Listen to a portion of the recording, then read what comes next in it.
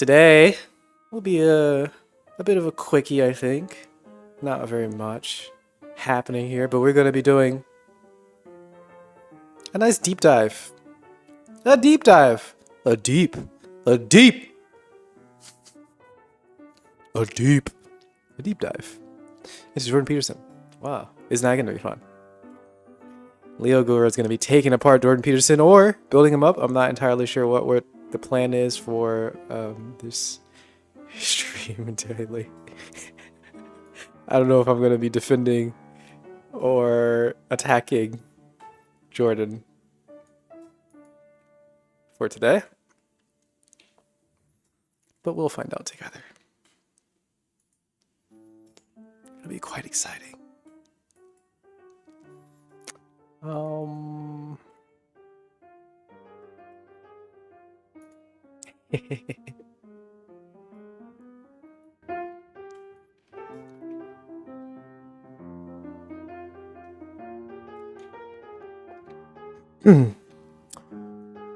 We'll get right into it. No time to waste. Let's go.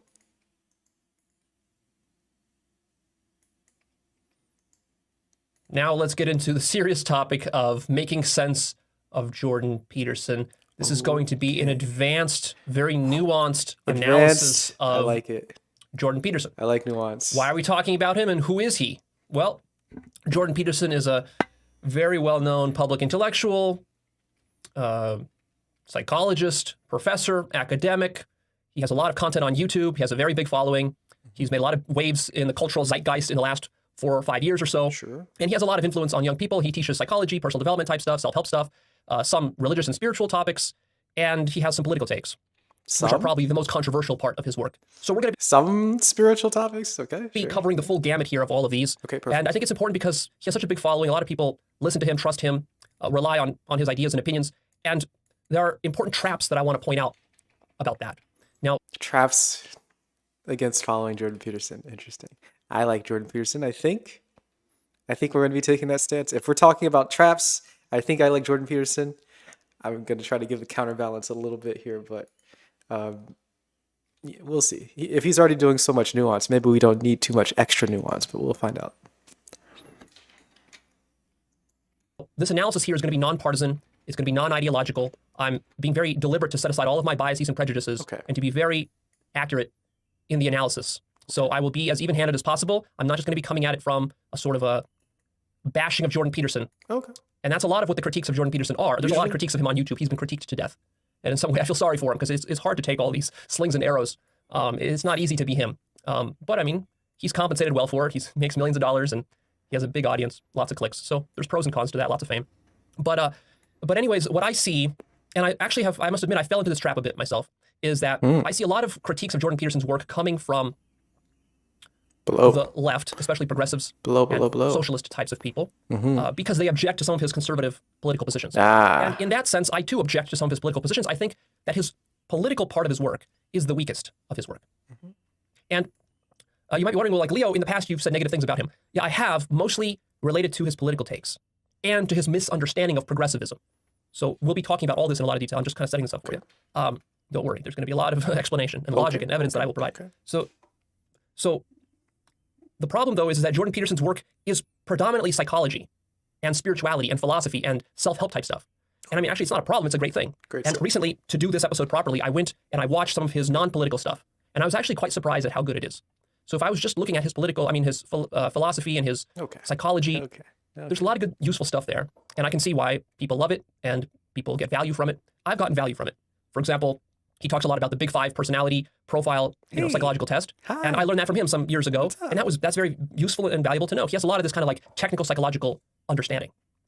And actually, a lot of the stuff he teaches is very much what I teach. Yeah, man, we like the spiritual stuff from Jordan Peterson. We want spiritual, we want word salad, we want nonsense. That's what we like. When he starts getting concrete into politics, we don't like that so much. And his social takes are a little bit yikesy sometimes. Sometimes they're good. Sometimes they're bad. So we don't like that.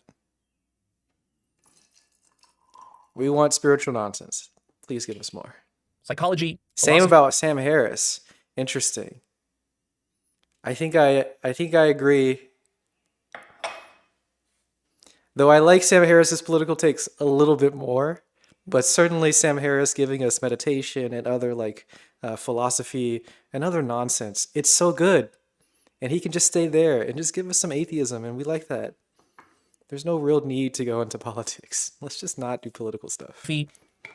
Even delving a bit into metaphysics and epistemology, spirituality. That's what I teach. That's my passion. I just come at it from a different perspective and a different angle. Bruh. So if you're a Jordan Peterson fan, you're following his work, don't be threatened by this. This is not going to be some sort of partisan critique of him.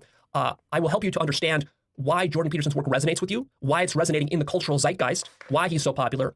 And then I will also talk about various shadows within his work, limitations, and how you can go beyond those, and really things that he is not able to teach you because he doesn't fully understand yet. And I'll explain that to you.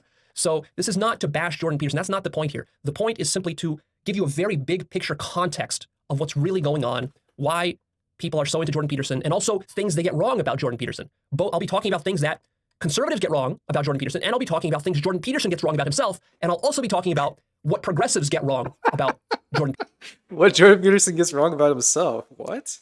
Okay, that's going to be interesting. The big thing, we can already predict, the big thing that conservatives get wrong about Jordan Peterson. They think he's talking about God in the same way that they talk about God. That is so, man, it's kind of messed up how Jordan Peterson just allows this. He's pretty much an atheist. No, he probably doesn't like that language. All right, we'll hold back if he doesn't like the language, but he's an atheist. And man, he just lets people fly, believing that he believes in the same way that they believe. And the belief is so different. All right, we're drinking some matcha today, which is a little bit outside of my normal scope of drinking, but it is what's happening. And I think I put a bit too much powder. But we're going to stick with it. Peterson, and I'll also be talking about what Jordan Peterson gets wrong about progressives. So we're going to cover this from all angles here. Wish us hope. Hope But us to luck. do that, we need to introduce the Give us luck. model called spiral dynamics. Fans of mine should be already very familiar with that, but if you're new and you've never heard of spiral dynamics, I have like a 10-hour series on spiral dynamics. Search for it. Matcha. You'll find it. Watch it. But I'll give a little brief recap of it here because it's going to be central for being able to make sense of okay, spiral dynamics. Politically, Tell us about spiral culturally, dynamics. and intellectually in our society, and how Jordan Peterson fits into that. So, what spiral dynamics is it's a psychological model coming from the field of developmental psychology. And Jordan Peterson himself talks about certain aspects of developmental psychology, such as various stages of childhood development, Piaget, and things like that. Maybe you've heard of those things. But from what I understand, he doesn't understand spiral dynamics. He's not even aware that it exists. Okay, hopefully you guys have some tea too, because this is some good stuff. And we're going to need to be energized this morning to fully understand. Again, this is a deep dive. Did you hear this? Deep dive. We're getting to what Jordan Peterson doesn't understand about himself. We're going to tell Jordan Peterson what he should be thinking about himself. Didn't Jordan Peterson tell us enough about how we should view ourselves? Don't we need to stop telling each other how to tell each other how to think about each other? Can we just let each other think about each other in the way that they want to think about each other? But we'll let that go for the moment. We need to get a little bit of extra energy so that we can stomach telling other people how to think about themselves. So everybody get some tea, please. So these stages I'll be using to describe him, this is something I'm introducing to the situation to help us make sense of it. Okay. All right, so spiral dynamics is a model that was developed by Claire Graves and by Don Beck and Christopher Cohen. And this model maps the psychological development and evolution of the human psyche. And it doesn't just do that at an individual level, it also does it at a collective level for entire cultures and societies across the last, let's say, 2,000 years of human history. Whoa. And so what's interesting about this model is that it tells us that there's a very predictable set of stages that a psyche goes through, and these stages are defined by one's values. At each stage, your values are different, and they evolve, and they expand, they become more complex and nuanced with each stage. Think of each stage as kind of moving upwards. But also, these stages are not mutually exclusive in the sense that you move out of one stage and you leave it behind into another. They build on top of each other. So really, think of it like building a skyscraper. Each floor builds on top of the next. Okay, we're just quickly learning about spiral dynamics, all right? Skyscrapers, apparently. It's development. You develop when you're a kid. You know how you develop as a kid? You know that? You're a kid. You develop. You've been a kid before. You've developed. to where you are now. You were a kid, and now you're now. You developed. Well, that keeps happening. You develop as a person, as an adult, as a human being. You see that? You keep developing. Shocker. Oh, wow. You develop? Yeah, you keep developing. Spiral dynamics. We said it all. He seems like a cult leader, kind of. He doesn't know. So what are these stages? They're color-coded to make them easier to remember. I'm not going to mention all of them. Spiral dynamics is a very complex model. It can take you 20, 30 hours to start to understand. It's very nuanced. Okay. This is just a summary here. Nuanced. A basic summary. This is all you need. Stage red, we'll start there. That's the lowest one we'll be talking about here. Stage red, next stage blue, Never been a kid. stage orange, stage green, stage yellow, and stage turquoise. So that's like 6. It's unfortunate, when you sometimes you just wake up in the morning and you're like, oh wait, I've never paid attention before in my life. Was I even there? Was I even that before? Like, I can look at pictures, I guess I can reference memories, but was I even there? I don't know. I'm not sure if I was a kid at all. I'm here now though, at least. Wow. And then you disappear. And so the story goes, Maybe you'll come back another time. Hey, welcome to reality. But maybe you're gone forever. Who knows? Okay, I think this is a good... What do you guys think? Can you see this? You can see a little bit, right? It's a bit frothy. It's not very frothy, though. Put too much water, I think. I think it'll be good, though. I put too much tea, so I put too much water. Put too much tea and too much water. That makes it even, right? That evens it out, I think. Got a normal-ish froth. Looks like there's no chunks. I feel like we're okay. Smells really good. I think we're good. 6 stages. Okay. So stage red is, you might think of it as the warlord stage. Warlords. This is back during the ancient Roman times when city-states were attacking each other, conquering and pillaging and enslaving each other. It's that kind of mentality. A lot of that exists, for example, today with drug cartels in Mexico. They tend to be very violent, and they tend to resolve their differences with physical violence and domination. It's a very egocentric stage. We might call it egocentric red. Okay. Once society has had enough of that, it transcends that stage and moves into the next one, which is stage blue. Okay. Stage blue is very easy to understand. It's the religious stage. These are the religious ideologues. Sure. Not exclusively religious ideologues, but that is a good stereotype of it. Think of it as the Mike Pences of the world, or the Ned Flanderses of the world. So think of Ned Flanders. I don't know, do you Zoomers even watch The Simpsons anymore? Do you even, are my references outdated? Hopefully you know who Ned Flanders is. So I mean, what is Ned Flanders? Ned Flanders is the sort of stereotypical stage blue. He is this sort of good... Do you Zoomers even know? Okay, we're gonna take a drink. We're gonna take a drink of tea. All right, we're going way off the path. We're supposed to be talking about Jordan Peterson, and now we're getting into like nonsense. Who cares about spiral dynamics? Okay, we'll continue with the spiral dynamics after we drink some green tea. And I guess green tea may be a good entrance into spiral dynamics green. Stage green. This is where you get green tea. And everything is all loving and everyone's a hippie. And they drink too much tea. And they love everything. It's great. Highly recommend it. Get some tea.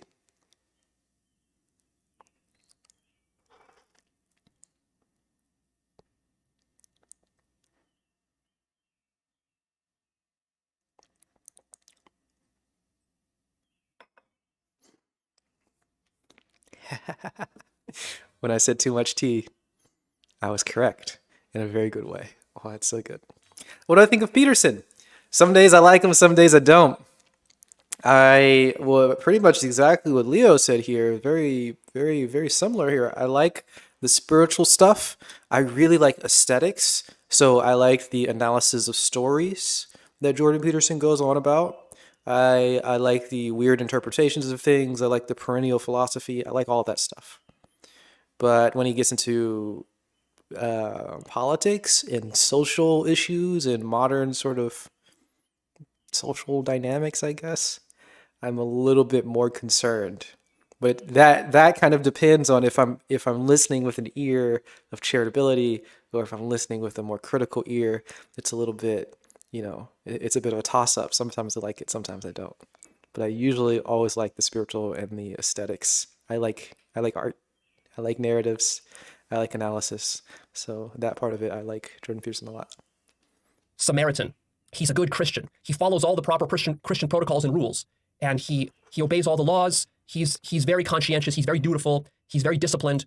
And very religious, and he's all about family values and following the proper norms, etiquette, personal responsibility, part of a community like a church community that he goes to. This is prototypical stage blue. Now, of course, stage blue is not limited to Christianity. It can also include Islam or any religion. It doesn't matter. That's just sort of like a flavor difference of what religion you happen to subscribe to. But generally, stage blue are theistic people who are God-fearing people who believe in an afterlife and are worried about upsetting their God, whatever God. I'm about to sneeze. I feel it. It's it's. Oh, dang. No, it didn't happen. Nope. No sneeze. No sneeze. I apologize. No sneeze. They pray to, and they take that stuff seriously. It's not a joke to them. Have you seen Russell That grounds Brand? their life. No, I haven't seen the Russell Brand interview. Then, once you exhaust the limits of that stage, you evolve to the next stage, which is stage orange. Stage orange is the materialistic, scientific, rationalist, logical, success-oriented stage. Think of... Whoa, guys, do you remember being here in the stage orange? Rational, logical, scientific, success-oriented? Do you guys remember that? Ah, what a good stage. It's so much fun. Good times, man. Good as the times. sort of prototypical example of this, think of the Wolf of Wall Street, or just Wall Street in general. People who are only after material success, money, fame, personal achievement. They're not constrained by religious morals because they think religious morality is just some sort of superstition from our ancestors. Sure. It's unscientific, it's irrational.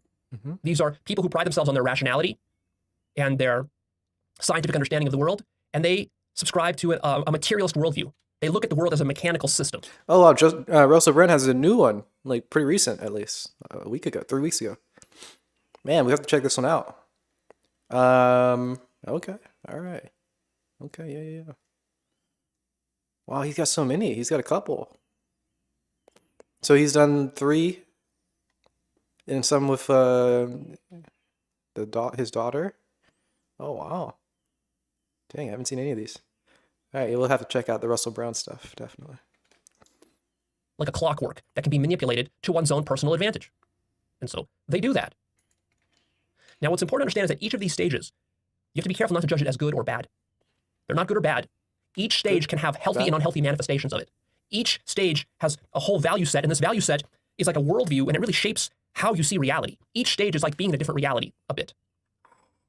It's like having different colored glasses on with each stage, and then you upgrade those glasses and you see the world differently, and it colors everything that you do. It colors what you think is worthwhile to pursue, what you think is meaningful, what you think isn't meaningful, what you think is true, what you think is false, and so on. And these things change quite radically as you move up the stages. But it's important to understand that you can go overboard with any stage.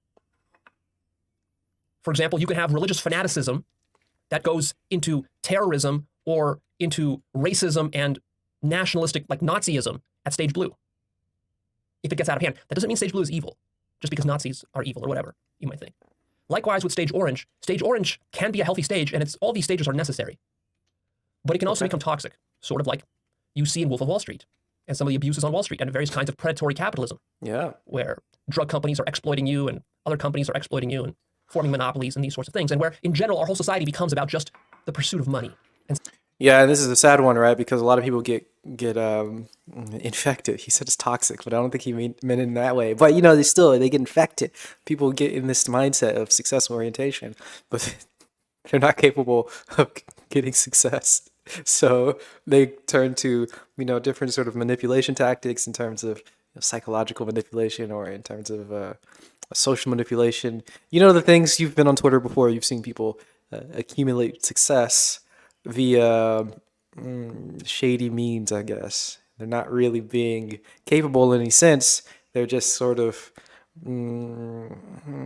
criticizing other people is a nice way of putting it, maybe. They're just pointing out the flaws of others to bring themselves up and get that success in some sense. And that's a terribly unfortunate state to be in, but we've been there. And that becomes very shallow and hollow. Yeah. And then, once that stage is exhausted, you can move up into stage green. Now, stage green is the stage that Jordan Peterson has the most problem with, and I think his followers have the most problem with, which is the social justice warrior stage. We like stage green. This is the stage of hippies, people who smoke pot, yeah, people who are more loose, yeah, people who are maybe quasi-spiritual, maybe a bit new agey, people who are concerned about equality and fairness in the world. Oh, fairness. Stage green is very much worried about all the oppression that is happening and all the inequality in the world. It's worried about the poor people, it's worried about the animals. Stage green has an expanded sense of compassion. There's an opening of the heart. when you get to stage green. And you start to realize how selfish you were your whole life, only worried about you or your little tribe. And so stage green expands its circle of concern to include not just oneself or one's family or one's church or one's religion or one's nation, but the entire globe. The whole globe. Stage green cares about not just one's own culture, but all cultures. That's why it's very multicultural. It cares about not just one's own race, but all races. All of them. Not just one's own ethnicity, all ethnicity. All of them. Not just one language, all languages. Everything. That's a very significant shift in perspective and orientation in the world. Stage green includes a lot of the socialists, a lot of the social democrats, a lot of the progressives, some liberals. It includes the postmodernists, the cultural Marxists that Jordan Peterson rails against. That's all stage green. And then there's yellow and other stages. We'll get to that as we keep talking. So let's just work with these stages. Okay. Why did I just spend 10 minutes explaining this to you? Too much time. Why? Because if you understand this, you're going to understand everything that's going on with Jordan Peterson and with yourself and with the culture wars and the entire political situation that's been happening over the last 5 or 10 years. It's very, very helpful for making sense of reality. So why is Jordan Peterson's work so popular and why does it resonate with people so much? Because especially in Western developed countries, in America, in Canada, Northern Europe, the center of gravity of our culture and our society is roughly stage orange.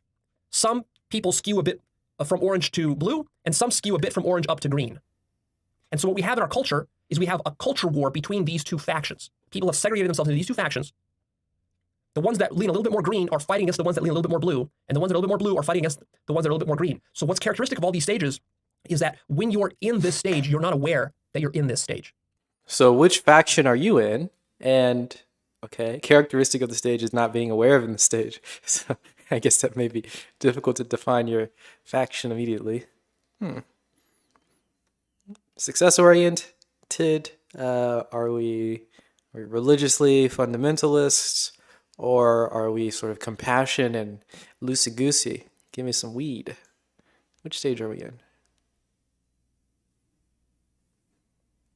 Try And to see it in therefore, yourself. when you look from your stage to another stage, especially if you're looking multiple stages across, or even just one stage across, Marxism certainly is not about compassion. It's a corruption. Potentially. the worldview of that person seems so radically different from yours that you tend to think of those people as stupid, crazy, criminal, or insane. Because it doesn't make sense within your worldview. For example, when a stage blue religious ideologue looks at a social justice warrior, gay, trans, whatever person, socialist, they look at that and they think that person is insane. Gay, trans, socialists. And then when this socialist person looks back at the stage blue religious ideologue, he thinks that religious ideologue is very regressive and outdated and traditional. You see that? In his worldview. Got some real tea today. And so both of them misunderstand each other, and then this is what creates conflict. It's simply a lack of misunderstanding and refusal to move up the stages and to integrate all of the stages into yourself. Remember, it's not that blue is worse or green is better. It's all a matter of perspective, and all of them are necessary. So to have a healthy green, you have to actually build it on top of a healthy orange and a healthy blue. You can't just reject orange and blue, and that's a mistake sometimes green people make. Sure. Can't just jump up. Back to the point here. Society's center of gravity, let's say, in the developed world is around stage orange, maybe even skewing a bit more green. And where Jordan Peterson comes in is that he talks a lot about the values that are latent within religion and within ancient traditions. The Bible and other spiritual texts, he talks about that a lot. Why? Because what's happened is that a lot of, especially youngsters these days, Zoomers who are in university, and especially in academia is a stronghold for stage green. That's the postmodernism stuff, that's the gender rights stuff, that's the anti-racism stuff, that's the Antifa stuff, all that. Socialism, Marxism, all of that. And Jordan Peterson worked and grew up sort of in that environment. He's made his career in that environment, teaching in that environment, teaching to kids, to youngsters in that environment. And what he's noticed is that those youngsters at stage green, they lacked a foundation in stage orange and stage blue because they were reacting against it. Mm-hmm. These stages is actually very easy because these stages are sort of a cultural milieu in which you are born and into which you are indoctrinated, like a fish into water. And so if you grow up in a very liberal part of the country, progressive part of the country, a big city, or you go to a big university, then you're gonna be fed the sort of ideology of progressivism and stage green, that value system, but you're going to probably miss out on valuable and important lessons from the orange and blue and lower value system. And then because of that, your life will be lopsided and you will not be able to find a sense of direction in your life. You might get lost in moral relativism, not knowing what's good, what's bad anymore. Mm-hmm. You might get lost in the confusion of gender binary, non-binary gender fluidity, where you're not even sure if you're male or female, and this confuses you as a kid when you're young. And then you're trying to make sense of all this, and it's difficult. And then because of this, you're not getting the kind of personal success that you want in your life. And then you might get depressed, you might get anxiety, you might have relationship problems, you might not be able to do well in a marriage, you might not be able to raise your kids properly, and all these sorts of things that Jordan Peterson rightly points out. Does it make sense? You got to have like the foundations built up. Apparently you develop in a particular type of way, and you can't really criticize the things like religion and success before you've actually developed your eye for religion and success. Yeah, that's an interesting way of thinking about it. I have to try to figure that one out here. Try to integrate that sort of knowledge or wisdom and see if it rings true. Maybe it does. Maybe it is important to really get a grasp of what, maybe following gender roles or something like that before we can take the time to critique and update and ultimately abolish them all or whatever, right? Yeah, interesting. And this is a legitimate concern. And in this sense, he's doing good and he's serving an important function. Because a lot of people in society these days are missing out on those traditional values. Think of stage blue traditional values as what your grandparents were educated into, and maybe even your parents. Things like family values, fear of God, being a good person, being loyal, being dedicated and hardworking, waking up on time, doing your chores on time. Waking up on time. Being responsible. Chores. Being honest, being polite. Polite. Basically Ned Flanders. Now, you might say to yourself, well, I don't want to be like Ned Flanders. That's ridiculous. Yeah, it's a caricature. Ned Flanders is a caricature. You don't have to be Ned Flanders. That's not what I'm suggesting. But what you should see is that there's value to some of the qualities of Ned Flanders. Now, he takes it too far. Every one of these stages can take it too far. But what Jordan Peterson is actually pointing out to you, if you're stage green or even above that or even below, whatever, but what he's pointing out is that you've probably missed out on important lessons from stage blue. And then when you actually hear that from him, because you don't get it anywhere else in the culture, because the culture has moved on from blue and has sort of neglected blue. And so what Jordan Peterson that was just water. In society. Yeah. It was just water. I wasn't washing, I was warming. Well, I guess I was washing because I had matcha before. Yeah. So it was just sort of washing and warming. Now we've got actual legitimate tea. Look at that. We got real tea. It's kind of thin though. Kind of light though. But it's the first steep. Got some real tea going. As a public intellectual, is to just remind us like, hey guys, don't forget about stage blue. There's important stuff there. Don't just throw the baby out with the bathwater. Sure, you might think that God doesn't exist, or you might think that some of the stuff in stage blue isn't very good or superstitious, but it's not just pure superstition. It's not just old hokey ideas. There was actually something important there. You might think God doesn't exist, but keep looking, I guess. For example, the ability to discipline yourself and to have work ethic. This is important. It is. And if you don't develop that, you're not going to have a healthy stage green. Mm-hmm. After all, how can you become this effective socialist and Marxist and fight against racism and other things when you can't even discipline yourself to wake up on time in the morning? True. Can we get a big true? Or to go to work, or to handle your finances. How do you save the world if you can't save yourself? True. Come on, socialists. Figure it out. Wake up on time. That's all you got to do. Go to school. Grades are easy. Come on. This is where Jordan Peterson gives you advice such as clean your room. And of course, that's correct. That's correct advice. You need to be able to clean your room. But there's more to it. We'll discuss that as we go. There's more to just being a good human than cleaning your room and taking care of your own personal stuff. But since you are sort of the atom of your life, everything in your life hinges upon you. If you don't get this thing right here, if you can't discipline yourself, you can't wake up in the morning, you can't feed yourself properly, you can't be dutiful, then you can't really grow beyond that. And it's going to lead to dysfunctions within your personal life and also in your family life and in your society if everybody's doing that. And that's what Jordan Peterson is really trying to point out to you. And that is valid and that is important. The mistake that stage green and orange people have made is that they have dismissed the importance of stage blue. They've demonized it and made a shadow out of it. And what I mean by that is that there are certain aspects of stage blue that they don't like. And it's easy to make a straw man out of any of these stages. So the straw man that we can make out of stage blue is that they're fascists, they're racists, they're nationalists, they're Nazis, they are intolerant, they're hateful. This is the typical straw man that progressives make of stage blue conservatives. Are there some bigger systems at play, such as the world economy? Yeah, sure, there are other things. There are many different lenses that we can take to look at all of our global development. So we can look at the economy, but here we're just looking at some sort of psychological, cognitive development, as opposed to the economic part of it.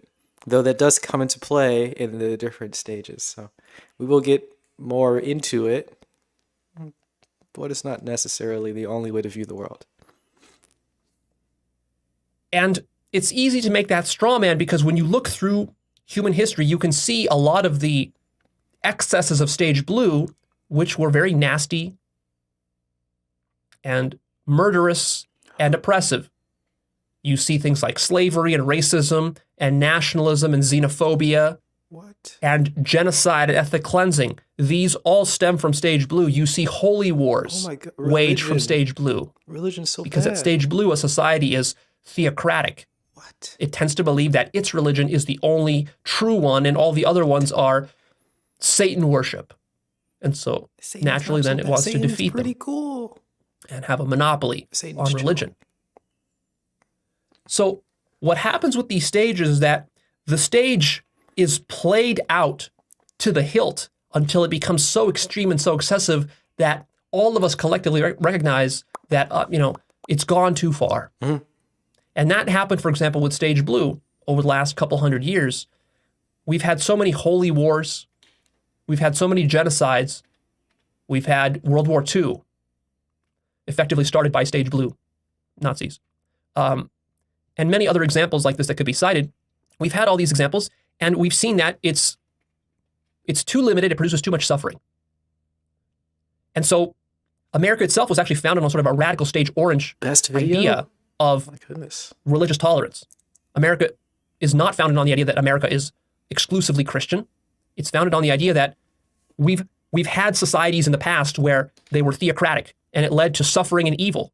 And so now what we're going to do is we're going to stop. We're just going to stop, like right from the beginning, we're going to stop this at its root. Nip it in the bud. None of this religion nonsense getting into our politics.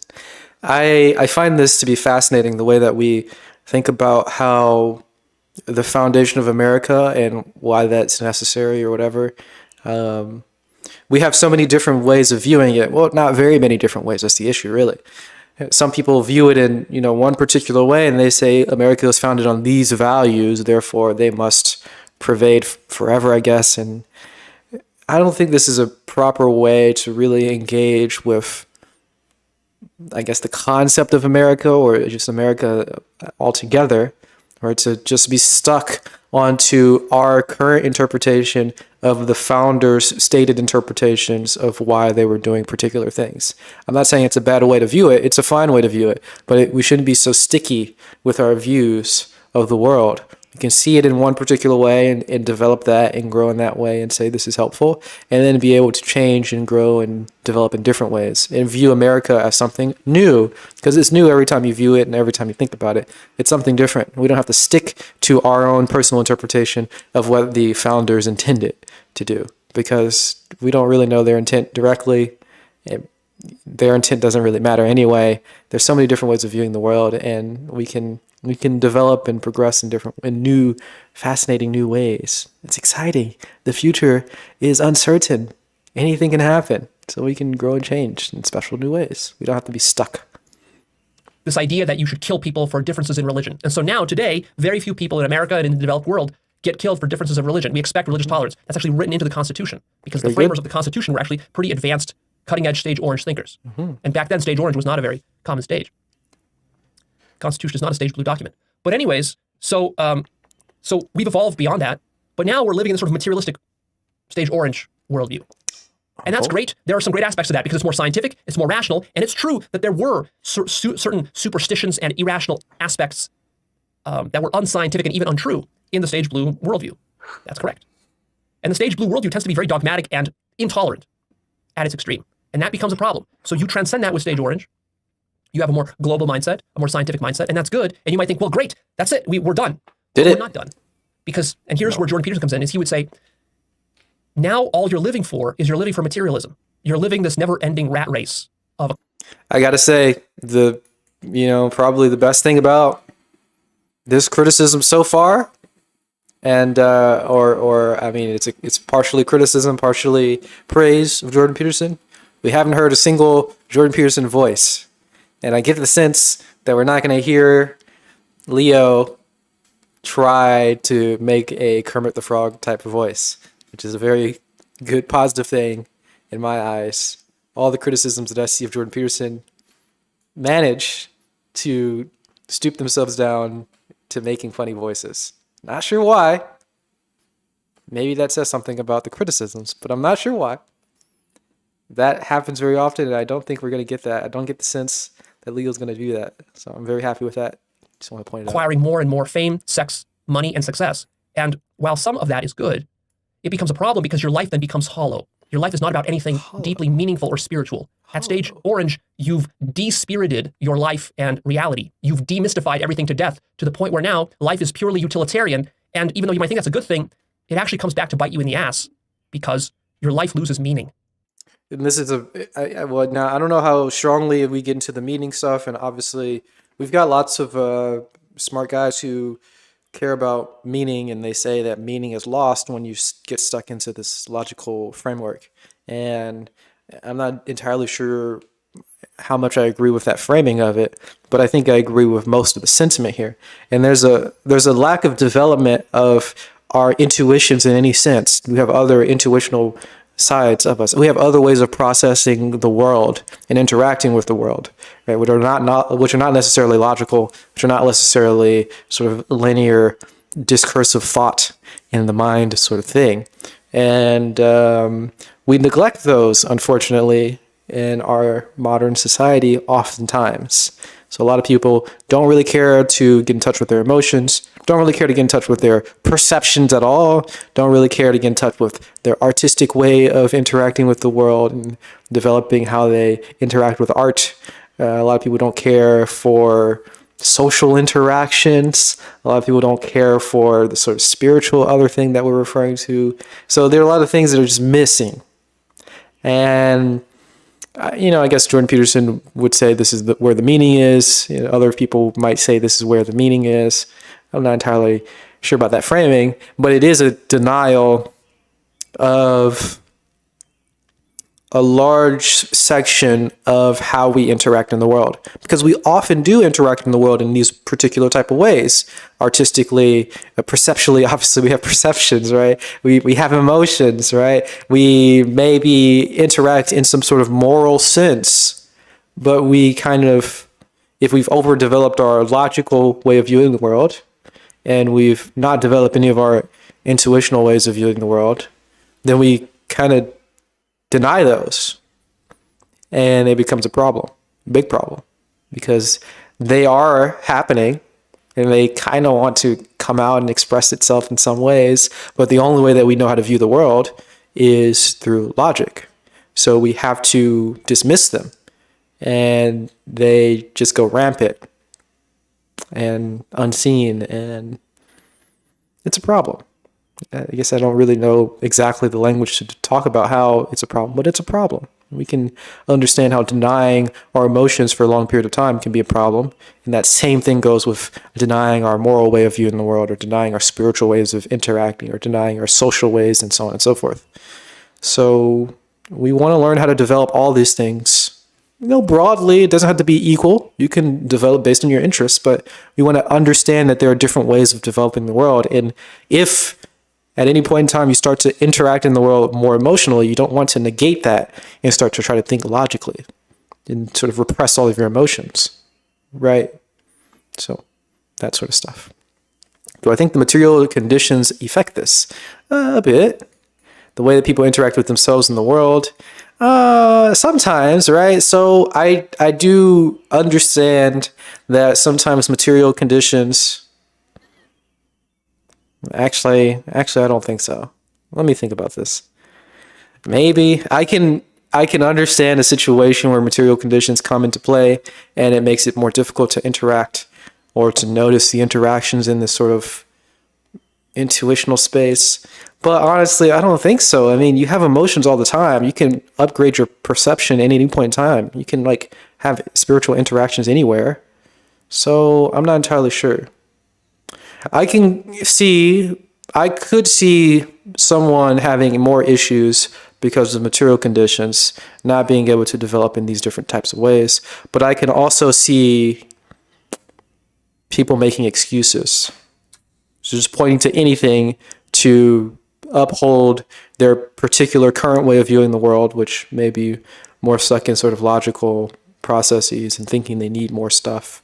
I say that sort of facetiously, right? Need more stuff, but obviously people need food and survival and all this other stuff, which, you know, there is a case there, but it's not entirely, it can be a distraction just as much as it can be valid. And I think it's often corrupted into a distraction. That's what I think. Like being creative or artistic, you don't need anything to be creative or artistic, right? You don't need material conditions. You don't need, I mean, you don't directly need stuff to be creative. Having more stuff doesn't help you be more creative. But again, like it can be distracting if you don't have anything. I can understand that. But it's not necessary. So in some sense, it can be a excuse. Time. You don't need time. You don't need time. It doesn't take very much time at all to be creative. But a lot of art comes from the middle class. Yeah, so this is kind of it gets difficult to talk about, sort of, a little bit, because I get the sense that you're framing it back into this sort of logical framework, not wholly, but a bit, right? Because it seems that from your perspective, to be creative is to create something physically, materially in the world, right? To bring something out, like to be creative, right? You create something. You have like something that you have to show for. You have like a piece of art, like you've got a little painting or something to show for. Maybe you like have some music and you share it with your friends or something. But that's not exactly what I'm referring to. You don't need to actually have something, right? You agree with what I'm saying as well, but yeah, it's difficult, right? So definitely in terms of creating art to like have something to show for and give to people, you know, you gotta have resources, obviously. But I don't think that's the only way to engage with art. That's not the only way to be creative at all. And it's unfortunate if that's a distraction. If somebody thinks that they must have something to show for, like if somebody thinks that they must have some paintings to give to their friends, or they think that they must have like an Instagram feed or something so that people can see their creativity. Well, now we're just shoehorning creativity back into this sort of materialistic framework, back into this sort of logical framework, right? Back into this sort of like physics reductionist kind of worldview. But yeah, you know, it can be a distraction. It can be helpful to have money. It can be a distraction to not have anything. It could be helpful to have nothing. Hard to imagine that, but it could be helpful. I don't know. And depth. Which is why Jordan Peterson talks a lot about values and meaning and depth and a spiritual component to life, because what he's really hearkening back to is that old-timey traditional stage blue. And what he wants to tell the orange and green people is that, look, you guys are overlooking something. It's not as simple. We're overlooking something, right? It's not as simple as the sort of logical, we need more money or we need more stuff, physics sort of framework. And man, we just miss it. We're missing that intuition of whatever sense, artistic, perceptual, emotional, whatever. We have to develop all this stuff too. Well, we don't have to.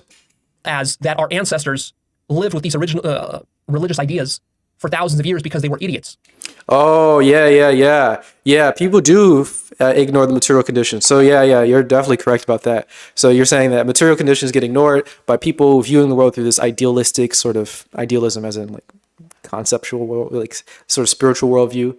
Yes, yeah, definitely people kind of ignore that, which can be a problem. I don't think that's as common, but it is a problem to think that your material conditions don't matter at all, right? Because you want to develop your material conditions too. You do want to develop your sort of logical worldview. You want to develop and understand like science, and you want to understand like the natural way of viewing the world in that sense. That's also very good and very important to develop. So there's nothing wrong with success. That needs to be developed too. There's nothing wrong with viewing the world in this sort of scientific, in this sort of cold manner that some people would call it. Yes, view the world in that way and develop that. It's very important because like you got to eat, right?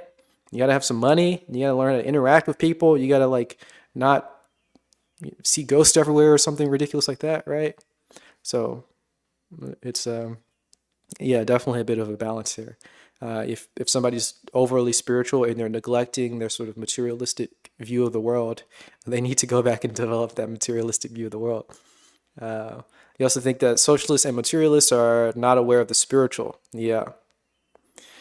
That's it. Just some people they're like naturally inclined to one side or the other, and they just don't develop other things. Like you can naturally be inclined towards, let's say, understanding your emotions and really getting in touch with your emotions and maybe even other people's emotions and get this sort of social vibe, but then never develop anything else. Like never develop your artistic skills, never develop your logical or materialistic sort of things and like your normal survival skills, never develop any spiritual, any of that stuff. It can become a problem if you're just naturally inclined towards one thing and neglect everything else. And it's really that neglecting that's the biggest issue that kind of wants to be pointed out, because it's fine to be naturally inclined to something, but the only issue is that when we notice that there's some issue, we don't develop because we don't think we should.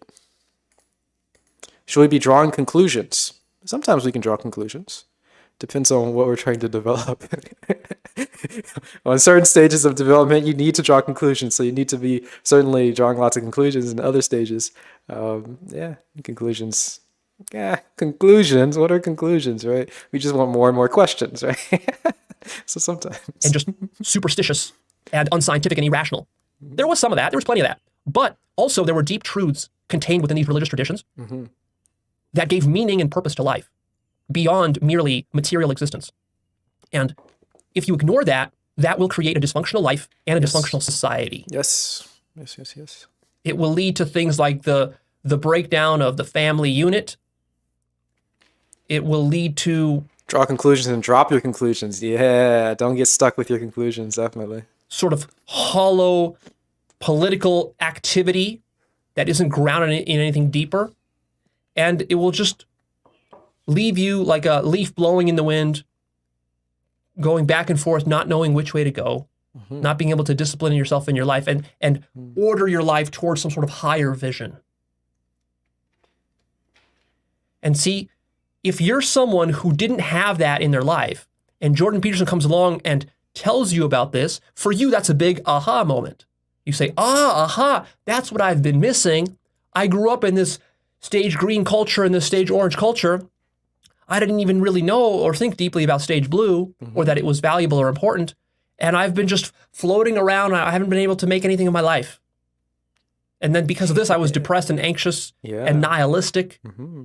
And bad state to be in. I wasn't able to have proper intimate relationships, and I wasn't able to build a proper career and these sorts of things. And now that Jordan Peterson has shared these insights with me, now I can move in some direction. And that's very good and very useful. Yes. So what's the problem? Well, there are multiple problems here. Okay. We have to discuss this in layers. The first problem is that even though he's teaching you these things, Jordan Peterson himself has a stage green shadow, as I would say. he himself is a very nuanced and sophisticated thinker. Unlike many progressives smear him as, he is not a racist, he's not a sexist, he's not a homophobe, he's not a transphobe, he's not a fascist, he's not a crypto-fascist, he's not a nationalist, and he's not a religious fanatic, even though he says he believes in God, effectively, and he sort of comes from the Judeo-Christian worldview that he was raised into, I believe. So I would put Jordan Peterson somewhere around orange/yellow. He actually has some very sophisticated tier 2 stage yellow thinking abilities, but he can't fully go into stage yellow because he's stuck with a shadow, a very significant shadow of stage green, and that's holding him back. Obviously, he's very much mastered stage blue as well.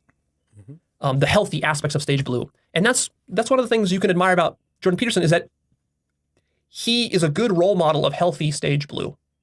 He doesn't take it too far. He doesn't take stage blue into nationalism or fascism or racism or sexism or these sorts of things. If you think he does as a progressive... Yeah, it depends on how you look at it, right? Definitely the progressive will say it's racism and, right, the sort of interpersonal racism or structural racism and structural sexism and, there's a case for it, but whatever. And you disagree with me, consider the possibility that you yourself have a stage blue shadow and you're not looking at the situation objectively. You have biases that are clouding your vision. But let's wait about those biases. Let's talk about Jordan Peterson's shadow. Let's hear it. So what is this shadow? What is a shadow? Well, he talks about shadows. The shadow is basically any aspect of consciousness or reality which you disown and deny as being part of yourself. It's something you call other to you and something you despise and hate, and you refuse to integrate into yourself. So for example, if the T is a puar T? Puar. How do you say that? Puar? People say puar. People say puer. Puer. I like puer. It feels better. Puer. Puer. From Taobao. It's pretty good. Had a matcha earlier. Can see my whisk. Got a little whiskey. What did I have this weekend? I had the same thing. Both days I had matcha and cool air, which is pretty good. And I am very early today, yes. I'm very early because I have a bit of a time constraint and I wanted to watch this video. And it's kind of a long video, so came on a little bit early so we can watch it all. This is a video about Jordan Peterson. We're learning about Jordan Peterson, all the things he's got right, all the things he's got wrong, all the corruptions and all the non-corruptions and so on and so forth. A little bit of nuance. In standard dialect Chinese, it's kind of a difference between the two pronunciations, puar, but it varies a bit. What's stage blue? Stage blue is a religious fanaticism. So this is a spirodynamics. If you're familiar with spirodynamics, it's the human developmental stage, cognitive development for humans or for societies. Applies to whatever system you want to look at it. And stage blue is the religious fanaticism stage. It's a religious stage, and it can lead to fanaticism or whatever. But it's like traditional values and all this kind of stuff. And this is apparently where Jordan Peterson gets most of his juices flowing, and he's trying to help all of society not neglect their stage blue development. And that's what we're focusing on for a bit. You think Hitler is an evil monster, then Hitler is your shadow. If you think Hitler is an evil monster, then Hitler is your shadow. Okay. By making him your shadow, you refuse to integrate him and to really fully understand where he was coming from. Mm-hmm.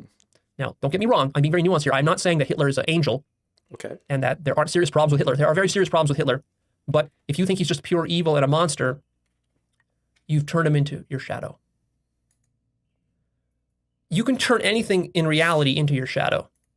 So what Jordan Peterson has done is he's turned stage green into his shadow. Mm-hmm. The social justice warrior types. Stage green, hippies, social justice warriors. Modern progressives, but the good kind. Not the corrupted kind. You get the picture. Maybe. And the problem fundamentally is that those of you who are following Jordan Peterson, precisely because perhaps 80 to 90% of his psychological material, non-political lectures and things, are very good psychology, and you should learn that. The other 10 to 20%... Hard to understand that Hitler is us in a non-dual view. We're not going non-duality, or we're not going that far. But it is hard to understand. But we can all sense the little Hitler in us, all right? We all got a little Hitler in us, all right? Maybe we don't. Okay, maybe we all don't. but you can try to find the little baby Hitler inside of you and see how that can go strange sometimes. So integrate your little Hitler inside of you. Make sure Hitler's okay. Make sure you appreciate Hitler's art so that Hitler doesn't go crazy and start killing a lot of people. Don't do that, baby Hitler inside of you. Okay, don't do that. Do I ever wonder where he comes from? Austria. He comes from within, okay? Baby Hitler comes from within. Is coming from his shadow. He can't really help but to exude his own the shadow comes through in his work, in his talk, in the way he carries himself, in his attitude, in his worldview. He can't help it. Nobody can. Your shadow will come through. Must come through. You speak long enough. And so his shadow comes through, but most of his audience are not subtle enough to understand. They don't make these fine distinctions between stages and shadows and things. They don't understand, and so they get indoctrinated with his shadow. They get corrupted by his shadow. He kind of sneaks it in there. He's doing this unconsciously. I'm not saying he's doing this deliberately. And that's a disservice to the people following him, because then you are infected with his shadow, and that becomes your shadow. Oh, no. And this is especially problematic if you lean conservative, because Jordan Peterson has certain conservative leanings and biases. It's especially problematic if you lean conservative, because it's just going to reinforce his shadow against the sage green. It's just going to be reinforced. It's going to turn into a confirmation bias into your own mind, and then you're just going to buy the whole thing, hook, line, and sinker, and you yourself will get stuck at stage blue and orange and can't advance further. The point of this whole conversation is to unleash your mind from all of the obstacles so that you can get to the higher stages, beyond green to yellow and turquoise. Very good. Yes, yes, yes. So where does Jordan Peterson's shadow come from, and what is it exactly? Well, Jordan Peterson, you have to understand, I mean, he's fairly old, so he grew up during the Cold War era. He talks a lot about totalitarian regimes in Soviet Russia and in China, Maoism, Marxism, the old school Marxism, Soviet communism, Stalinism, and all of the evils of this. And, a common framing by conservatives is that, communism has killed 100 million people in the last century. And so he's coming from this perspective. And when you're coming from this perspective and you see college kids talking about socialism, you see he makes a conflation between the two. And he thinks that what's going on in universities today, on university campuses, with gender fluidity and gender equality and sort of anti-racism and Antifa movements and cultural Marxism, this sort of stuff, that this is just a rehash of what happened in Soviet Russia during the Red Revolution there. And this is a very big mistake. They're not the same? Whoa. From this, he creates a shadow out of green because he misunderstands green. Okay. Anything you misunderstand about reality becomes your shadow if you don't like it. Anything you misunderstand about reality becomes your shadow if you don't like it. That's an interesting way of putting it. Okay. And so this is a very common conflation that's made deliberately by many conservatives. How do you so I've never done shadow work before. I've never looked into this sort of phenomena. What is the process of understanding and then liking something? What do you do there? You just poke around and if you already have misconceptions about it, then you don't know that you don't understand it. If you don't like it, you think you understand it probably. You just don't like it. You don't want to like it. You don't want to like it. You don't like it. So how do you navigate shadow work to develop and get beyond that obstacle so you can go a little bit higher up in your development? How does that work? Self-love. But we can do a shadow work video afterward. Yeah, maybe we should do some more. Learn about shadow work or how to get through that. Okay. Especially on Fox News, OAN and all the talk radio and even on YouTube, conservative YouTube, they keep making this conflation between stage green socialism or social democracy versus the old school style Venezuelan or sort of Russian, Soviet, or Maoist communism, when actually that sort of Maoist, Stalinist communism, that wasn't stage green, that was stage blue. That's the crucial mistake that conservatives make. And they make that mistake because they're paranoid. The way they frame in their mind what stage green is, they're so scared of it because they conflate it with the evils of the last century that in their mind, that justifies opposing it and demonizing it at any cost. They're not looking at it objectively.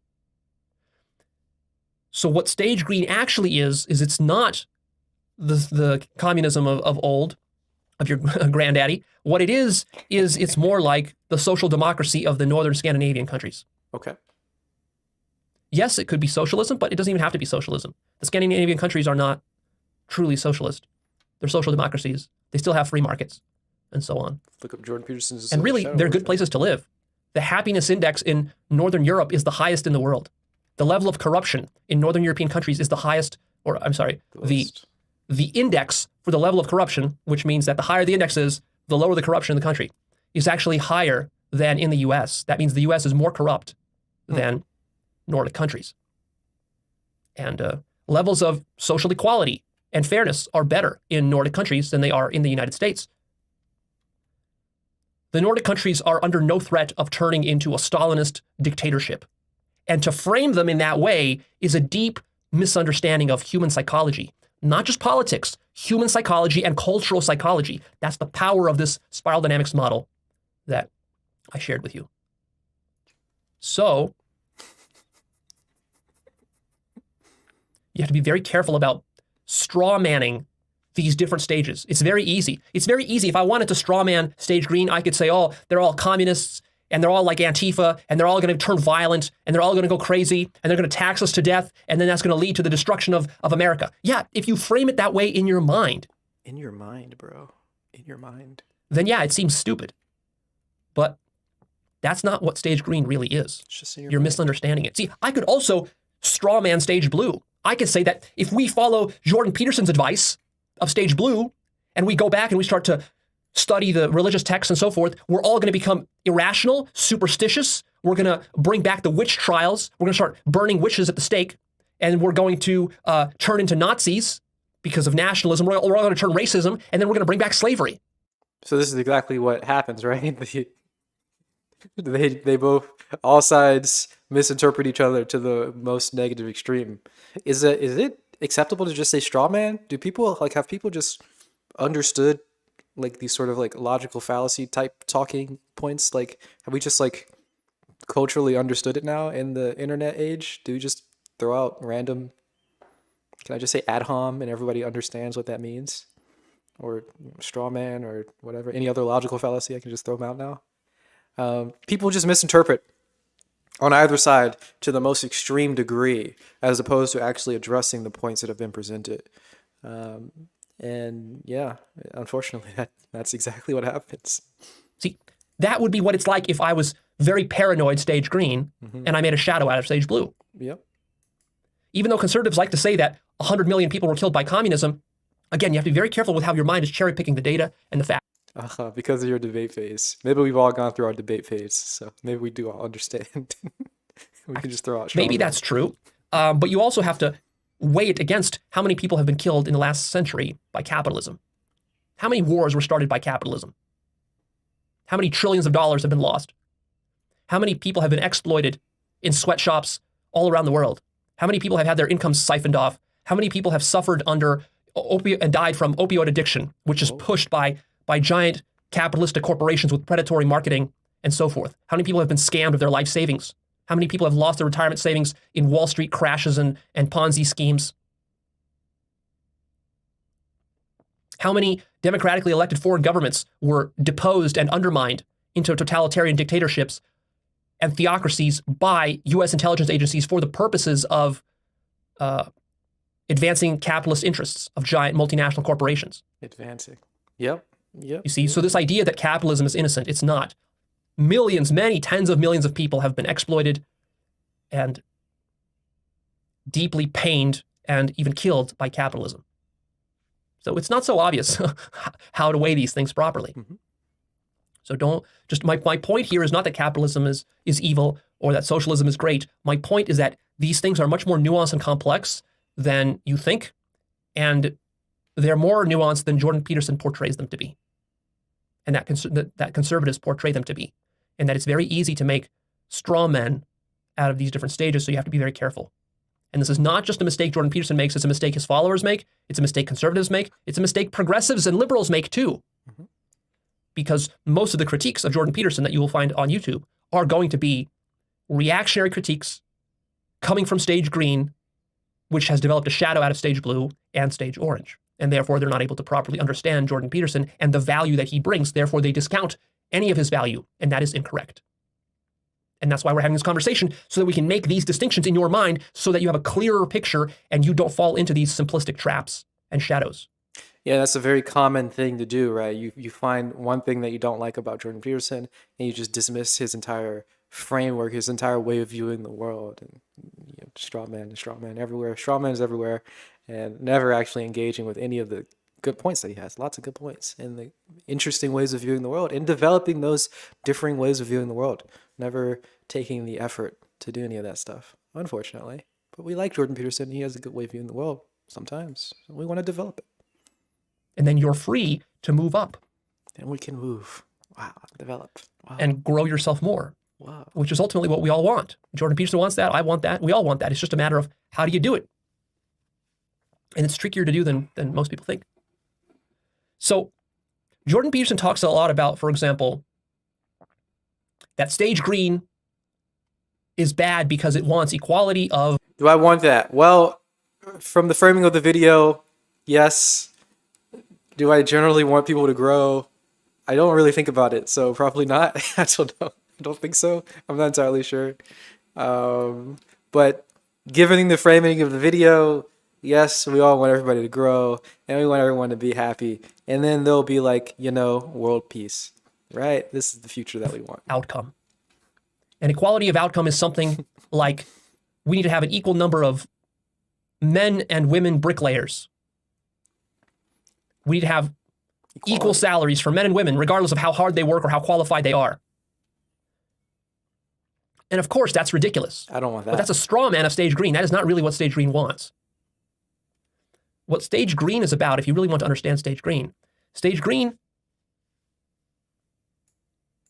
before we actually get into that, let me bring in another point that Jordan Peterson talks about a lot, which is hierarchies. He rails against stage green for wanting to level all hierarchies. And he says that there are natural hierarchies and hierarchies that are important. And he criticizes stage green for demonizing all hierarchies as being oppressive and just all about power. And he counters that. Straw person, straw being. Wow. Getting some stage green energy in the chat. Bye, guys. I appreciate. I don't want to be non-inclusive and only attack straw men. We want equality. We attack straw women and straw NB and any other straw genders out there. So straw gender non-conforming people. I'm not sure if I'm woke enough to go into animals, straw animalkin, but we'll just say straw being, straw persons, straw people, persons, people, persons. They're individuals. So persons, we're going to say straw persons for the remainder of this video. By saying that the majority of hierarchies are not corrupt, they're not oppressive, they're not about power, they're about competence. Mm-hmm. So what he means is that if you go to work and you have a boss, chances are your boss is not your boss because he's some sort of power-hungry tyrant who domineered everyone in the workplace and put himself at the top and crowned himself king, but rather he got promoted from within because he was the most hardworking, the most loyal to the company, and has the most experience and takes on the most responsibility. Mm-hmm. And therefore, he's your boss because he knows more than you. Yeah. And I think Jordan Peterson even goes on to say that he doesn't like the framing of power. He thinks that if a hierarchy is based off of power alone, then it is a unjust hierarchy. It is a bad hierarchy. So you do want to get rid of hierarchies based solely on power. It needs to be on some sort of merit basis or something. I don't know if he uses the term merit, so, but yeah, competence, I guess. He's willing to take on more responsibility than you. He's willing to work longer hours than you, and therefore he should get paid more than you. Yes. That's only fair. But of course, this is kind of, I don't know if Leo's going to get into this point.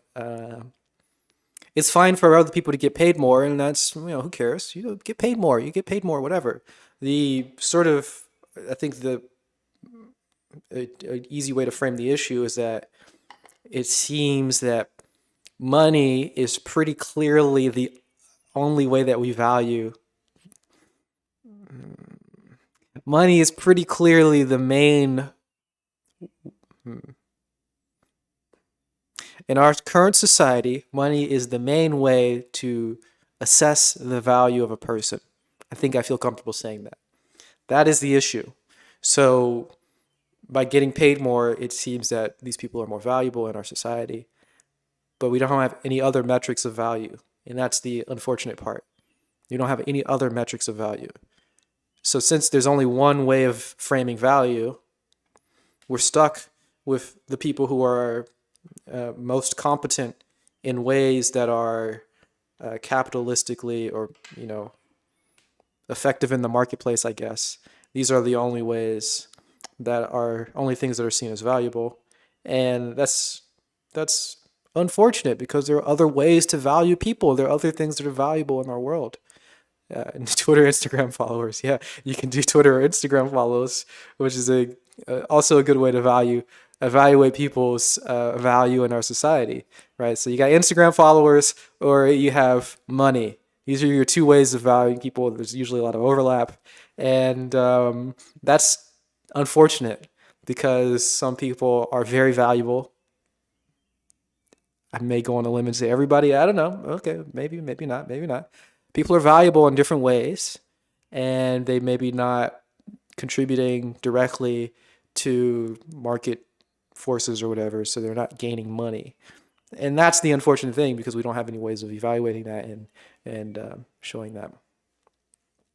Hey, Drip Exchange, what's up? Hate to be that guy, but you should tell me this. I want you to never react or talk about Connor Murphy in the past few days. He's been eating his own poop, pee, and cum?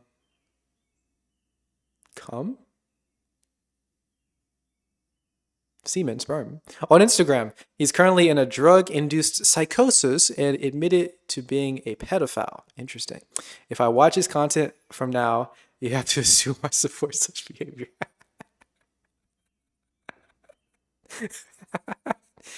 Okay. Don't watch on Wednesday. We got plans. That's how he would portray the situation. And that's generally true, I would say. But the way that a stage green person would counter that is by saying, yes, that's generally true, but that's only true maybe in 80% of the cases. Let's say 80% of hierarchies are actually valid and genuine, based on competence and merit. Okay. And assume they don't need to be destroyed. But that still leaves 20% which are corrupt. 20% in which the person holding the position of power is only holding that position not because he's the most creative or the most selfless or the best qualified, but because he's an asshole and he's entitled based upon inheriting it from his family or something like that. Mm-hmm. Or just by playing manipulative political games. Uh-huh. And honestly, there's a lot of truth to that. There is maybe 10 or 20% of people in positions of power who only got there because they are sociopaths. Yeah, and sociopathy is actually a very effective strategy for... Yeah, that's his own form of competence, right? It's his own form of competence, but it's not exactly what we're pointing towards when we try to value merit. It's not exactly what we want when we value merit, but it is its own kind of form of competence, right? It's a sort of social awareness. It's a sort of social intuition, though it's corrupted, but it's a sort of social intuition. They have a better understanding of social dynamics and understanding how to manipulate them really well. We can learn a lot from sociopaths and psychopaths. But, it's probably not exactly what we're trying to maximize in terms of looking for merit and a meritocracy, generally. So this does create unjust hierarchies. It's not the type of hierarchy that we want. Gaining lots of power and wealth and sex and fame. Well, And the epitome of this is, of course, Donald Trump. What is Donald Trump? If you look at him objectively, he is not qualified to do almost anything. The only thing he's good at is spin, bullshit, and con artistry. That's his skill. But that is not a legitimate skill. That's a corrupting skill. He's not actually competent at anything he does. Every single one of his businesses fails, including his presidency. He's not competent at governing. He's not competent at managing people. He's not competent at hiring people. He's not competent at finding loyal people who have a high integrity, because he has none himself. And so because of this, and yet in our society, the way our society is structured, he was still able to rise so high and achieve so much and get hundreds of millions of dollars. Well, I mean, he inherited $450 million from his daddy. Is that truly competence? That's what the progressives would say. Of course. And here Jordan Peterson has a problem because he doesn't sufficiently acknowledge that a significant percentage, maybe up to 20% or even more, of our hierarchies and our social systems are corrupt in this way. And that this hurts a lot of people down below. Jordan Peterson portrays it as Stage Green wants to destroy all hierarchies. And maybe a few radical and dumb Stage Green people do want that, but the majority of Stage Green people do not want that. If you look at the way that the Scandinavian countries are structured, there's still plenty of hierarchy. You're not getting rid of hierarchy anytime soon. That's not something you need to be paranoid about. But we do want to level some of the bad, corrupt parts of hierarchies. We did that in the past. For example, there used to exist monarchies. Now they're almost all gone. What happened? Almost. Well, we recognized that that was a corrupt hierarchy. So we got Britain. It was oppressing lots of people, hurting lots of people, and we rebelled against it collectively as a society, and we said no. And today we're happier for it, right? Do you want to live under a monarchy? Do you have a problem with a monarchy? Then you got a problem with hierarchy. Well, UK doesn't seem that bad, right? Monarchy might be okay. But generally, probably not, right? And this isn't just about government. It's also about institutions. It's also about academia. A lot of academia is corrupt. Like the professors and the administrators of many universities, they're not there because they're the most intelligent and competent people. They're there because they're the best at bringing in business, at doing marketing, at using shady manipulative tactics through corruption, through just family lineage, through their wealth that they inherited, through the last name that they have. Bhutan. A lot of the Ivy League schools are all about that. It's all about this sort of legacy model. It's not about truly which students are the most intelligent. It's really like getting into Harvard. You'll have a better chance getting into Harvard, not if you're more intelligent, but rather if your daddy went to Harvard. That's how it works. And if he can give them $1 million donation, that's how it works. So is that a competence hierarchy? No. Fuck no. That's really corrupt and it's not healthy for our society. That's what Stage Green is concerned about. And Stage Green is also concerned about the influence of materialism in our culture, especially money and politics, the way money corrupts everything, the way that you can just buy anything you want with money, including power, and crush people underneath you. You see, this is the thing, right? Money, like it is a good storage. It's a store of value, right? You increase value in the world, right? And then you store it with your money. And that's a fine thing. I think it's a totally fine thing. But since we only view, like that's our only way of assessing value, then it can translate to other areas of value, which is very strange. And then now you get these unjust hierarchies because you can sort of translate your value in these sloppy type of ways. And we don't have any other ways of assessing value or storing value, right? We don't have any way of storing our social value. I guess Twitter or Instagram can do that. But, you know, it's a lot looser than actual money, right? Money, you can store your value and you can do it pretty well. And you don't have any other ways of storing your like artistic value or storing your emotional value or storing your other ways of other value systems. We don't have any storage of that, and they don't translate. Generally, they don't cleanly translate to other things. Why would you need to store it? I don't think you need to store it. But this is one of the reasons, one of the issues of the hierarchies that we have currently, because there's nothing really entirely wrong with some people making more money and, you know, having this sort of market forces and having the hierarchies and sort of based on market and money and that sort of value. But it's just that that's the only one that we have really good storage for. And that value sort of translates and spills over into all other, and sort of negates all other forms of value. So that's sort of an issue that I think that's what I'm trying to point out, that issue of having money and material success be our only value system that has storage, and it kind of overrides all other systems of value. So it'd be kind of cool if we had all the other things and we had ways of storing them or quantifying them in some sort of loose fashion, so that we wouldn't have any of these weird corruptions where people can pay their way into getting jobs or pay their way into getting good degrees and stuff like that, because that's not a meritocracy at all. Not at all. Green, to understand it, you have to radically expand your sense of empathy and compassion for other people and even animals, for that matter. Animals. Which is why veganism is very prominent at Stage Green. Because you expand your compassion, you start to empathize with the suffering of others, the suffering of the poor, the downtrodden, the marginalized, the minorities, the third world countries. You start to care about these things. You want to help all of these people and beings. Any minorities in chat? And so you become more open. And you become more sensitive to how the capitalist system is rigging the game in such a way that it becomes very difficult to succeed or advance yourself as an individual. For example, a Stage Green person looks at the healthcare system in America, sees tens of thousands of people dying unnecessarily, not because they can't afford healthcare, but because our healthcare costs are so much more than they need to be compared to other countries. Like in Europe, like our prescription drug costs, a drug that costs in Europe $10 might cost $1,000 in the US. And the only reason that is because of the healthcare cartel or mafia that has been entrenched and established in America, purely for profit. Mafia. Now, we ask ourselves, is that a healthy way to structure society? Is that a fair way to structure society, where just because some giant multinational pharmaceutical company has billions of dollars in the bank, it can exploit, it can buy politicians, bribe them to change the laws, change the tax system such that everything advantages that company becomes a giant monopoly, buys up all the smaller companies, jacks up the prices on all the drugs, and then your mother, who has cancer, can't even afford to pay for her cancer medication, and then she dies. Is that a society you want to live in? Of course, the answer is no. No is the correct answer. Do you want to live in a society where, for example, a giant chemical company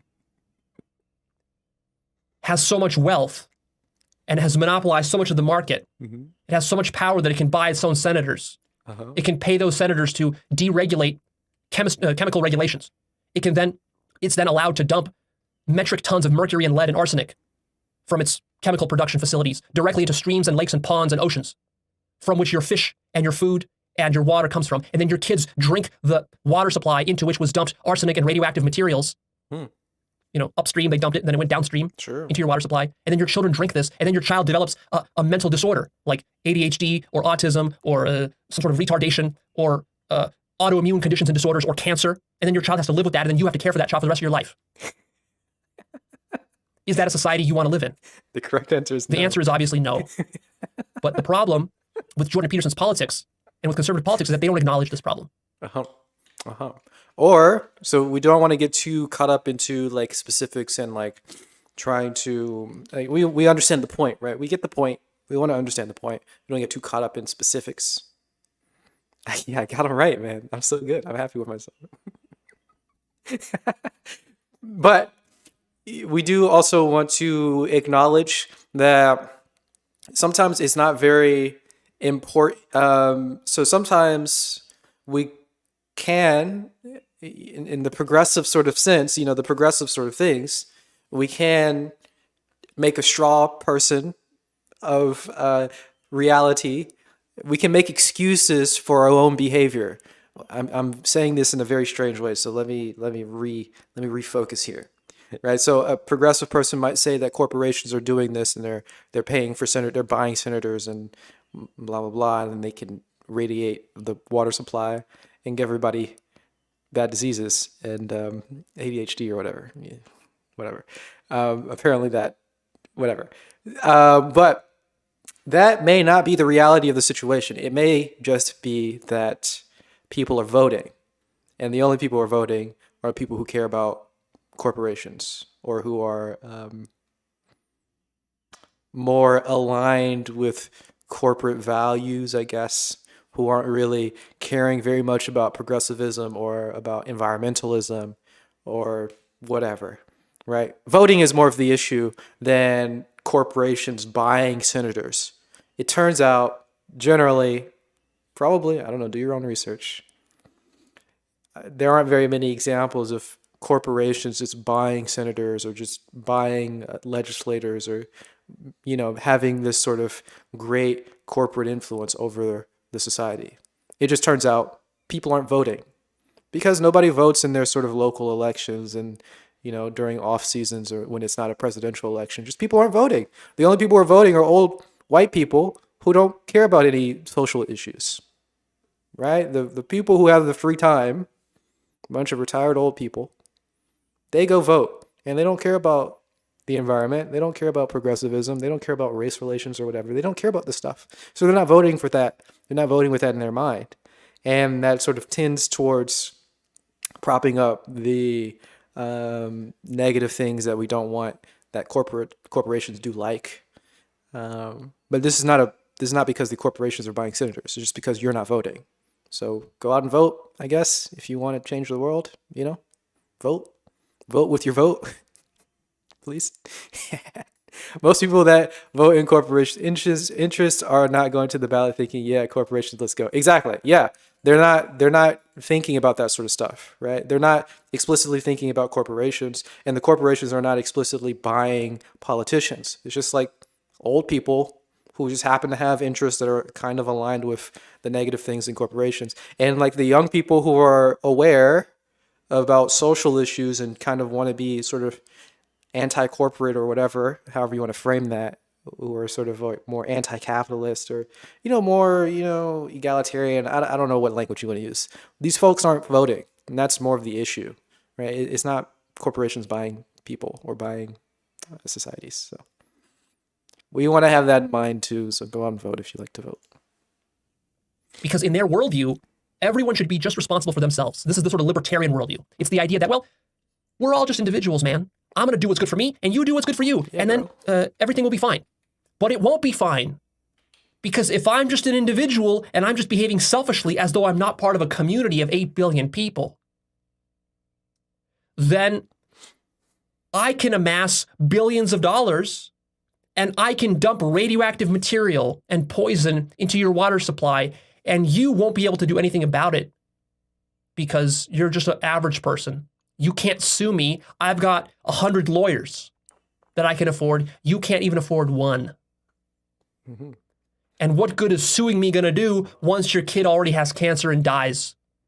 Are you going to get satisfaction from winning a suit against me? And even if you do, I'll pay you $50 million. But you know how much I earned from dumping that poison into the water supply? I earned $1 billion. So to me, to pay you 50 to get $1 billion, no problem. True. That's effectively what libertarianism leads to. Mm-hmm. So what Stage Green wants, if we're going to steel man Stage Green, what Stage Green wants is it wants a more fair society. It does not... Steel man meaning he wants to, the opposite of straw person, steel person.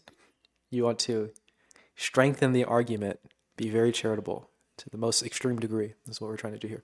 If spiral dynamics meant to be is meant to be iterative in the way that ego development is, it seems like a bit of a narrative web to get entangled in then. Plenty of people are, for example, compassionate because they want to be seen as a good person and feel good about themselves without having gone through the earlier stages personally. Peterson would call the new orthodoxy that folks conform to. Peterson would call the new orthodoxy that folks conform to Stage Green in the sense that they can be seen well through the lens of a new belief system. Yeah, so I guess from the analysis that we're getting from Leo here today, he's saying that Jordan Peterson is conflating Stage Green with Stage Blue, and actually the people who are in the sort of orthodoxy, the sort of like internet leftist, I guess, are not really compassionate, and then like old school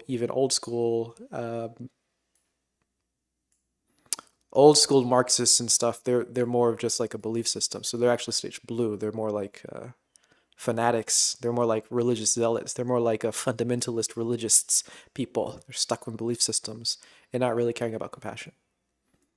But yeah, you can interpret it in all these different ways. Spiral dynamics is just one way of viewing the world, I guess. Grandpappy's communism, a little different than current day communism, I guess. Yes, Grandpappy's communism. Granddaddy's communism is certainly the technical term that he used for old school communists, and that's stage blue, right? And then you can get the corruption of communists today, and they're more stage blue, and they're just attacking for no reason. But then we have the compassionate communists these days who actually care about compassion, and they're not doing it for sticking into some belief system or whatever. They're not like religious zealots. Yeah, something like that. Not want equality of outcome. What it wants is actually, it wants equality of opportunity. So Quality of opportunity. This is the steel man, the most charitable take of stage green. Jordan Peterson here misunderstands and mischaracterizes stage green because he doesn't integrate it properly. He says that stage green only wants equality of outcome. No. What stage green is doing is stage green is looking at equality of outcome in order to judge whether there is truly equality of opportunity. Mm-hmm. You see, because how do you measure whether equality of opportunity exists? How do you measure whether our society and our social system, our police system, and our military and so forth, our academic systems, how do you measure that these systems are actually fair and honest and uncorrupted? Well, one way to do it is to actually look at the outcomes. You can't completely ignore outcomes. Now, that doesn't mean that everything has to be split down the middle. That doesn't mean, in the way Jordan Peterson says, that we need to have an equal number of bricklayers, men and women. That's a ridiculous straw man. No reasonable, intelligent, stage green person is asking for that. If they are, they're being stupid. But they aren't asking for that. He's committing a no true Scotsman, right? He's calling them, he's saying that other people are giving us straw men, but now he's committing a no true Scotsman thing, huh? Logical fallacy. Hey, benevolent elephant, you're leaving so early. It's before our stream time normally. Well, come back. Scots person, sorry, no true Scots person. Yes, Scots being, no true Scots being. Logical fallacies coming left and right. Wow. What they're asking for is a redress of the corruptions of the past. It was true that there was slavery in the past. It's still true that even though slavery is gone and official segregation is gone, there are still racial problems within these various systems. True. We can debate about to what degree it exists there and what kind of remedies need to be taken to correct it. But the stage green person generally errs on the side of giving benefit of the doubt to the marginalized and to the downtrodden. Mm-hmm. The stage green person wants to rectify some of the inequities of the past. The conservative stage blue and orange person says, nah, we don't need to do that. That's stupid. And the reason they feel that way is because they lack the empathy that comes online at stage green. See, if you had a child who was gay or trans or had cancer or was poisoned by a pharmaceutical company or was addicted to opioids because of the predatory marketing that these giant companies like Purdue Pharma did. It's weird putting those all in the same category. Gay, trans, disabled because of poisons. Very strange framing. Where is this going? Now they're out of business. Mm-hmm. If that happened to you, you would suddenly develop a lot of empathy. You'd care about. But your little if you live a comfy life, sometimes, right? We don't want to go too far here. Sometimes there are families who have little gay babies. They have little babies, little gay babies, little trans babies. They come out and they're like, I'm gay.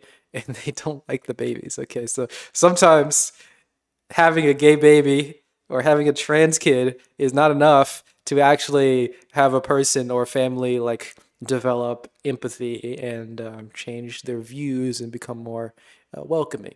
Not always, but we get his point. You may become more likely to have empathy for gay people if you have a little gay baby. Push a little gay baby out, and then you develop some empathy for gay people, which is possible, but sometimes that doesn't happen, tragically, right? Sometimes the family just rejects everything about that. So we don't want to go too far here. With a decent amount of money, where you're not bothered by these things haven't personally touched you yet, then you can act as though these things are not important. Mm-hmm.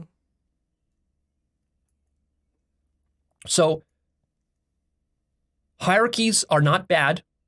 We will not be flattening all of them. That's not going to happen. Stop fear-mongering about that. Okay. But some hierarchies do need to be questioned because they are oppressive. Is everything oppressive? No.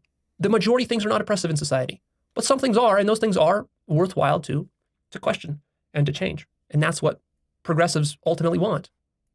Okay, beautiful. So that was his Steel Man. This is most charitable take on stage green level, so progressives. And he was also doing a bit of a no true Scotsman. So he was making clear division. He's not talking about the people who are wanting equality of outcome and like equal number of whatever. And he's not talking about the people who want to just be anarchists and get rid of all hierarchies. He's talking about flattening unjust hierarchies. He said something about no intelligent person would say, okay, whatever. That was a little bit of a no true Scots person thing, ridiculousness. But he's just talking specifically about what he's defending here. Flattening out unjust hierarchies and making sure we have equality of opportunity. Beautiful.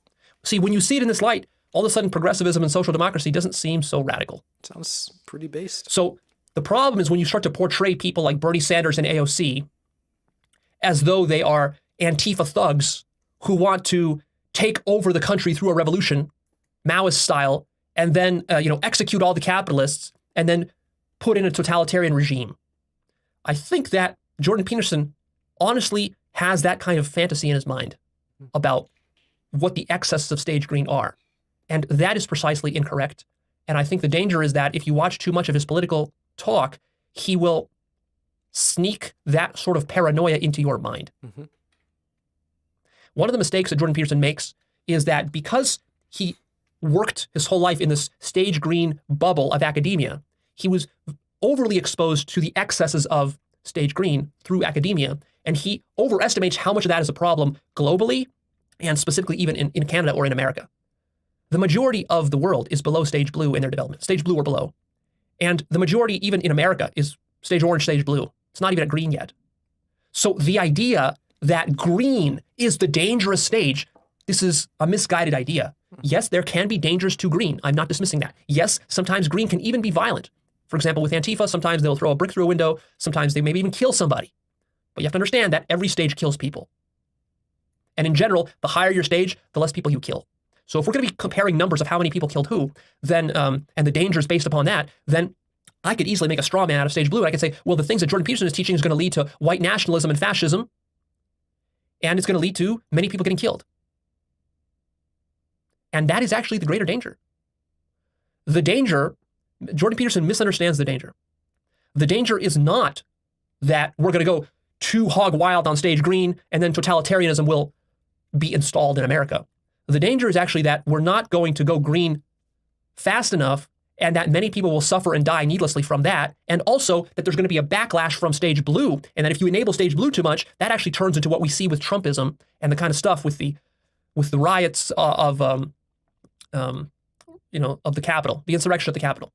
Now, if you're concerned, you'll say, oh, Leo, but what about Antifa? Yeah, Antifa is creating problems for stage green, and I wish it didn't exist because it makes stage green way too easy to demonize and to strawman. True. If Antifa didn't exist, that image problem would be gone. But yeah, it's a big issue sometimes where you have radical people or weirdos somehow making it easy for the opposition to be distracted by, right? Very easily distracted by Antifa's antics, and it's a common sort of issue, I guess, when you have certain people.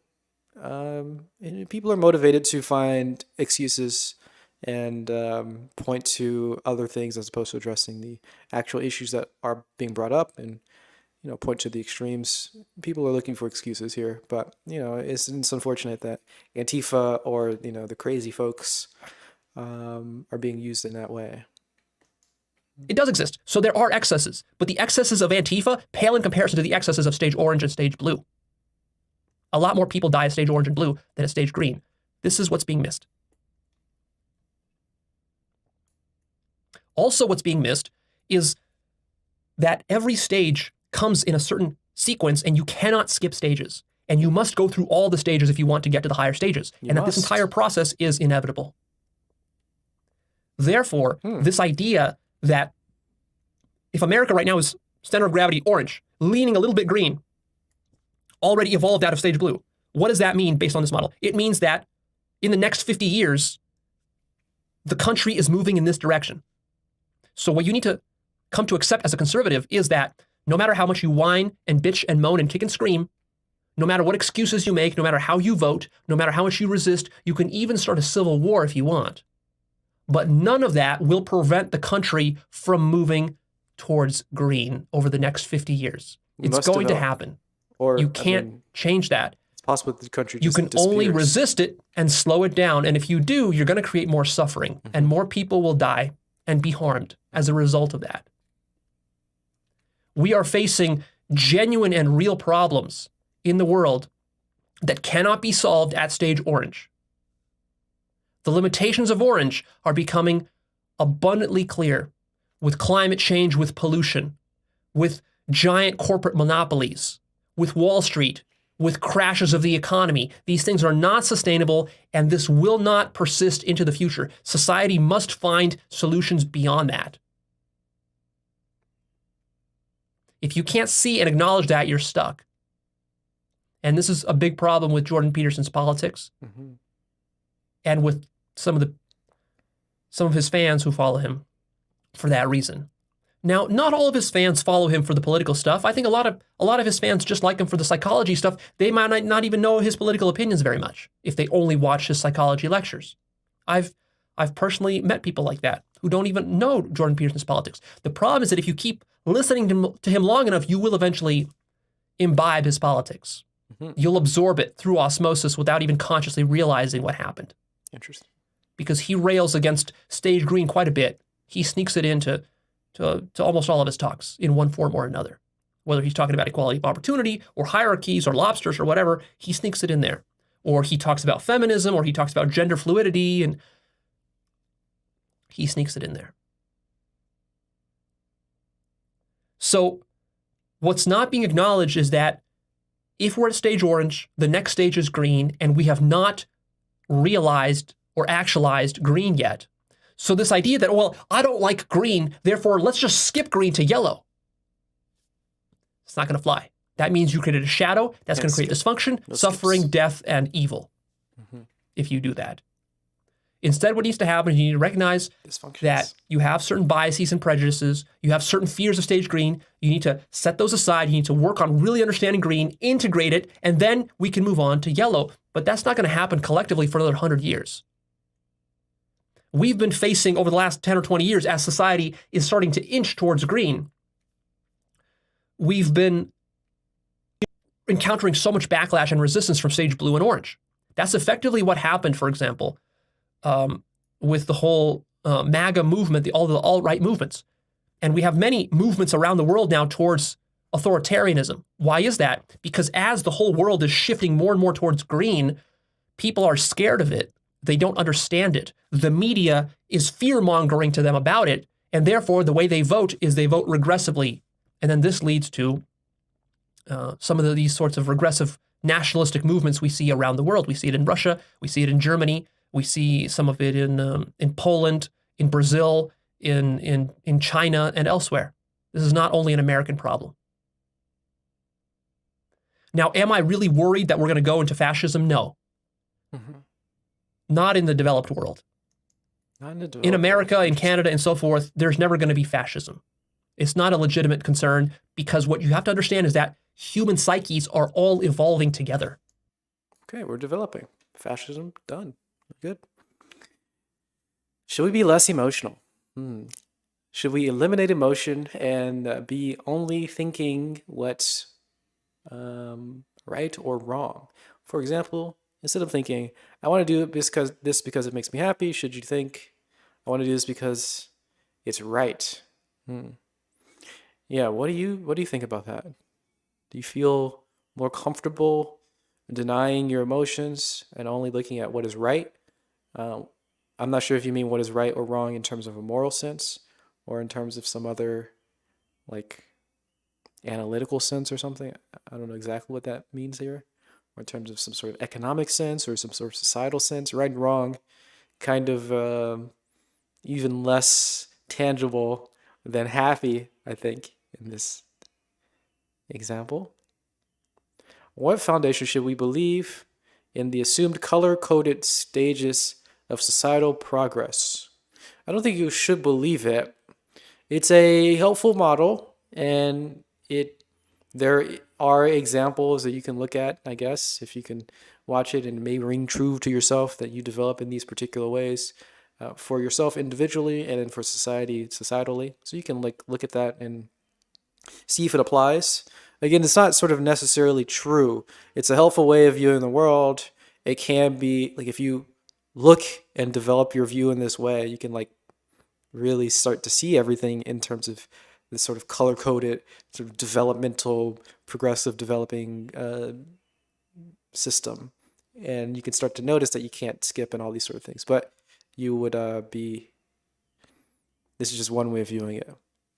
Seems Leo pre-assumes it to be true in his analysis of Peterson. Yeah, I think we're looking through that lens for this episode. I understand what you mean, that it seems like he thinks it's true, just because he's not putting the sort of caveats that I'm putting every time he talks about it. But we've seen a couple of his aerodynamics videos and in his other developmental psychology and human development videos where he says that it's just one way of viewing the world. We talked about the 9 stages of ego development, and we've also looked into spiral dynamics. So we understand, if we've been following Leo for long enough, that these are just different lenses for viewing the world. They aren't necessarily true. They're just helpful ways of viewing it. And yeah, I think I feel comfortable saying that, but I can understand how it certainly seems like he's taking it to be true in some sort of real, true sense. I don't know any other way of saying that. It seems like he's presenting it as true, but I don't think that's necessarily the case. So don't believe it, but notice it to be a helpful way of viewing the world, and you can kind of see it how it fits. Had your first COVID test today. Very good. Very good. Now you can go to work and you don't have to be worried about your roommates or whatever giving you COVID. Beautiful. To go back to your answer, Drip, I don't think you should eliminate emotions. I think that would be a bad thing, okay? You want to develop your emotional understanding of the world. You also want to develop your moral understanding. I'm not sure what you meant right or wrong in terms of a moral sense, or if you meant in some sort of analytical, sort of logical sense. You want to develop all these ways of viewing the world. So if you're having emotions, then have your emotions and don't eliminate them. But if you're viewing the world in some sort of moral sense, then have your moral sense of viewing the world and develop that. If you're doing in some sort of logical, analytical sense, develop that. You don't want to neglect any of these different ways of viewing the world. So to specifically eliminate emotion would be not a based thing. Not based, not good. Don't do that. Emotions are pretty cool, I think. It's not a legitimate concern that we're going to go back to Soviet communism because we've already exhausted that and seen its limitations and grown beyond it. The socialism of today, what conservatives call socialism, is really more like social democracy. It's more like Scandinavia. And Scandinavia is a pretty good place to live. Now, it's got its problems. I'm not saying it doesn't have its excesses. You can cite me some articles and examples of excess in Scandinavia. Sure. But I can cite you a lot more of the excess of stage orange in America.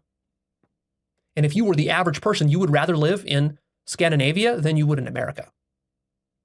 See, America is really great to live in if you are in the top 5%. Then it's awesome. You're so free just to do anything. You can buy politicians, you can buy corporate jets, you pay low taxes, you can avoid taxes, you can do tax shelters, you can do capital gains, and it's a wonderland for the rich. But if you're not in that top 5%, then it's not so great. So if you were randomly rolling the dice, like before you were born, you're going to choose where to incarnate. Should I incarnate into America or into Scandinavia? You would be stupid to pick America, because the chances that you're going to roll that dice, you're not going to get snake eyes, you're going to get something else, and you're not going to be in the top 5%. And in that case, better to live in Scandinavia. So this is something to keep in mind. Now, sort of veil of ignorance type vibe here. See, the reason that the country will inevitably move towards green is because orange is unsustainable. What we're doing with CO2 emissions, what we're doing with the markets, the wealth gap inequality that's happening between the rich and the poor, all of these things are unsustainable. They can only continue maybe for another 30 years. Maybe for the next 30 years, we can still keep pushing orange, but the more we push it, the more it's going to break down. And eventually it will become so unsustainable that everyone will start to acknowledge that we got to go green. And it's already happening. Gotta go green. But there's also backlash. Because many people don't understand what's really going on. They're clueless about this model. They're scared. People in the media are feeding them paranoia. And these fantasies of evil socialism and communism from the Cold War era. These are biases and holdovers from the Cold War era. And this is making people so confused that they don't know how to vote properly or think properly about these issues. All right. So I gotta pee. So I'll be right back. Whoa, BRB, whoa, BRB, whoa. Whoa, BRB. You gotta learn how to think properly. It's like it's a weird way of saying whatever he's saying. Is there a proper way to think? Gotta learn how to think properly, okay?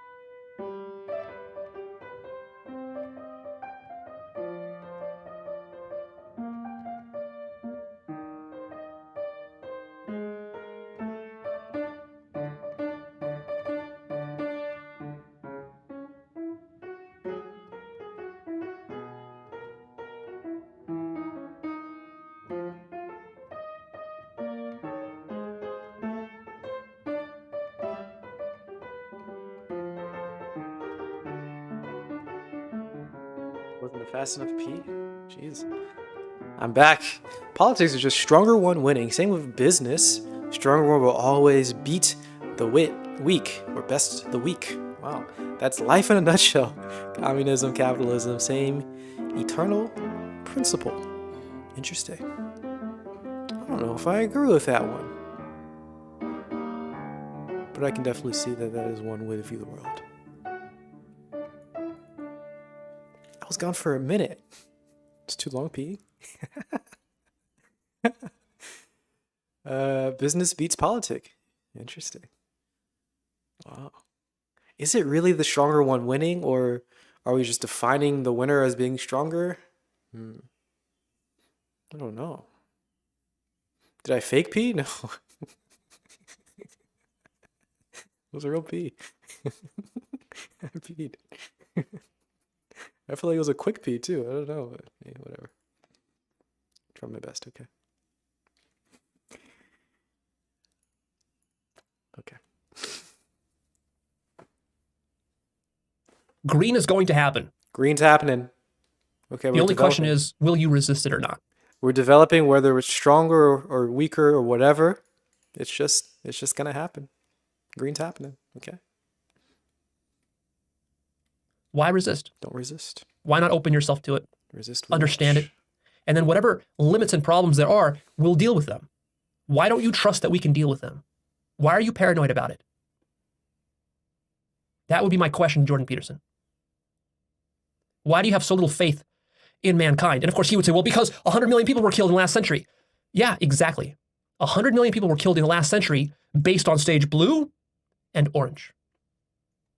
And actually way more were killed because we didn't even count orange fully into that stage. Don't be so preoccupied about the boogeyman of green that you overlook the evils of the current system. The current system truly does have plenty of evils in it.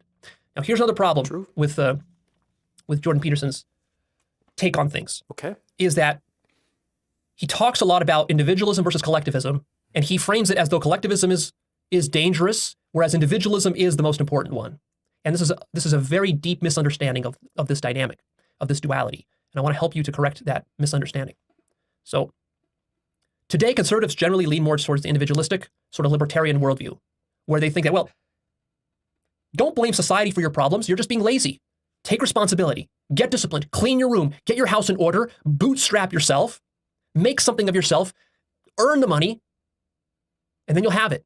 And stop whining and complaining. That's the sort of conservative worldview. It's about taking personal responsibility for things. Now, the collectivist, more green worldview is more like, we're not just individuals. We're a society. We're a community. And not just as in America or as Canada society. Or as Europe, but as the world. Mm-hmm. When one country pollutes the oceans, it pollutes the oceans for everybody. When Japan dumps radioactive waste from Fukushima into the ocean, it goes everywhere in the ocean, not just around Japan. Everything is interconnected. We're living in a globalized world with internet, where cultures are all intermingling, where people are speaking different languages to each other, just like never before, where you can call a friend in Africa from America in seconds, and it costs you nothing, where the internet has interconnected everything, where cheap air travel around the world is easy and fast and convenient, where viruses travel from one country to the next and know no borders. In this kind of world, you have to acknowledge that we are a collective. We are not just individuals. If you treat the world as though everyone is just an individual, a little atom, you are missing the crucial emergent properties that result from social networks. And I'm not just talking about the internet. I'm talking about the entire planet. When Godzilla attacks, he attacks everyone. I love that. It's a beautiful quote. Our economies are not distinct economies. They're all interconnected together. Mm-hmm. And so this libertarian fantasy, this conservative fantasy that I'm just an individual, and as long as I get my own house in order, then everything else will be okay, as Jordan Peterson tends to feed you that idea, there is some truth to that. It is very important to work on your own life, and that's what I teach the most. I teach so much about turning inwards and taking responsibility for your life. I teach all these things because, of course, they're extremely important. But what I also recognize is that it's not about individual versus collective. It's both. It's the yin-yang relationship. The two serve each other. Here's why. Here's the example that will explain this for you. I'm about to sneeze. Let's say I'm struggling in school. I'm like 18 years old. I'm struggling in school to make something of myself, to succeed, to get good grades, to get into a good university. I'm struggling with that. 7 out of 10 sneeze. Pretty good. It's got to follow up.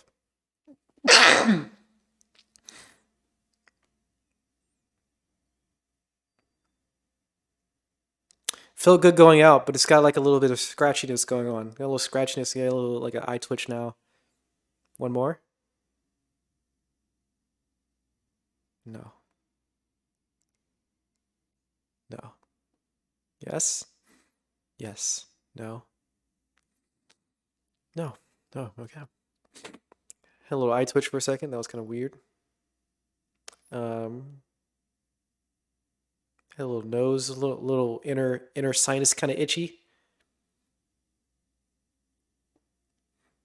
But it subsided really quickly. So I was going to say it was a good coming out, but it wasn't so hot afterwards just because of the weird twitchy sort of somethingness and the little scratchiness, but scratchiness kind of gone. It was a quick, it was a short-lived sort of thing. So I'll bring it up to 8 out of 10. That was an 8 out of 10. The two together, 8 out of 10. It was a good sneeze. I have maybe ADHD. I'm depressed. I'm anxious. I'm having these problems. I come to Jordan Peterson and he says, put your life in order, mister. You got to clean your room. You got to get disciplined. You got to maybe start going to church. You got to read some books and you got to watch some of my lectures and you got to find some meaning in your life and stop wasting your time worrying about these collective issues about capitalism and socialism and racism and gender rights or, corporate greed and predatory capitalism. Stop worrying about this stuff because that's not your problem. You can worry about that after you fix yourself. Okay, that sounds good in theory, but what if the reason I'm having problems is because I have ADHD, I can't focus, I can't meditate, I can't even sit down to read a book for 10 minutes because my mind is just going crazy. And the reason that is because of the lead and the mercury in the water that I've been drinking in my public water supply for my entire life, for 18 years. Lead makes it difficult, certainly. Is that something I can fix? Is that an individual problem or is that a collective problem? And are we just supposed to allow that to keep happening and be quiet about it? I'm just supposed to ignore that? No, that's a systemic collective problem. And if you think that this is some exaggerated example, it's not at all. Autism, ADHD, depression, even criminality, autoimmune disorders, these are all directly linked to heavy metals that you consume in your food and in your water. Where do these heavy metals come from? They come from a lack of regulations for giant corporations and pollution. In the 1970s or so, before regulation was passed by the US government, all gasoline was leaded gasoline. Today, when you go to the gas station, you see it says unleaded gasoline everywhere. Why does it say unleaded? Because you can't have leaded gasoline anymore. Why not? Because regulation was passed in the 1970s or so. I don't remember the exact date, roughly that time, because research was done which found that there's a direct correlation between the amount of lead in a child's brain tissue and his propensity to become a criminal later in life. Wow. The correlation is so strong that it's like a factor of 10 or 20. Wow. That means that if you have a certain level of lead or mercury in your brain, your propensity to become a criminal, a violent criminal, is going to increase by 20 times. Think about that. Think about how significant that is. Is that a problem you can solve as an individual, as a kid, as a teenager? No.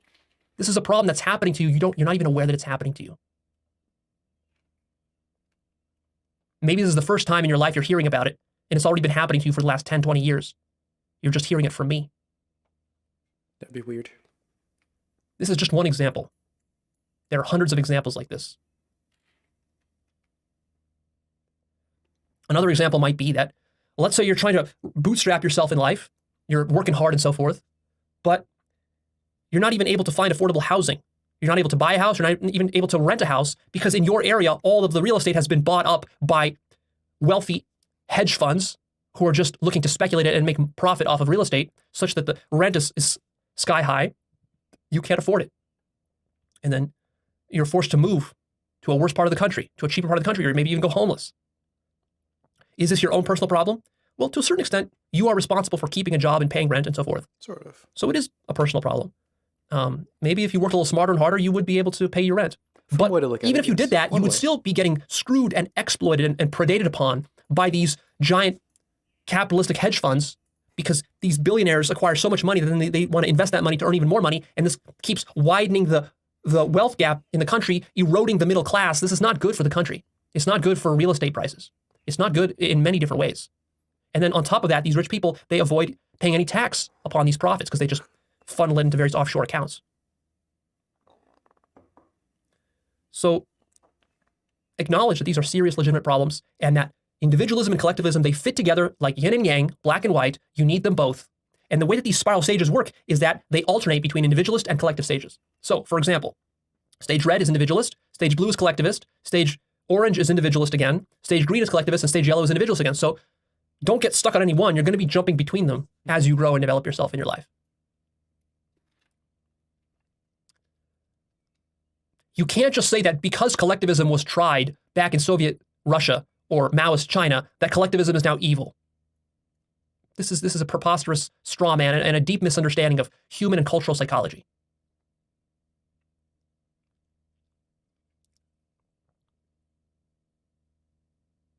Jordan Peterson does make some valid points about, for example, problems with gender fluidity and the breaking down of certain traditional structures.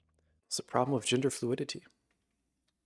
For example, he would say that it's a problem when you start playing with gender identities because it can make you confused, and then it can break down the family unit such that it's hard to raise children. It's hard to even keep a marriage because it's hard for you to even, like, that traditional role of male and female, which is very strong in stage blue. That starts to break down as we evolve.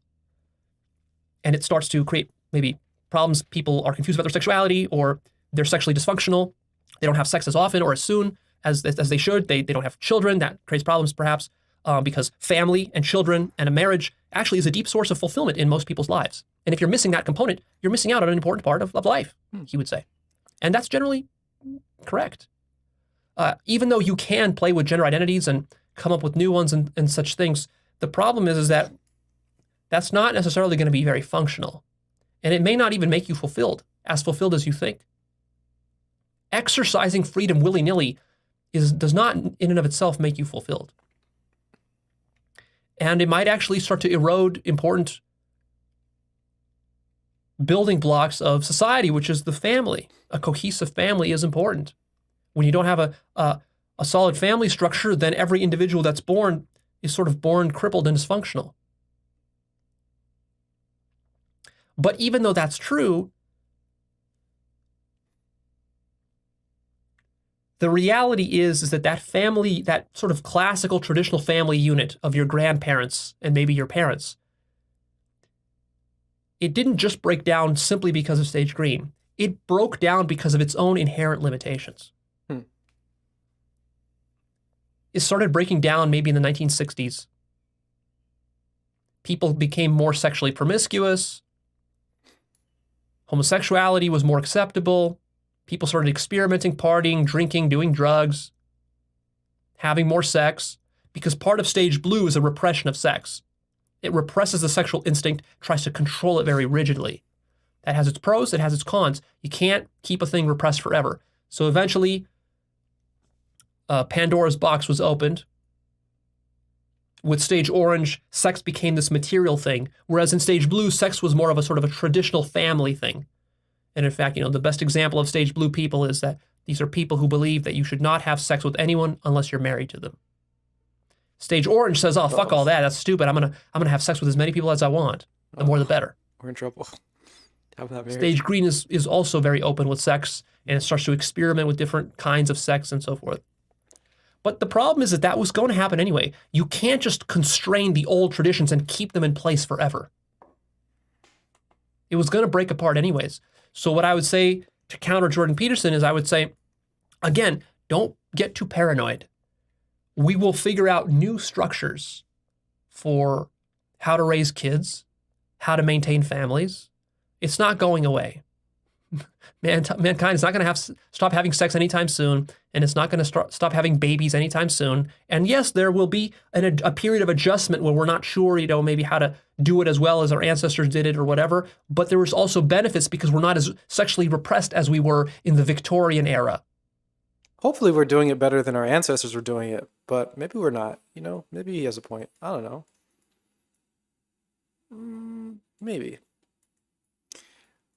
A lot of people are not having as much sex, right? So maybe we are not having as much sex, and maybe we will have fewer babies, right? As society develops, there's a lot less babies, probably as much sex, but now it turns out that a lot of people aren't having as much sex. Not sure exactly why. So maybe that is an issue, who knows?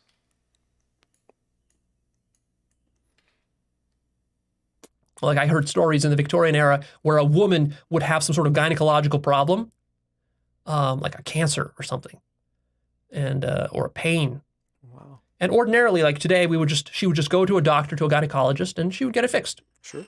But she couldn't do that in the Victorian era because all doctors back then were men. They weren't women. You can't have a woman doctor back then, and it's part of the patriarchy. And then so that was that. But then also you say, well, so what? Well, so what? People were so sexually repressed back then, especially women. They were supposed to be ladies, proper ladies, that she couldn't go to a male doctor and open her legs to her. And in fact, there was a quote that I read where the doctor said, come on over, I'll take a look. And the woman, said, I'm a proper lady. I would rather die before, I show my privates to you. Wow. See, that's a real problem. That's stage like blue. problem, yeah. Gone too far, Mm-hmm. too restrictive, too unreasonable. Problems in many areas here. So now you understand the shadow. Now you understand a little bit more about the political stuff. In general, what I would say is that Jordan Peterson makes good points, but oftentimes he over-exaggerates them and he puts that fear into it. And that's in general the problem with the conservative mindset is that it's too fearful. It's too paranoid. It's too closed to new ideas. It's too attached to the old traditions. And that's part of the reason for that is because there's actually differences between the conservative brain and the liberal brain. The conservative brain is more wired towards fear. The physical brain? More closed. Jordan Peterson himself talks about this. And that's correct. There's truth to that. The physical brain. Now, does that mean that all fear is legitimate? No, some fear is legitimate. But be careful not to turn it into paranoia. All right, now... I'm fairly sure I like Jordan Peterson myself. He says something a little different, maybe not very different, but a little different. That there are some differences in the brains, but not that conservatives are driven by fear. They're more so driven by disgust.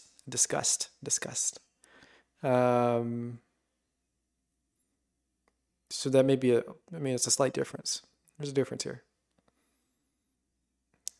Disgust is kind of a driving factor for conservatives. And then, of course, if you're hyper, let's say, fascist or something like that of that nature, it's because of disgust and something about parasites being linked to totalitarian societies. So if there's a lot of parasites in a particular area, they're more likely to be very hyper-conservative and totalitarian in that sort of corrupted sense because of the flaring of disgust. Lots of reasons to be disgusted by things. But that's a little different than fear. So it's not really a fear response. It's a bit of nuance there, I guess. It's time to get into the real juice of this conversation. This is what we're here for. That was all the political stuff. That's not what's most important. Now, spiritual stuff. Give me some this is what's really, really most important. And it is how to get you from green and even higher to... And this now goes to, we're setting aside all the political stuff, and we're going to be just talking about the psychology and the philosophy and the epistemology and the metaphysics of Jordan Peterson's teachings. This is what we're here for, boys. What is lacking there? Okay, we're finally here. I'm hyped. I'm excited. There's so much to say. It's hard to know where to begin. We should have separated these videos into politics, into spirituality, or psychology, or whatever word we want to use today. So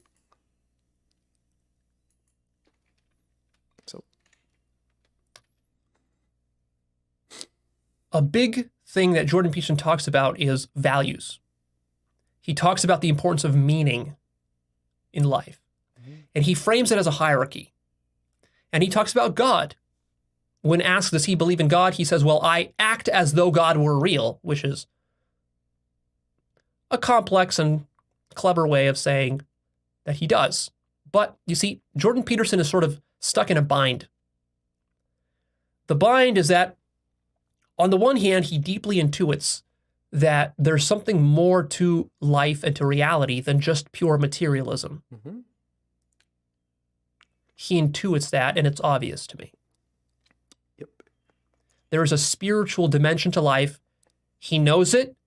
He knows it's very important. He's trying to guide his audience to that realization, but he himself does not know how to put his finger on it and how to explicitly tell you what it is. He alludes to it. Which is fine. You want to have this sort of intuitive way of speaking. You don't need to say it directly. You can develop this sort of word salad way of speaking, and I like it. I like the word salad. Healthy word salad, always good for you. And it's a fine way of speaking. But Jordan Peterson does get into this sort of issue where he says that he acts as if, right, he believes something. And this is so bizarre. He has his one interpretation of the world, and he's like viewing his behaviors through this sort of religious lens, and he's negating his actual beliefs. Actual beliefs, I don't know how to put that, but there's a layer of belief where his direct experience of believing in a literal God. Does he believe in a literal God? No, he's an atheist by any measure of the thing. But then he goes into this sort of denial of his own atheism by saying he acts as if there is a God, which is a fine way of interpreting the world. It's a fine way, but it's only a problem when he starts to deny his own interpretation, his own logical, actual interpretation of the world, his own actual beliefs of the world, right? You don't want to have your intuitions, right, negate your beliefs.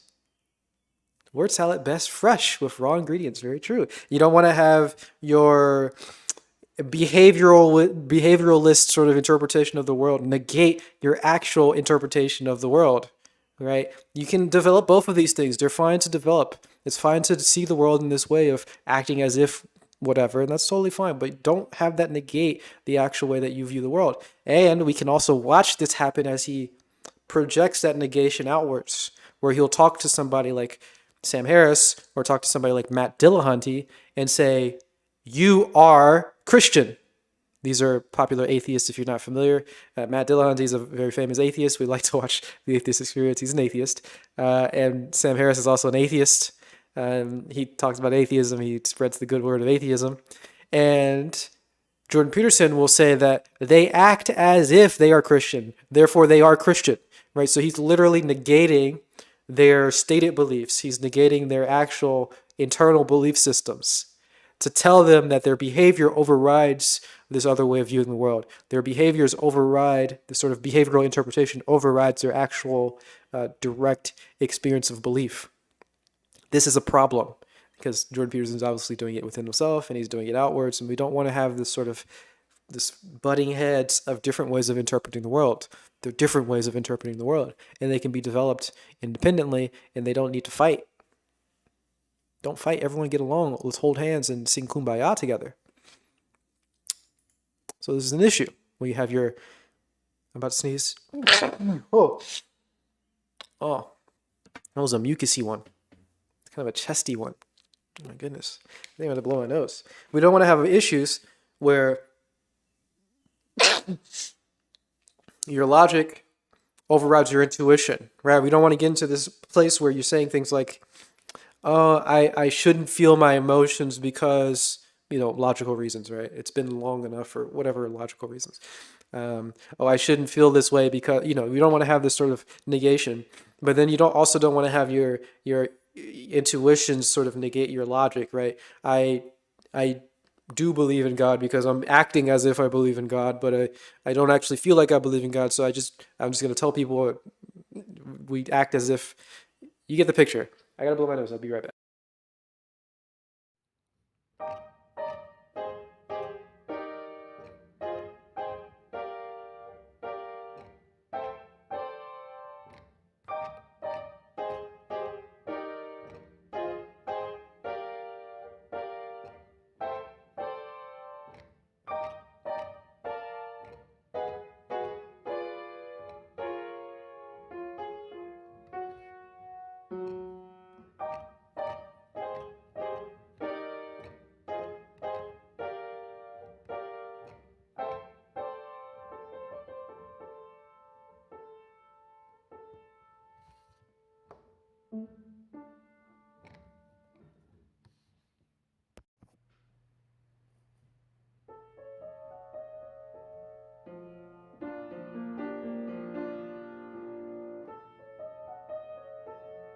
Guys, am I sick?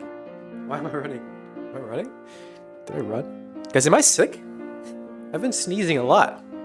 I think I started sneezing on, was it Wednesday? Maybe it was Friday. I don't know. I don't know if it was Wednesday or Friday, but I've been sneezing since some day, recently-ish. I've been sneezing a lot.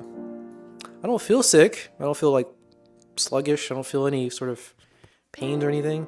My snot is kind of, watery. Not watery, but clear. It's not mute. It's not like yellow or vibrant green or the colors of sick snot. Allergies, but it's not spring. I mean, it's not like maybe allergies. Yeah, maybe there's some other flowering something.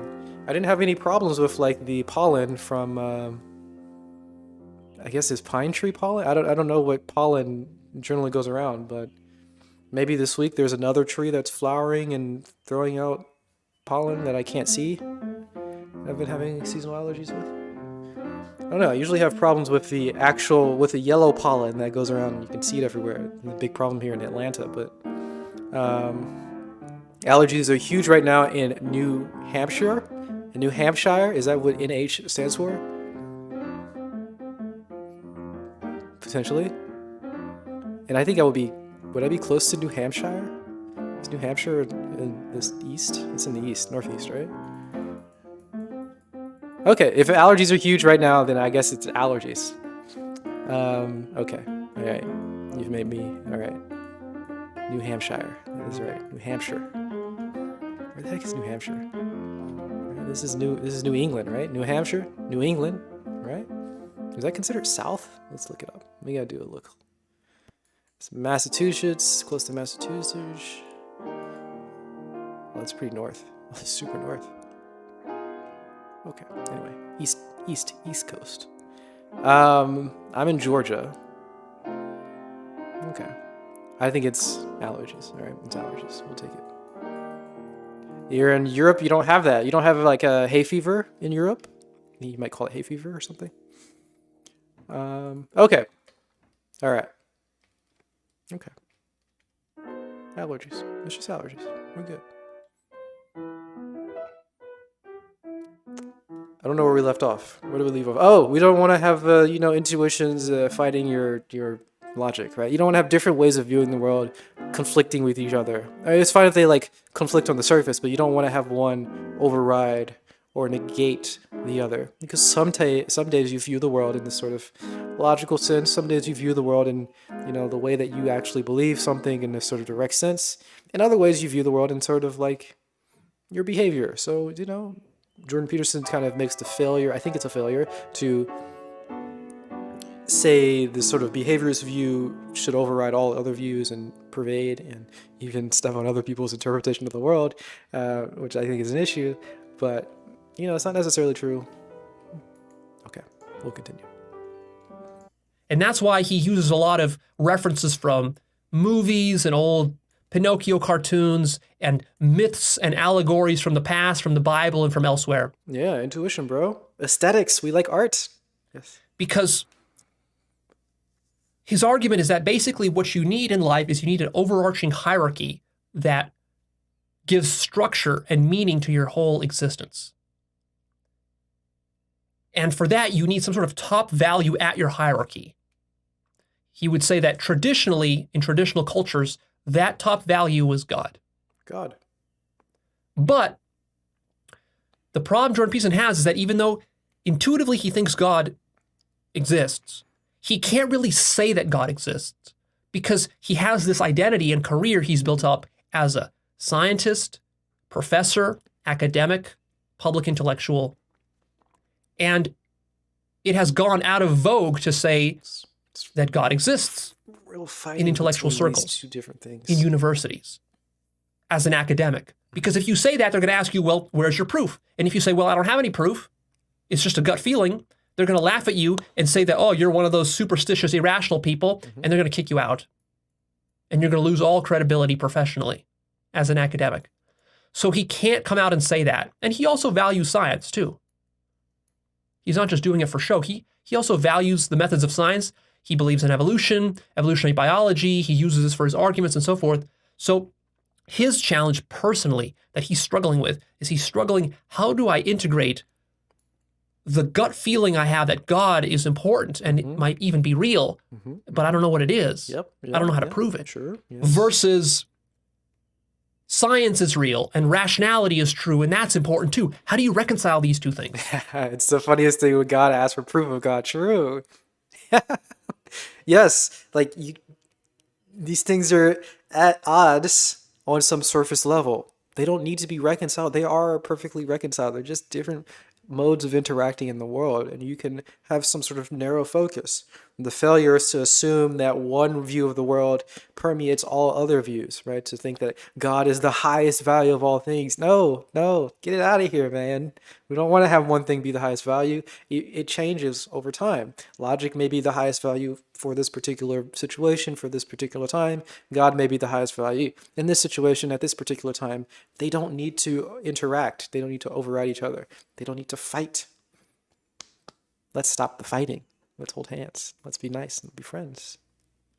He can't quite tell you, and he himself doesn't know. So how do we get through this sort of attachment to proof, in a sort of logical sense, in the scientific worldview? We need proof of things. How do we get beyond that without negating the whole process of valuing logic and just stepping into divine revelation and other intuitive woo-woo nonsense? How do we get through this?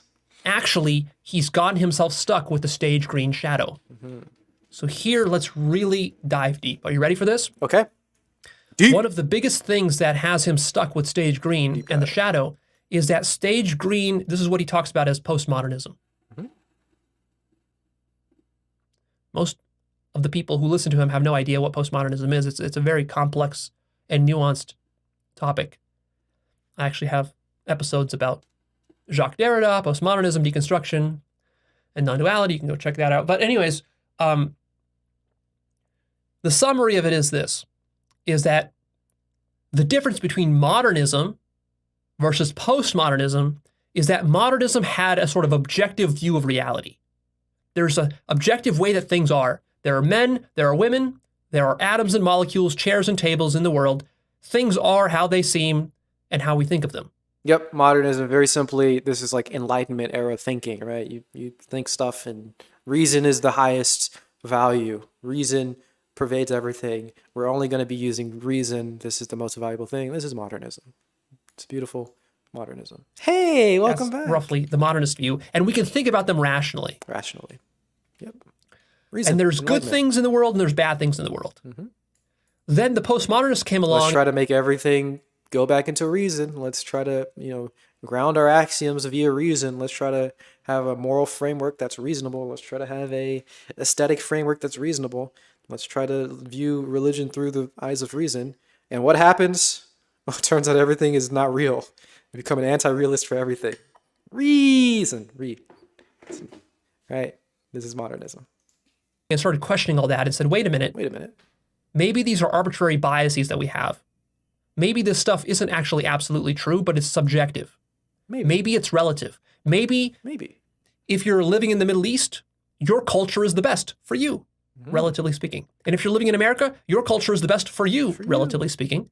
But then if you're living in Japan or China, American culture is not the best for you. And that's not because any one of these people is wrong or deluded. It's simply because they have different points of view. And likewise, for example, if you believe that there are only men and only women, and this is a physical, biological fact, well, that might be true for you because that's what you believe. Whereas if you believe that gender is fluid and you can change these things around and that these are not biological facts, that's what's true for you because it's relative. It's all relative, bro. Now, the modernist would say, no. What are you talking about? It's not relative. These are biological facts. There's X, Y chromosomes. Logic, science. Let's point to biology. Let's point to all this stuff. No. We want to cling on to reasons because we're modernists and we value reason and Enlightenment thinking. Logic, bro. Logic. And it just is what it is. It's baked into your DNA. And likewise, a modernist would say, there's black people, there's white people. It's crystal clear. Everybody knows the difference. What's the problem? What's the problem? What's the difference? What's the problem? The problem is that these rigid categories that you create, eventually they all start to collapse because actually they're not grounded in anything objectively true. because actually relativity is at play within reality. Reality is a relativistic system at many levels. And there is something called social construction, where we construct various illusions, such as money, in order to help mankind do what it does. We even construct things like the border around the country. What is a country? A country is a social construction. There's no such thing as America. We constructed it in our minds. Wow, America. And so the postmodernists take this very far, and they try to relativize everything. So Jordan Peterson has a instinctive reaction against this. And many conservatives do. They're frightened by the implications of total relativism. Total relativism, and to go a little bit farther into some of the ideas of postmodern kind of thought, right? You want to separate different fields into separate different fields, right? So you can't view morality through a logical framework. It's something different.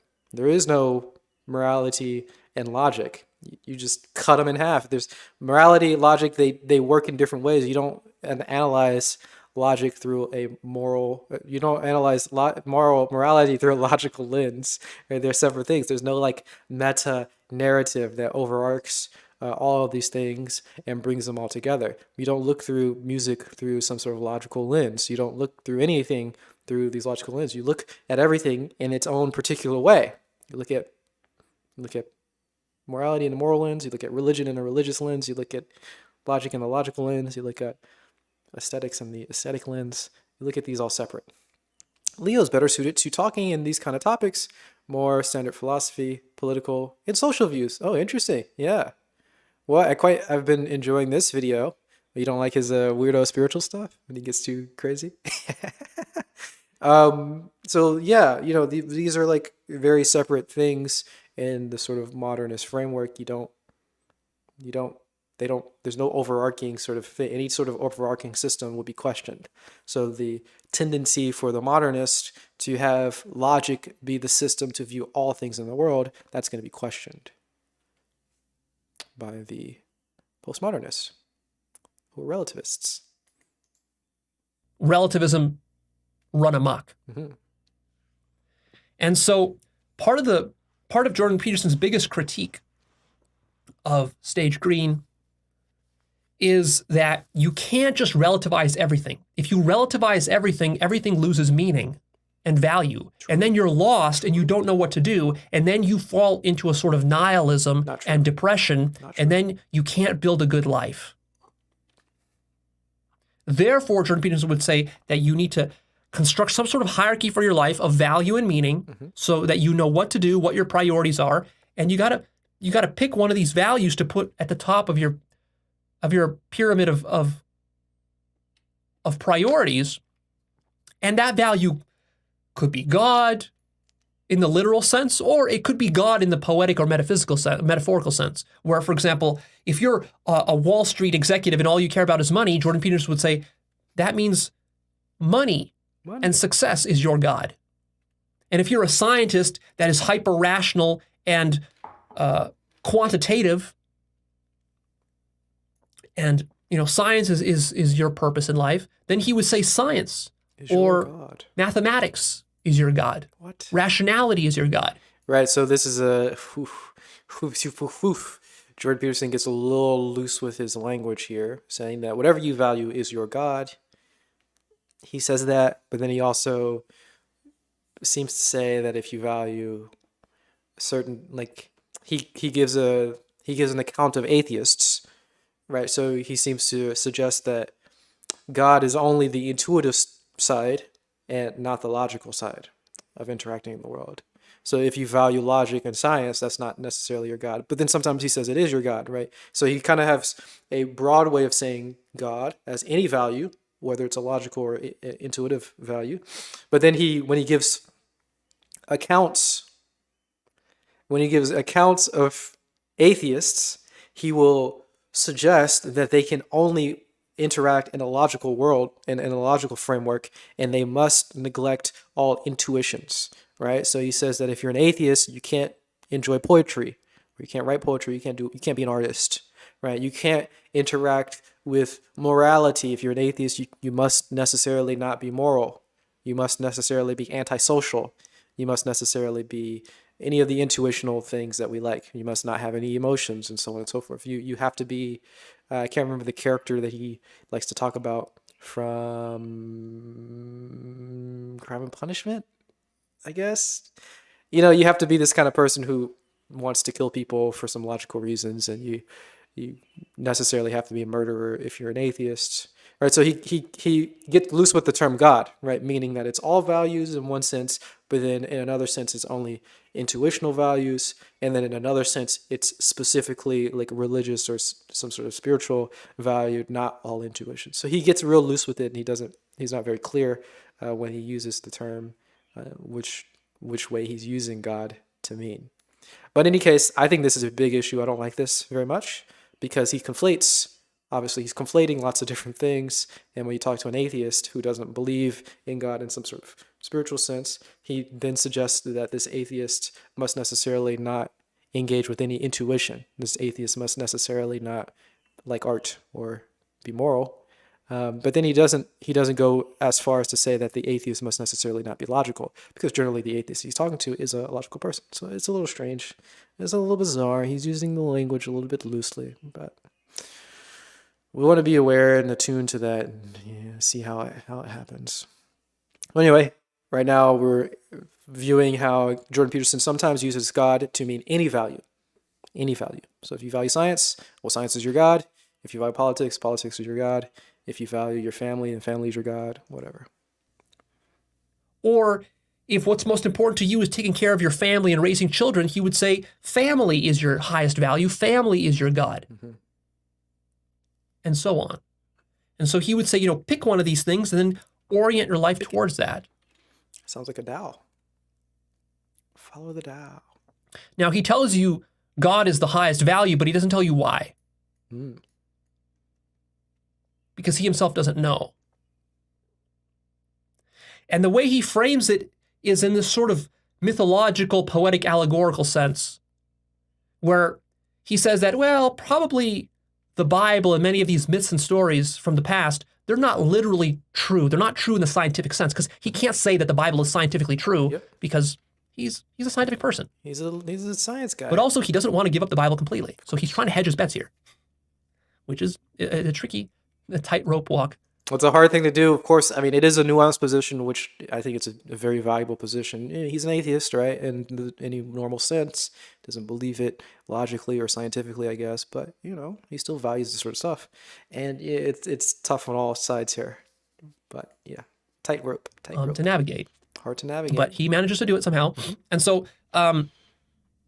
So the way he does it is by saying that, well, these are stories that contain lessons from our ancestors that are valuable, that have been discovered over centuries and millennia, and that what religion is really about is, it's not about some literal story being true scientifically. It's about just wisdom, psychological wisdom that is important to kind of ground your psyche and give you direction, meaning in life. That's what it's about. Wow. And the danger of stage green relativism and postmodernism is that it breaks all of that down, and it makes you believe as though, like, well, anything goes. I'm free to do anything. I'm free to be a man. I'm free to be a woman. I'm free to cut my dick off. I'm free to dye my hair purple. I'm free to change my race. I'm free to get surgery. I'm free to jump off a cliff. Like, I'm free to do anything, and it doesn't matter what I do. And he would say, but it does matter what you do, because if you jump off a cliff, you're not going to be happy.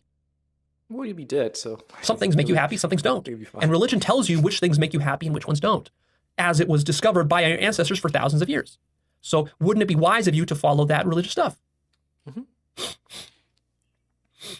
And so now you might say, well, Leo, that sounds pretty good. That sounds pretty smart. So what's wrong with that? So isn't relativism dangerous and a problem?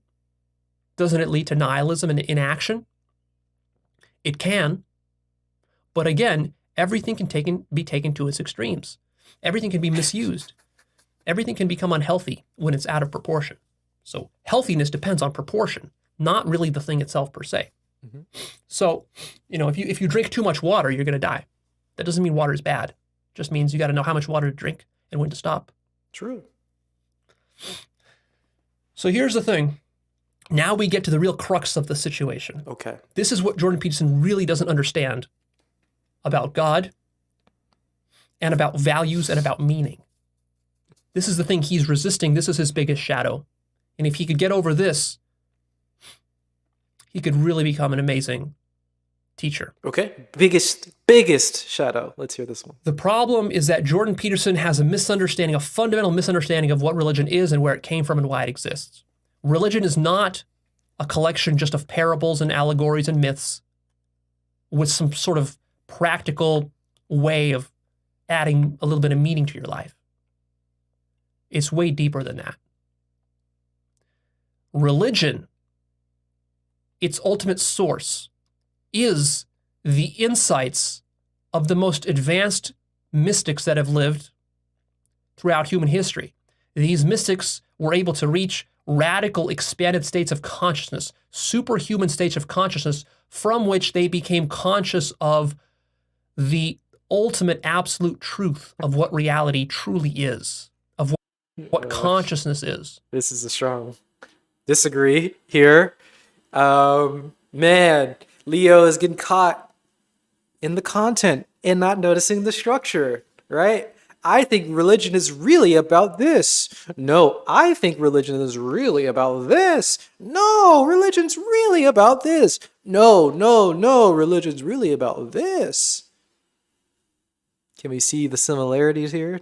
Jordan Peterson thinks that religion is parables for helping society. Leo thinks that religions are about mystics guiding us to something, who knows? Religion's not about anything, okay? It's about whatever you look at it with. You can look at it in these particular different lenses, but that's just you looking at it, bro. And you can look at it in this way or you can look at it in that way.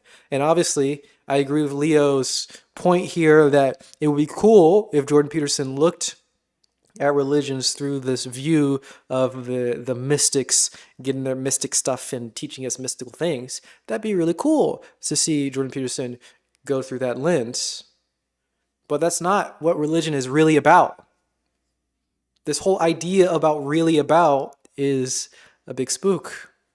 That is kind of half of the issue, right? That is this content that we're getting. We're just flipping out different content. What is it really about? What is it really about? What's the truth here? What's the real? None of it. That whole concept of one overarching reality that everyone must either believe or everyone has missed is fundamentally a problem. So, strongly disagree. But again, good way to look at the world. Both Jordan Peterson's view of it being parables and, allegories for helping society and social issues or whatever, and the sort of mystical teachings and all that stuff. I like both of these things. We do want to develop both of these things, but neither of them are true. Neither of them are like real. Neither of them is like the way, the true thing that religion is pointing to. There is no true thing that religion is. There's no like actual intentions that these religious people had. We want to identify a view of religion so that needs to be what religion is really about. No. Yeah, if you want to identify with one particular view, then it has to be real, right? Because you want to cling on to your identity. My identity is real and everything that I see must be real. No, it's all temporary. It's all just one way of viewing the world. You can look through this lens. You can look through that lens. You can develop these lenses, but man, don't get stuck. But okay, this is fine. Let's try to be very charitable here to Leo. This is just, he's giving us an alternative hypothesis and a different way of developing our view. We're going to be nice and say that he's not trying to give us reality. He's just giving us a different way of viewing it, which is a good way, helpful way. So let's look at this way. Mystics. And then once they access these truths, they shared them with mankind and suggested that mankind try to pursue these truths for themselves. Okay. But because mankind, the majority of mankind, was ignorant and delusional and too selfish, the truths were misunderstood and misinterpreted and turned into dogma and ideology and myths and stories. So he's saying delusional in a technical, this is like a technical spiritual term. I don't actually know how to translate that. Maybe we can like figure out how to translate delusional from the technical spiritual language to like normal language. because we don't want to conflate delusional in the spiritual sense to delusional in the psychological sense. They're very different. So he's using it in a technical spiritual term. People weren't necessarily actual delusional. Scary image of fakery-ism.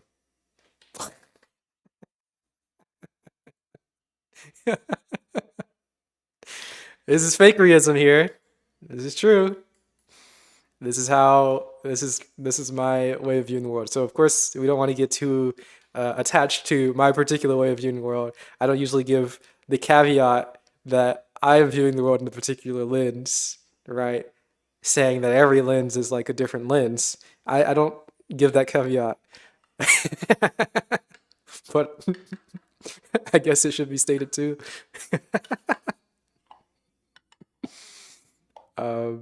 Yeah, anyway. This is how I'm viewing the world. There are just different ways to view the world. That's my view of the world. You don't have to view it that way, bro. You gotta lens the lens. I've got the lens view of the lens. My view of the world is a lens view of viewing the world. I've got glasses with a picture of a bunch of lenses. That's how I view the world. Okay, such silliness. Because the actual states of consciousness cannot be communicated, nor can they be scientifically proven, nor can they be turned into any kind of scientific algorithms for how to access them. And they can be only accessed by very exceptional, hardcore individuals who are willing to question reality very deeply to levels that would threaten most other humans. True. How do I know this? Because I've actually done it. I've reached those levels of consciousness that are written about in the Bible, in Buddhism, in Islam, in Hinduism, in Jainism, in Judaism. All of these religions and spiritual traditions talk about the same ultimate truths. All religions talk about the same truths. So it's perennialism here. Again, a cool view, but just a view. Delusion. Okay, spiritual delusion. This is the technical term. We're trying to translate it here. Cannot see what is being shown because of prior conditioning distorting your vision. Interesting. You can't see something for what it is as it's being shown because of your prior conditioning. That's delusion. Yeah, I think that does fit. That definitely fits. Definitely. So we have to notice. What is this? What is this in reference to? Why? Atman, Atman, Atman. Okay. Yeah.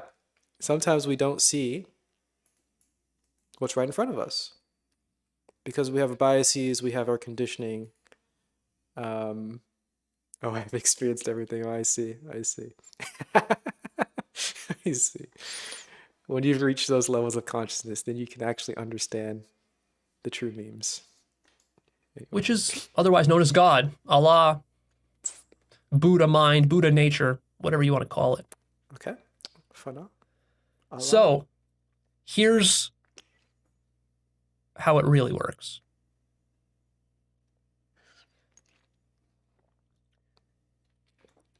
Of course, before we get into that, I'm still with this sort of different levels, different perspectives, different ways of seeing the world. I don't know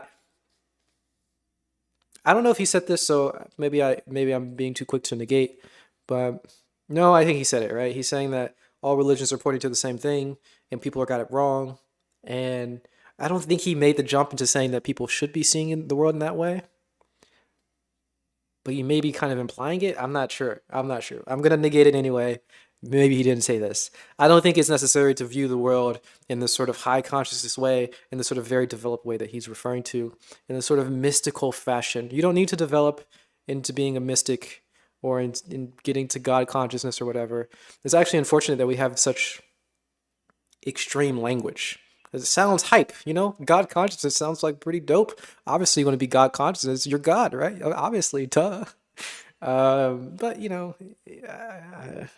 Yeah, develop how you want to develop, man. Develop all the things that you like to develop. You can develop your social skills. You can develop your intuitions. You can develop your music. You can develop your logic. You can develop your success or whatever. You don't need to develop your God consciousness. It's just one option of many to develop. You want to have the openness to develop all of these things. That's how I would put it. Openness to develop all these things and sort of interact naturally with however you kind of incline towards all of these different fields of development. But that's just my position. Just my position. Just want to throw it out there. You start thinking deeply about the nature of reality, and you start questioning it philosophically. You start questioning epistemology and metaphysics.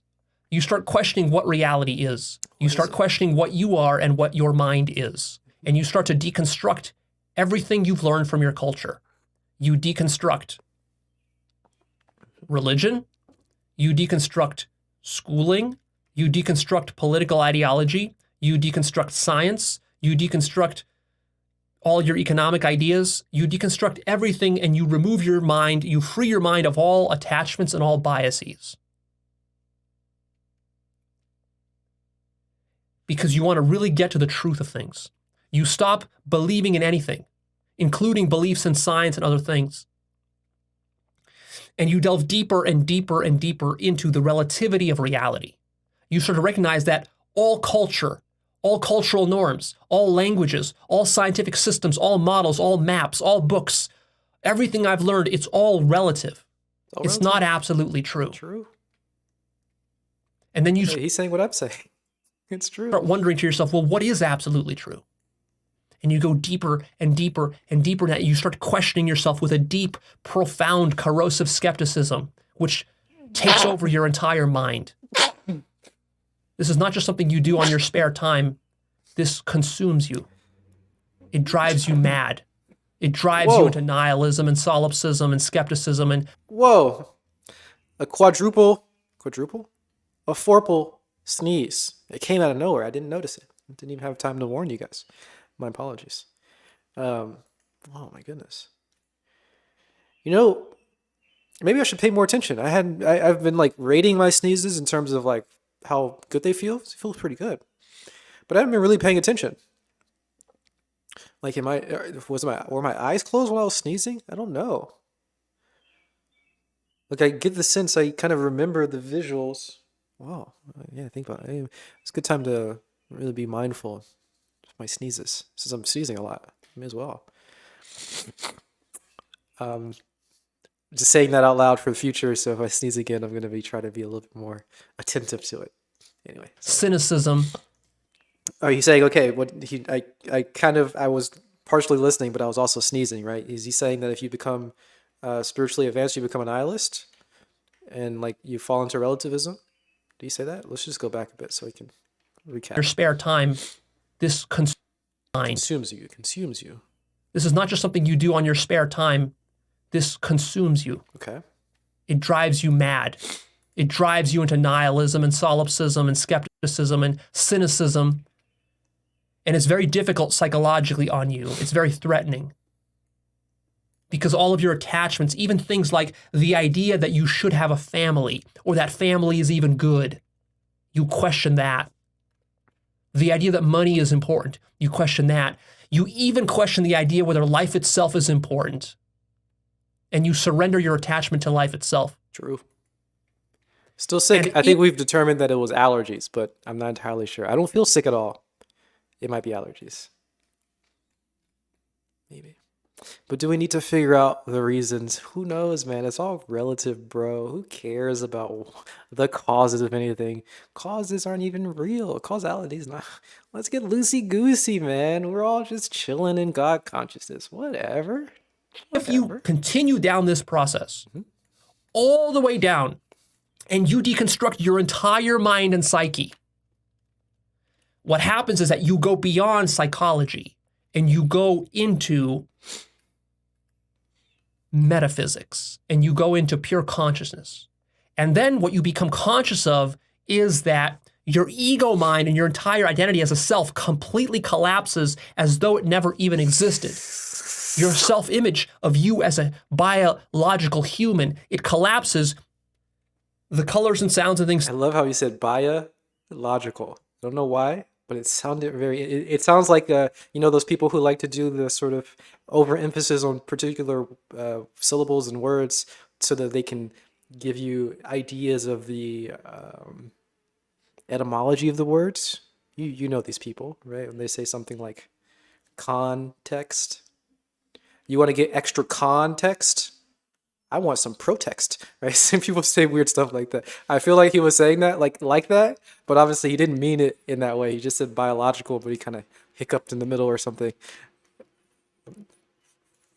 I'm getting distracted by the way that he's speaking. I apologize. Let's go back. Let's try to actually pay attention.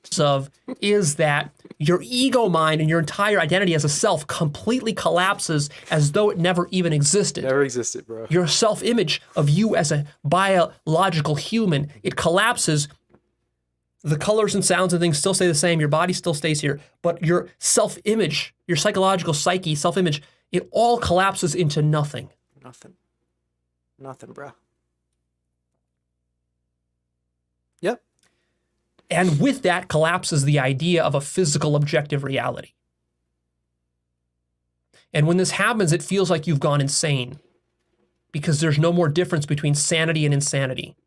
No difference between insanity and insanity. It's true. It's true, ain't it? Think, and think more deeply. Then you become God consciousness, Buddha mind, and perfect awakening. Or so you think. Who's telling you this? The brain tells you that you're God consciousness? Don't listen to your brain. Good and bad. Silliness. Right and wrong. Everything collapses into pure relativity. And when that happens, it's the most counterintuitive and astounding thing. Because you would think, well, Leo, what you're describing here sounds like the height of madness and the worst possible thing that anyone could wish on themselves. Why would anyone do this? Why not just live a normal, good life? Live your life, normally live your life. But you don't appreciate what happens when you lose yourself. When you lose yourself, when you lose your mind, when you lose any notion of an objective external reality. And what I'm describing here is something that Jesus did, that the Buddha did, that happened to Muhammad, that all the great mystics of the past have done. When all of that collapses, your mind collapses, what are you left with? You're left with consciousness. Nothing but consciousness. All that exists is consciousness. This. I don't think he holds Connor in high regard. This is a very recent video, and Connor has been a little bit strange on the internet recently, and he's been poking at a lot of people, including Leo. We got a video we're gonna watch on Wednesday of Connor and Leo talking on the phone. Leo trying to help Connor. It's bizarre. We'll catch up on Connor and his antics. I'm calling them antics. Maybe not appropriate to call them antics, right? So I don't want to give too much bias here. Some people might call it psychosis. Other people might call it antics. I think both are very valid perspectives. So, but anyway, I don't think Leo would validate Connor's current position. Probably not. I'm not sure. Even though we just heard him say that there's no difference between sanity and insanity, he might be pushing back against the insanity, the obvious sort of, from looking outwards, the obvious insanity of Connor. Anyway, we'll get into that on Wednesday. We'll learn all about the shenanigans.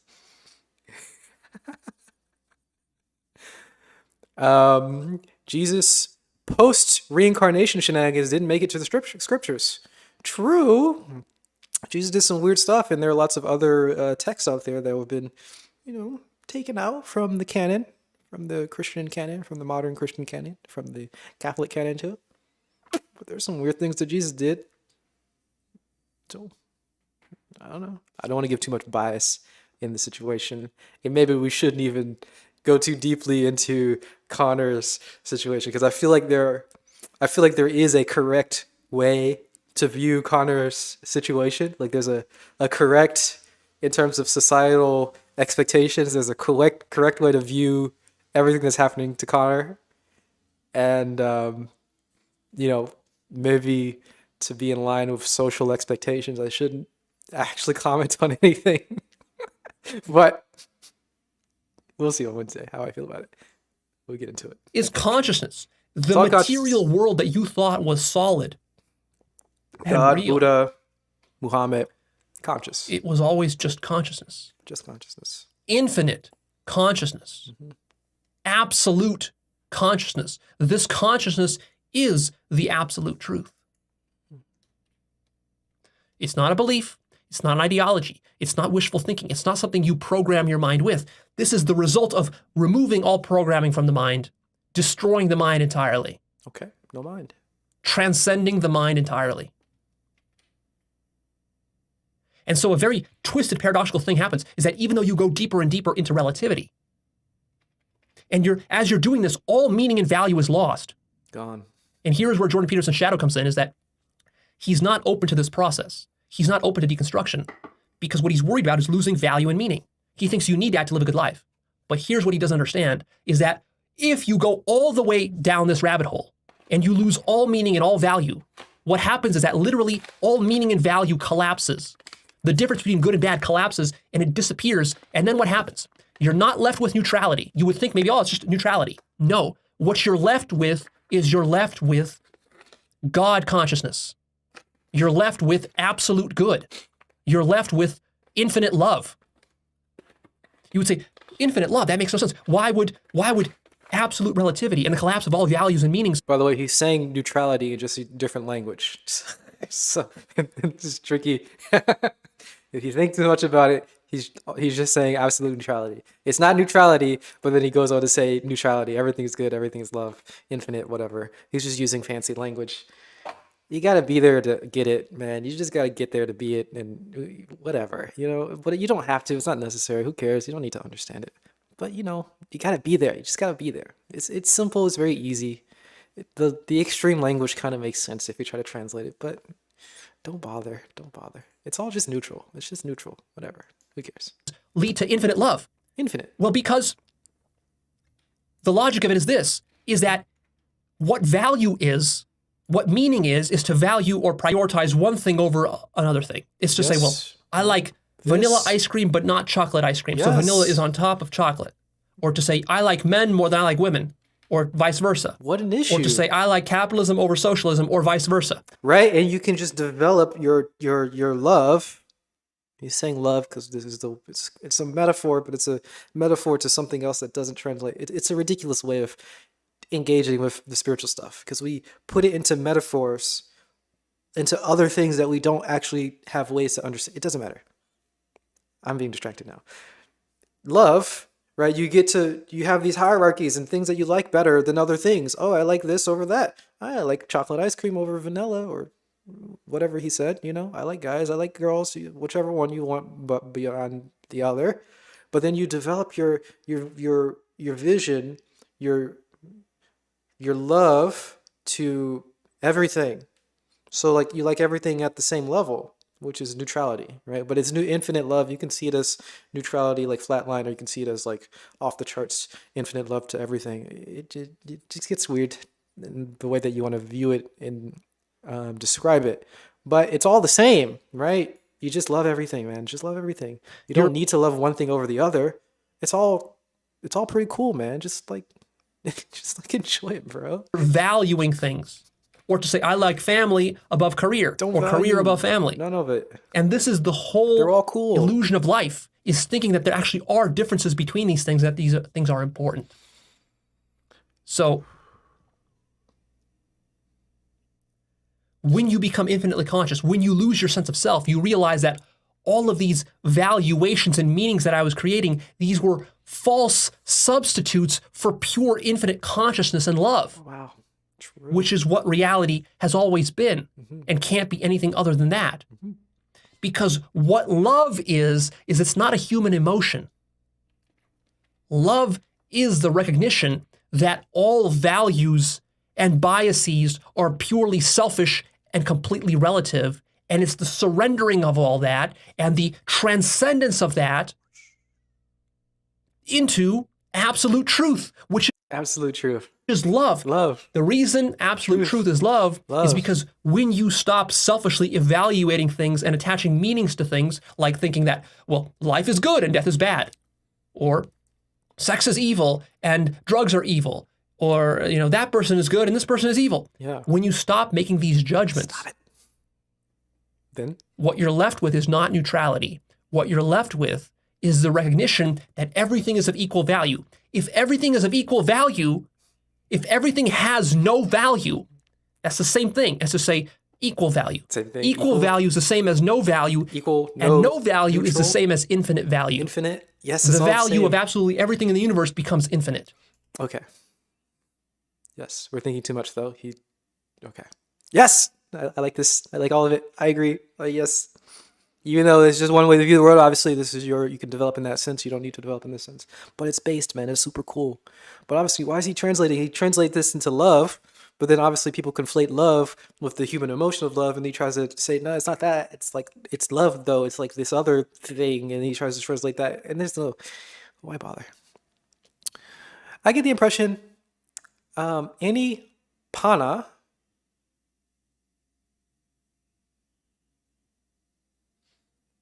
I don't know what that means. I get the impression that both Leo and Connor have any pana. What is pana? I get the impression that any pana that both Leo and Connor have is entirely in thought or intellect. What? Pana? Oh, prajna. Pana. Oh, yeah. You're, why are you speaking in Pali? Okay, yeah. So any, like, wisdom or insight that they have is just intellectual, okay? Is that what we're saying? Neither have any much samadhi. Chillness, And Leo has some sila, which is a ethical training. And I guess Connor has sila way out of whack. His sila out of whack. Who knows? But that's the impression I get. Okay, I understand. I understand everything you said. The 3 trainings, right? Remember the 3 trainings, guys? Remember the three trainings? Wisdom, higher mind. Wisdom, mind. How do you translate this to normal English? Anyway, insight, samadhi, ethics, sila. I feel like I translated half of it, but I didn't translate it. Anyway, we get the picture. Okay. Any insight that Leo has is just intellectual. It's just intellectual. They have no samadhi. Interesting. It's potentially true, but potentially true. Connor has his ethics out of whack. Man, we'll get into Connor on Wednesday. Okay. You become one with the entire universe, literally. And you recognize that the only thing that was keeping you locked into a finite set of value is because you were valuing one thing over another thing. Don't do you it. were making these distinctions and you were making judgments. And it's these judgments that have ruined your life and made you unable to be happy and fulfilled. And also separated you from God and from love. So what Jordan Peterson does not understand is that God exists. Not in a poetic, metaphorical way. Mm-hmm. God literally exists. You are God. This thing that is conscious right here, right now, you being conscious, that's what God is. I'm not talking about the human you. The human you is an illusion. I'm not talking about your self-image. That's an illusion. I'm talking about this state of consciousness that is occurring right here, right now, Consciousness, right as here, I'm speaking. right now. Remember, we don't want to overdo this sort of negation sort of process. You are you, whoever you want to be, okay? You can be you. You can be you. You're a body, you're a mind. You're cool, man. You're a self-image. You're you, man. Be yourself. But that's not exactly what Leo's talking about, okay?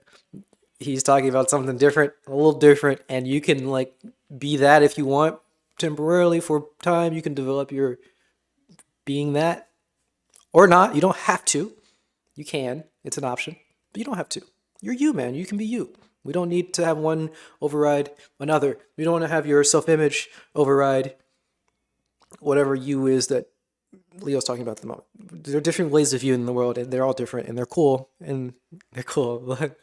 Go check whichever one you want. Okay, so you be you, and that's fine. But there's another thing. I don't remember what he said, and I don't remember why I started talking, so we're just going to continue. You are conscious of colors and sounds. This is a field of infinite universal consciousness. Yes. Love is not something you feel. Love is the recognition Conscious? that you are everything, and that you are one with everything, and that you accept and surrender to everything without judging it or resisting it. Recognition. No judgment, no resistance. Wow. And the reason It's beautiful. that God is the top of the hierarchy is because God is truth and God is love. You see, God is love, God is truth.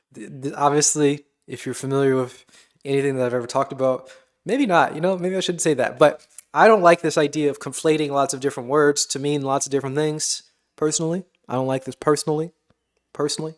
Not my lens to just use one word to describe so many different things or have all these different words refer to the same thing. Not a big fan. So God is love, God is truth, God is infinite wisdom and blah, blah, blah, blah, blah. We can use different words to be more specific if we're trying to communicate to people. But obviously, he's using his language. We want to conform to his language a little bit because we're in his space. Hey, what's up, Leo? We're here. We're welcome. He welcomed us to his place, to his mind, to his home. So we're going to listen to him. We're going to listen to the language that he's using. God is all these things, and all these things are God. God is the pinnacle of all value. Okay. We'll take it for now. God is the value, highest value. But that's not necessarily the case. It's not the only way that we want to view the world. And sometimes I have to sneeze. No, I don't. And the reason for that is because there's only one God. There's only one thing in the universe, which is the universe itself. Reality is itself. Therefore, to say that God is the highest value is just to say that reality is the highest value. Why is reality the highest value? Because there's nothing outside of reality, because reality is infinite. So again, he's using words in ways that not everybody uses in the same way, and this is kind of an issue.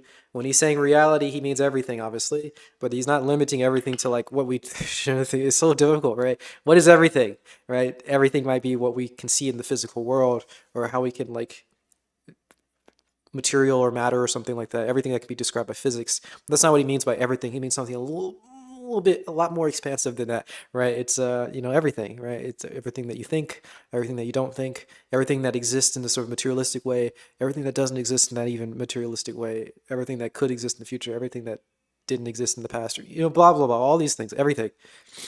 That's reality. That's how he's using the word reality. It's a lot more expansive than how generally we use the word reality, and that's how he's calling God too. In truth, whatever, you get the picture. He's using these words all these words are being used so differently that it's weird to use these words at all without giving us the caveats at least, whatever. Anything you imagine outside of reality is a part of reality, by definition of how reality is defined. By his definition. Therefore, the highest value is simply infinity or everything, which is to say love. Love. This is something Jordan Peterson intuits but does not understand and cannot explicitly tell you because he's not conscious of these things. Is Leo explicitly telling us this right now? Is this what you call explicit? I guess in some sense, right? In some sense, it's explicit, right? In some sense, it's clear and explicit. But this is not explicit at all. This is like nonsense and metaphorical and like referencing to other things, just using words on all loosey-goosey kind of ways. Is this explicit? Okay, maybe it is. I don't know. Maybe it is. Maybe it is. The highest value of all life for all life forms in the universe is love. Love. This is not just a hippie saying. Not this kind of love, though. This is not a stage green new age teaching. I'm talking about absolute truth. You can become directly conscious of this for yourself. What's up with the guy? I want to show you guys my tea. And if you just think about it intuitively, it makes sense too. What have you been chasing your entire life? Think about it intuitively. I love that phrase. Think about it intuitively. What do we call? I mean, I guess we could call it thought, right? Like, how do we call our discursive thoughts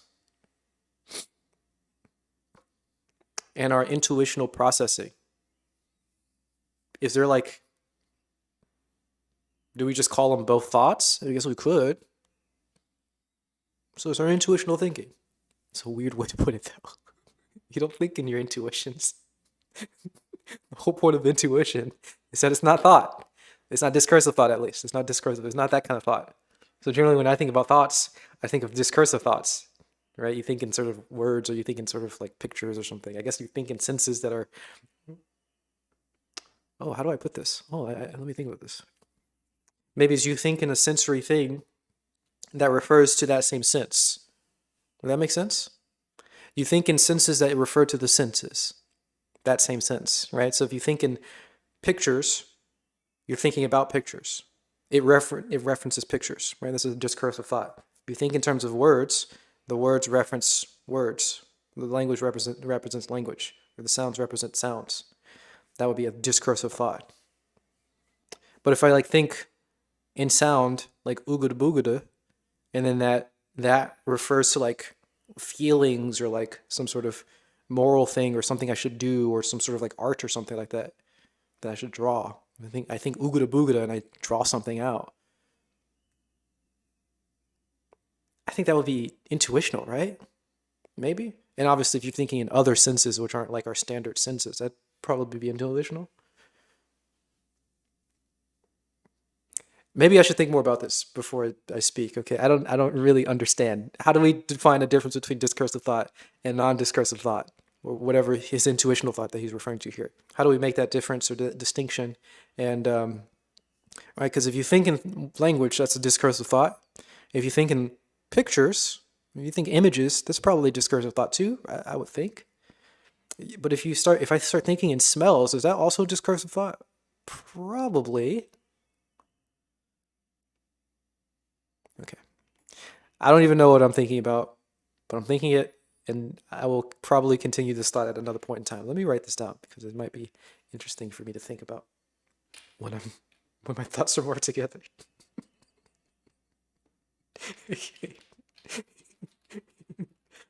Discursive thought versus non-discursive. And then I put something about senses referring to the same sense. It's a big question mark because it doesn't make a lot of sense to me right now. Okay. Love. Let's think about intuitional thoughts. That's it. Think intuitionally. As a child, what did you love. want from your parents? Love. Only as a kid? What did you want from your mother and your Don't you want it now too? Oh, love. father? Oh, nice. Love. What did you want from your girlfriends and boyfriends? Aw. Love. Oh. What did you want from your teachers? Love. Oh. What did you want from the video games you were playing and the movies you were watching? Love. What did you want from life? Love. What You just wanted love, man, bro. It makes so much sense, right? Intuitionally, you just want love, right? Doesn't it just make sense? However, we're not talking about the feeling of love. He said this earlier. We're not talking about the love feeling. Love is something different. But we're going to justify the fact that everything is love because the feelings that you had, don't think about it too much, okay? Don't think about it too much. The feeling that you're referring to, we're not talking about the love, the feeling, the human emotion, but you also wanted the human emotion, and that somehow justifies our talking about love in the other sense. It doesn't make a lot of sense. I don't know, okay, but whatever. Love, we're conflating the words. This is why we don't like to use the same word to refer to multiple different things, because there's an instant conflation. He made the separation, he made the division earlier, like 5 minutes ago, he literally said this. It's not love of the human emotion. And now he comes right back immediately to conflate love, the human emotion, with what he's talking about love. How silly. Don't use the same language because we get into these issues. But no less. Love. What is this? What is this? Oh no, it's me. What did I do? In sound, like oogada boogada, and then that refers to like feeling. But if I like think in sound, like oogada boogada, and then that refers to like feeling. But if I don't understand what I'm getting at, okay. Anyway, it's a non-discursive thought, right? If you have thoughts that don't refer to the thing, like if you see a burning bush and that refers to like God telling you something, the senses don't match the thing that you got from it. It's not discursive. I think that's how I'm going to be defined. I think it kind of makes sense, right? The discursive thing. If somebody tells you something and you hear what they're saying, this is like discursive. You see something, you see what you saw. That's sort of a discursive sort of type of thing. But if you like hear something and it refers to something else,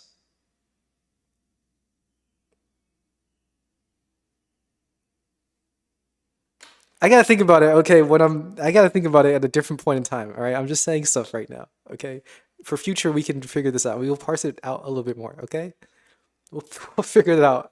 Surely, hopefully, in the future. What do you want when you eat food? You want to love the food. What do you want to do when you're hanging out with your friends? You want to love your friends. Oh. You want to do loving things with your friends, to your friends. Whoa. Have them do loving things to you. Even if you're doing science, you're doing it out of love. It's a love of the exploration of the nature, the universe. You love science. Anything you're doing in reality, if you're doing it for the right reasons, you're doing it out of love. Doing it for the And right then it's just a matter of how exactly will it be manifested. For some of you, it will be art. For some of you, it will be art. business. For some of you, it will be sex. For some of you, it will be raising a family. For some of you, it will be lecturing and teaching. For others of you, it will be exploring nature.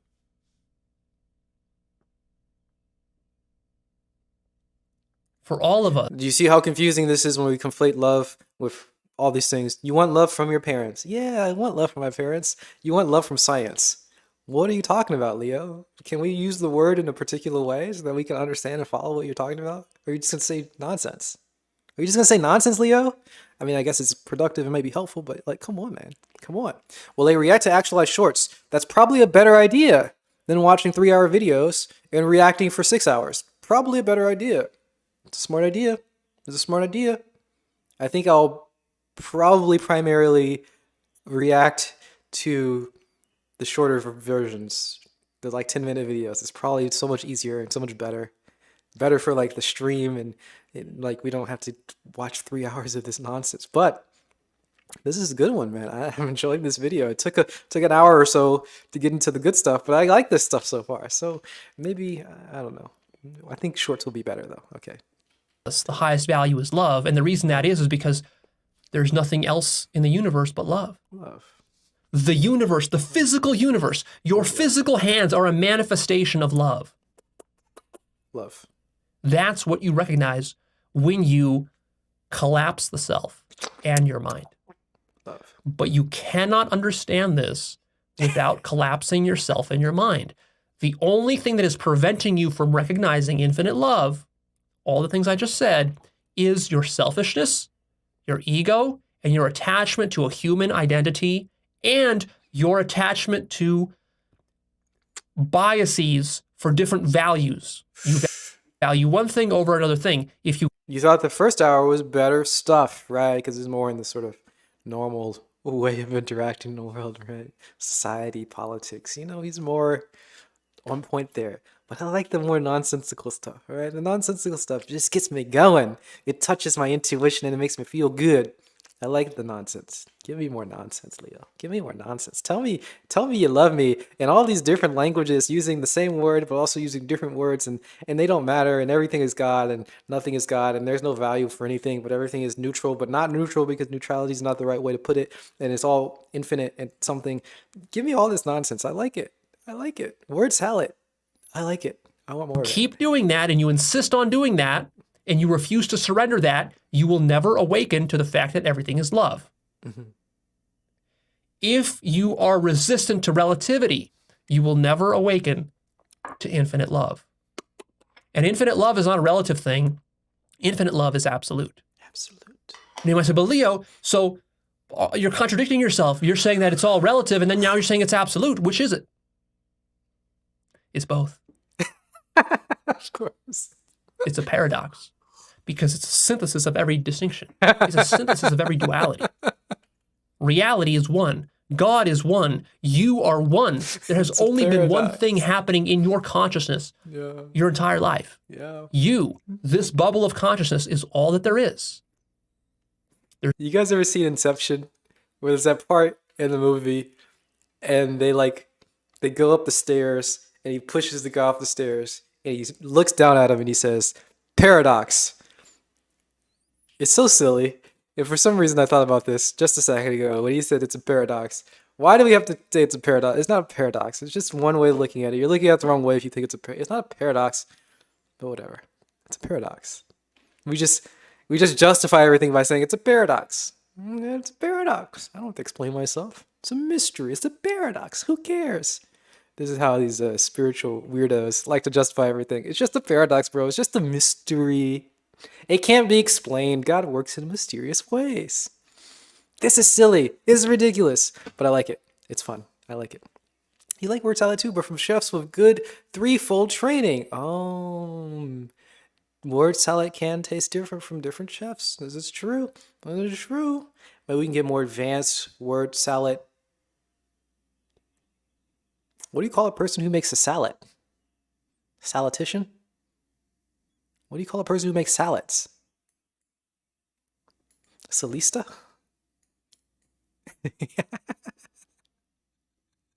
It's confusing because you're intellectualizing it. Oh, distinction, separation.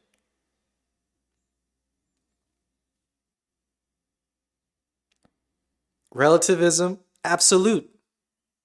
Which is it? That's what it is. That's what it is. There's nothing else. It's neither. It's both. It's all. one. It's one. Relative, absolute. The only thing that was creating the illusion that there's more than one is your imagination. And that's what God is. God is an infinite field of consciousness of pure, unlimited imagination. It's all-powerful imagination. It's imagination that's so powerful that it can even imagine that it is not imagining reality, and that becomes what you consider reality. Physical reality is a dream. It's purely imaginary. But you don't think it's a dream because you're imagining that it's not a dream.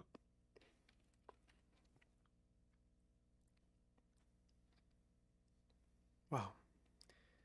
Accepting this for most people is very, very threatening and radical.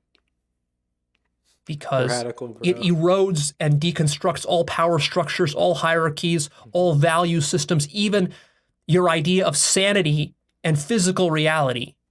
All of it gets deconstructed. Not as a philosophy, actually. Not actually, when you fully collapse your mind, you actually go through a process of death and rebirth. This is not a metaphorical, poetical death and rebirth. You actually go through death. You literally die.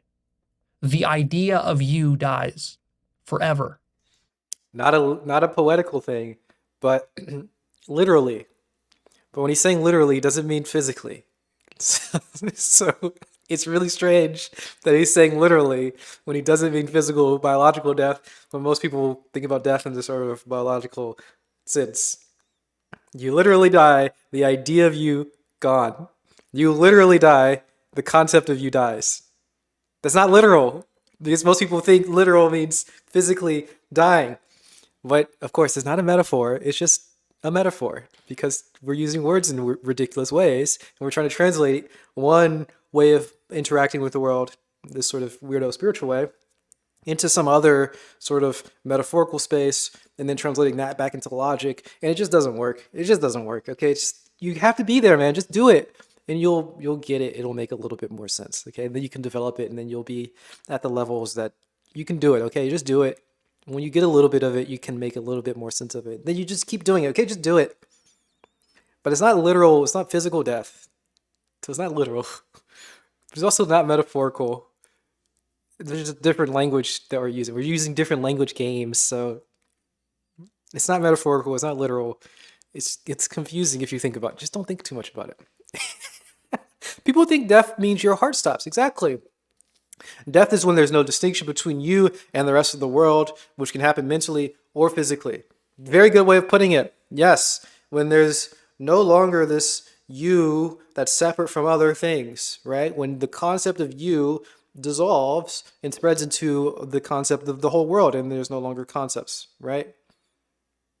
But then that's not death though, by any normal usage of the word. So it's a metaphor, but it's also literal, but it's also not a metaphor and it's also not literal. Who knows? Okay, who knows? Don't think too much about it. Are we watching this? We're thinking intuitively somehow, apparently. Okay, don't think too much about the instruction to not think too much. If we, what can we call it if not death? Cessation? Yeah, it's not a problem of using the word death because it's fine to say death, but it's just a metaphor. It's a metaphor if you don't understand the language that he's using. He's using the language differently. So I understand the language. I think most of us we get the language. Okay, so it is literal death. Okay, it's literal death, but it's a technical term that doesn't refer to the physical death. So it's weird to call it literal when he's not talking about biology, because most people think literal means biological. It's just silly. It's just silly. He's using all these technical terms, and they just seem to be like normal term. He's saying like people are deluded, but it's a spiritual term. When you die, but it's a spiritual term. And everything is love, but it's a spiritual term. And everything's God, but it's a spiritual term. It doesn't refer to the same stuff that people think of. So they get lots of conflations, and we start thinking love in the emotional sense. It's not that, and it's not God in some sort of other sense, and it's not like it's not death in the sort of, it's all silliness. Okay, it's just silliness. As soon as he uses words that people know differently, then they get confused. Exactly. So he should just use his own new language. Oogada boogada, right? Oogada boogada, right? You start seeing burning bushes and like you get weird old languages. Like I saw like fractals everywhere, and I looked at my mom's face and I saw the picture of Jesus, and I thought, oh my gosh, I come from Jesus. I am Jesus. Blah. Right? You can speak in these weird old ways, and like yeah, because like if you're thinking in the normal way and you're using your normal language, it's not going to work, man. It's just not going to work. It's a whole different. I don't know what I'm on about. Okay, just watch the video. Okay, watch the video. What are we doing? Why are we talking? And you say, "Oh my God, that's awful." Crazy. I'm dying. Oh my gosh. It's only awful if you judge it to be awful. From this perspective. But when you realize that your judgment of it as awful is itself an illusion, what happens is that everything collapses into an infinite singularity of pure love. Whoa. And then what happens is you discover God and you discover heaven. Whoa. That's what heaven is. Heaven is not a nice place somewhere in the clouds where they feed you grapes and give you endless orgasms. Heaven is nothing other than the realization that there's no difference between anything. There's no value to anything. There's no meaning to anything. No meaning, because bro. everything is empty and meaningless. Everything is so meaningless and so valueless that it goes full circle into infinite meaning, infinite value, absolute love. It's all based, bro. It's all dope. It's all it's all lit. It's all cool, man. This is what every religious teaching has been about since the dawn of civilization. He said it again. I'm gonna negate it again. This is ridiculous. This is his way of viewing the world, all right? He has one way of viewing the world. This is what all religions are about. He might even go on to say something silly, like, this is what literally everything is about this. Every emotion, every sensation, every piece of art, it's all pointing to the same thing. It's all about this. It's all about becoming God or something and having no distinction. This is silly, okay? It's one way to look at it. You can look at it this way if you want to look at it this way. It's not true, though. It's not true. No truth. No truth. No truth.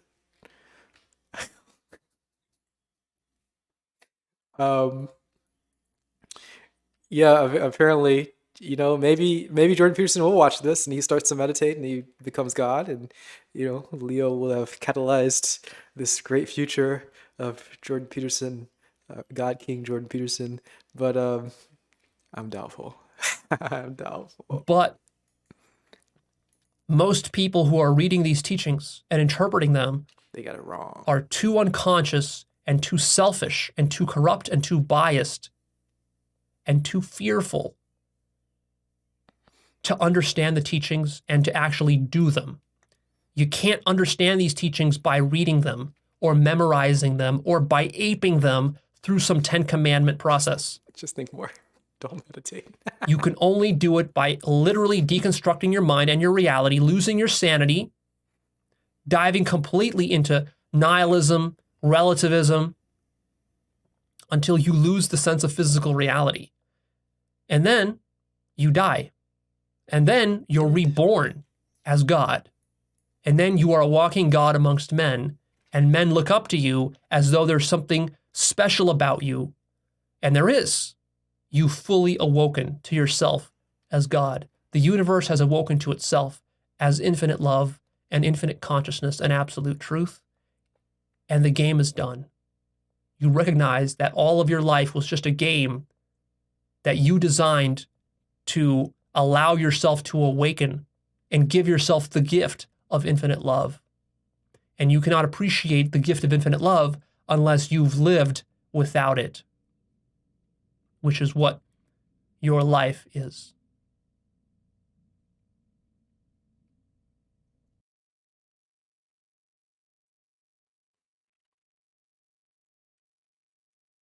Okay. Okay. You have separated yourself from infinite love, from God, so that God could give you the gift of infinite love, which is just to say that you are giving yourself the greatest gift in the universe. And what is the greatest gift in the universe? The universe itself. But why would you want to give yourself this gift? This is so silly. That's so silly. We're conflating the desires and like normal interactions of like giving gifts to people with like God consciousness desires or whatever you want to call those things. I don't know what the word was. Another trigger. Yes, I don't like gifts. True. Universe, keep your gifts. I don't want gifts for myself. Me. Just stop it. Stop this gift giving. Just stop it all. Again, this is a good way of viewing the world. It's a helpful way sometimes to view the world in terms of like God wanted to give gifts to itself, so it made itself ignorant to something, and then it made it, not ignorant, so that it can appreciate it.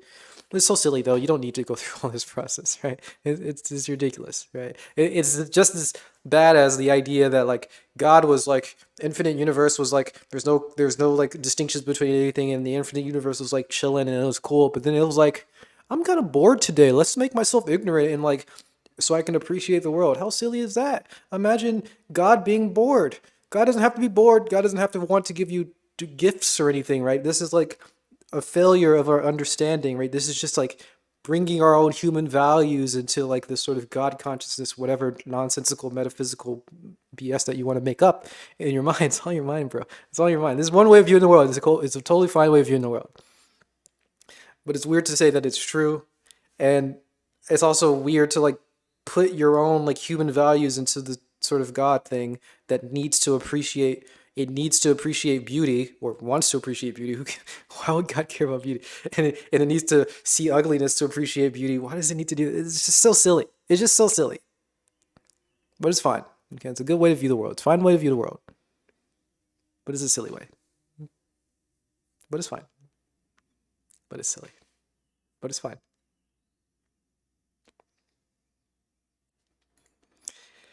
In order for God to be infinite, it must contain the finite and experience being finite. Oh, yeah.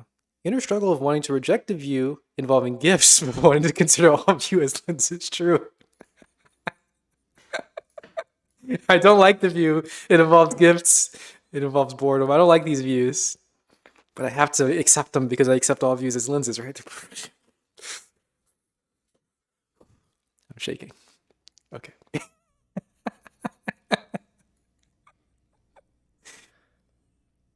I know it's a lot to take in. It's a lot to take in, Leo. Thanks for giving us It's a lot to this. stomach. It's beautiful, man. It's unbelievable. It's unbelievable. Sounds crazy. It's Sounds insane. incredible. What I'm describing now fantastic. is a stage turquoise level of very profound consciousness and development Are you on my level, bro? that nobody you know has experienced. Your parents haven't experienced this. Your teachers haven't experienced this. The public intellectuals you listen to on YouTube, they haven't achieved this. Right, because nobody can achieve this. Nobody can achieve this. No individual becomes God. Because there is no individual. There is no achievements. Except when it comes to me. I've achieved it, and I've experienced it, and I'm better than everybody else, and I can explain it better. Okay, let's just ignore how ridiculous it may sound on the face. All right, Leo's got some...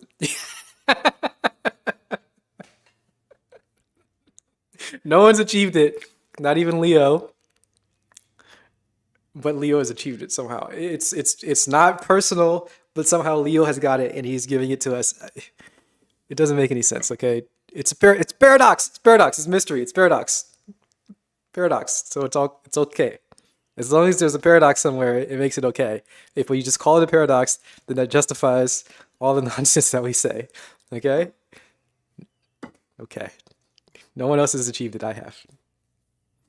It's a paradox. No one can achieve it. And the only way you can personal. understand this is by going through it yourself personally. Do it, man. It's so easy. You have to lay your head on the chopping block and get it chopped off. Not you have literally. to lose your sense of self. You have to get your head on the chopping block, get your head chopped off.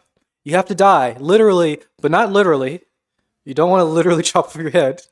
So not literally, but literally. Rajiv likes the guillotine for some reason. Not literally, but also literally.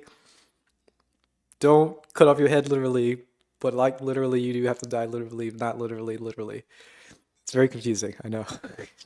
Before you can discover the highest value in the universe. Yeah. Whoa. So as it turns out, the only obstacle to the highest value in the universe is your limited conception of yourself. If you were to surrender your limited conception of yourself, which you're terrified to surrender, you call that death. If you were to literally surrender that, you wouldn't die. What would really happen is that your sense of self would expand from the finite self to the infinite self. And then you would become illuminated, enlightened, awake. When you see pictures of Jesus or the Christian saints depicted in the Bible or on stained glass windows or on various kinds of, Christian iconography, they depict a saint with a halo around his head or even this kind of burst of yellow light, behind Jesus's head shining forth in all directions evenly. What does that represent? That represents a human being who has died. The finite self in that human has died and collapsed. His mind, the very notion of a physical existence has collapsed in his mind. The idea that he was ever born or will ever die has so collapsed in his mind because it was just imaginary. He collapses so deeply that he became an infinite point of pure consciousness and love. And that is what is depicted by that halo. It is not merely a metaphor or a myth. It's more like literal. You literally become an infinite singularity of love and consciousness. That's what God is. You become God realized. Allegories everywhere, man. Allegories everywhere. And that is the highest value because that is the highest state of consciousness that consciousness can take. Okay. Wow. Highest value.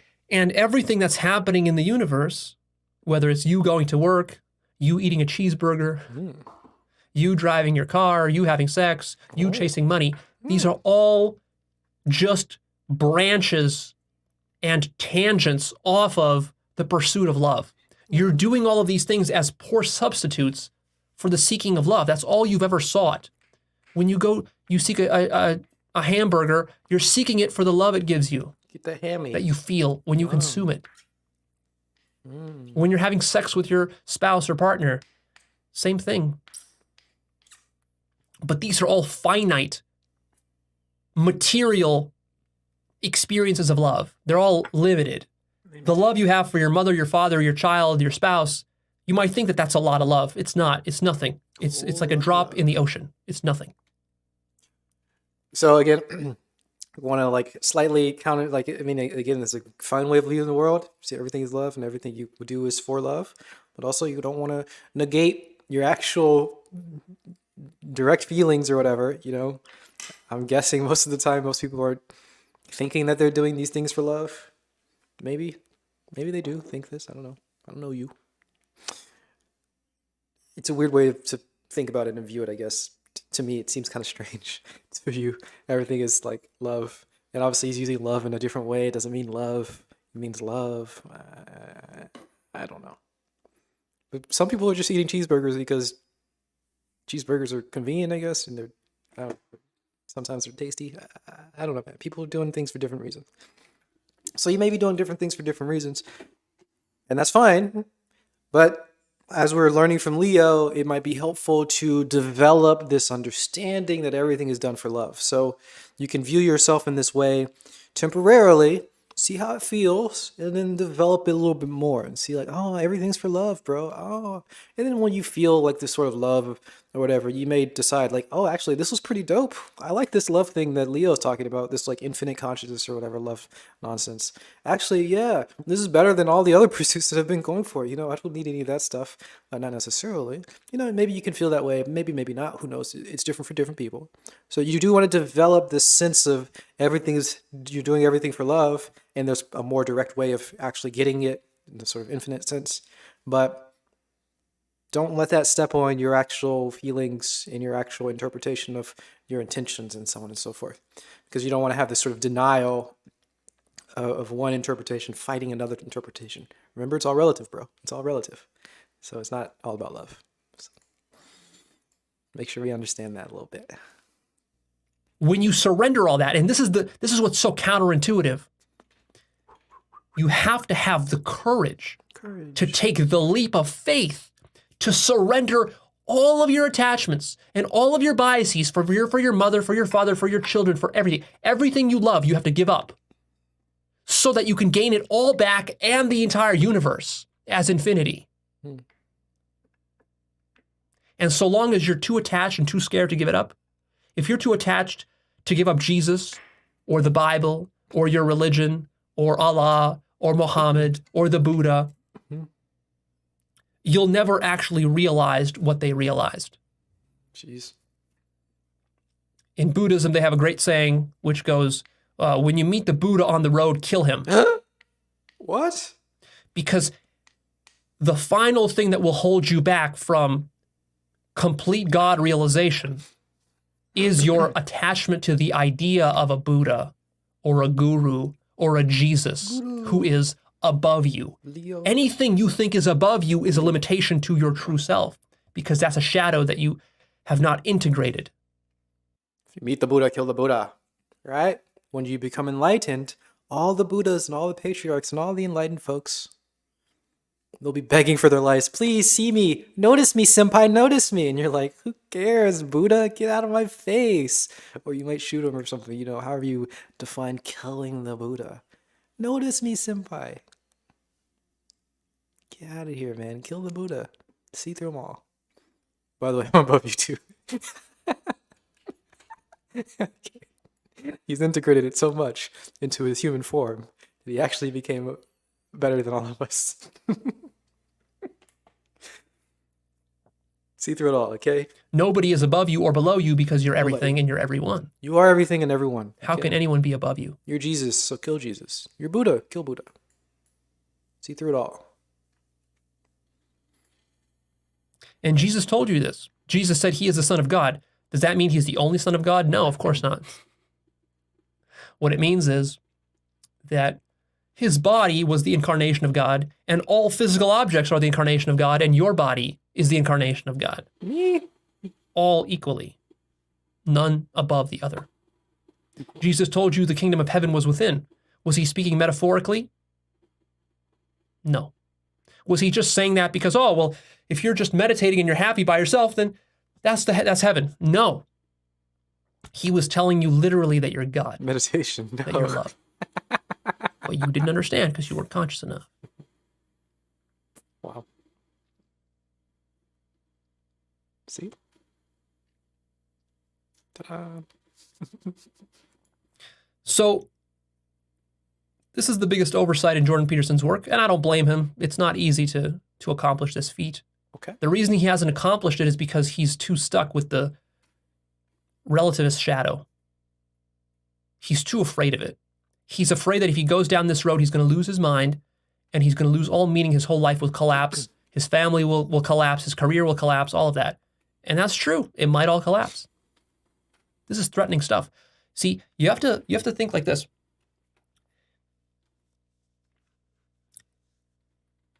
If what I'm saying is true, it's not talked about very much in society. True. Or when it is, it's talked in corrupted ways, the way that religion talks about it. Why is that? Well, because I don't know if we're allowed to. I believe there's certain language that is no longer allowed on Twitch. Mr. Drip Exchange. How do I delete a comment?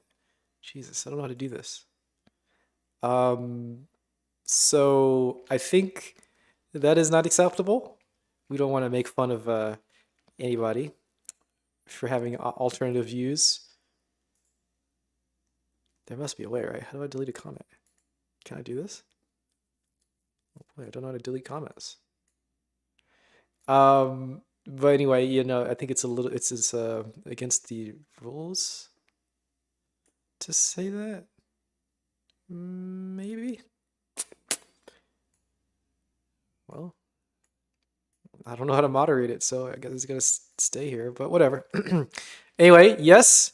I mean, I think it means that he's when he reverses biological, he's being more innocent and childlike. Innocent, probably not the right word. He's being a weirdo. Okay, I'm gonna be weird. Look, and we shall see. Ain't it suspicious? Please tell you. Let's take a look at the Insta.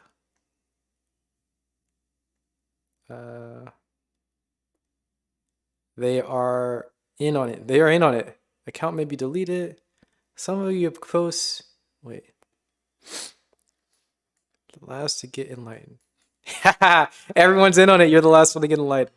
I don't want to give my opinion on Conor Murphy, but there was a correct answer. Okay, there's a correct answer. That's all I'm gonna say. There's a correct way of viewing this, and you don't want to. Yeah, there's a correct way of viewing it, and yeah, okay. No more Conor Murphy. We'll do Conor Murphy on Wednesday. We'll try our best to navigate that in a responsible way, maybe. Okay. Maybe he read Ageless, Body, Timeless, Quantum Alternative to Growing Old by Deepak Chopra. Probably, yeah. Just look at the second. We'll look at Conor Murphy later, okay? We'll look at it later. On Wednesday, we'll do Wednesday Conor Murphy. We'll just do all Conor Murphy. We'll give our opinions. We'll have Benevolent Elephant to give like actual hopefully we'll be here with Benevolent Elephant to give the correct perspective. To give the sila, the morality perspective here, so that we all grow properly or whatever. We'll have some responsible people in chat so that we can understand things in the proper way, okay? And not just in the sort of childish silliness way that we're getting from Conor Murphy, or the paranoid psychotic way. It depends on how you want to frame it, whatever. We'll do Conor Murphy on Wednesday. Not today. I saw the link. I looked at it. I watched it. I saw it. I saw the title. I saw everything about it, all right? I saw the link. We are not commenting right now on Conor Murphy. We will save that for Wednesday, so we can do all Connor Murphy. We can be all responsible, and we can have the proper amount of counter signaling to make sure that we don't get irresponsible with our messaging here. It'll be a whole thing on Wednesday. Come back on Wednesday, Trip. Okay.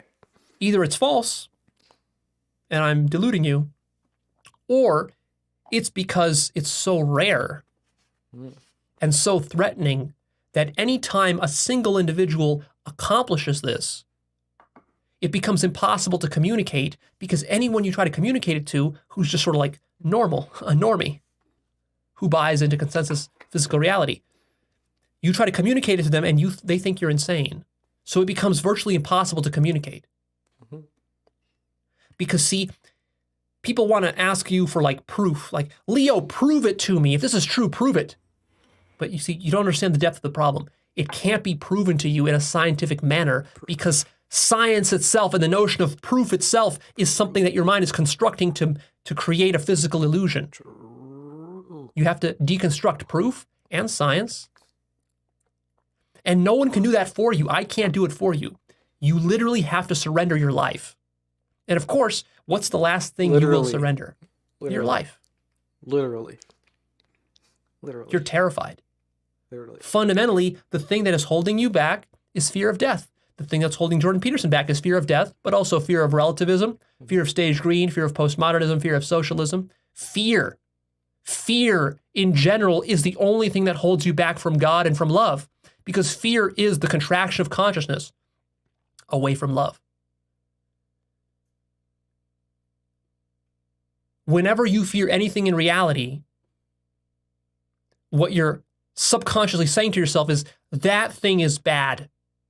I don't want that thing. I reject that thing. I reject death. I reject terrorism. I reject slavery. I reject Hitler. I reject all these things. And the more you reject, what you're doing is you're creating shadows out of that. Wow. You're rejecting yourself, because there's nothing in the universe but yourself.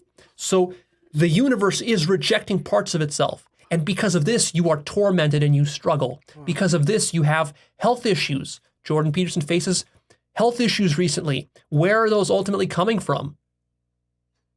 Eating a meat-only diet. A lot of those kind of health issues, especially autoimmune disorders, come from not merely physical problems, spiritual stuff, but from the stress that your body and psyche lives with every day. You're not even conscious of this stress because it's just a constant for you. All right, listen, we're gonna be ultra charitable here again. Ultra charitable here. Let's remember that if you have a spiritual reason, a spiritual cause for your diseases, that doesn't mean that there's not a physical explanation too. So surely there are also physical explanations for some of the health reasons, and we're not negating that.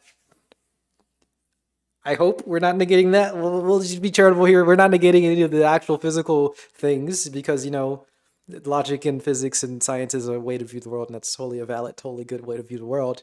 But there's also the spiritual way to view the world, and one doesn't overarch and counteract, and one doesn't override the other one. So, yes,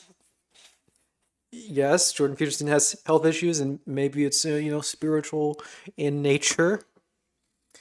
But also, we do have physical explanations too, right? And you can go to the doctor, and that can be a part of your spiritual growth, right? To go to the doctor, right? The way that spiritual things manifest and show themselves and express themselves in the natural world are not always counter to natural explanations, right? Right? So your spiritual thing may manifest itself in some sort of very seemingly mundane way. So make sure that we're clear about that. We're not making any weird claims about overcoming science. If you look at the world scientifically, you'll always see it in some scientific sense. So maybe Jordan Peterson's health problems are spiritual, if we look in that lens. But also, most people look at it in the scientific lens, so it's also that too. So don't want to negate that. Okay. The stress of just surviving and judging. And what's the spiritual reason behind my allergies? Ooh, that's a good, interesting.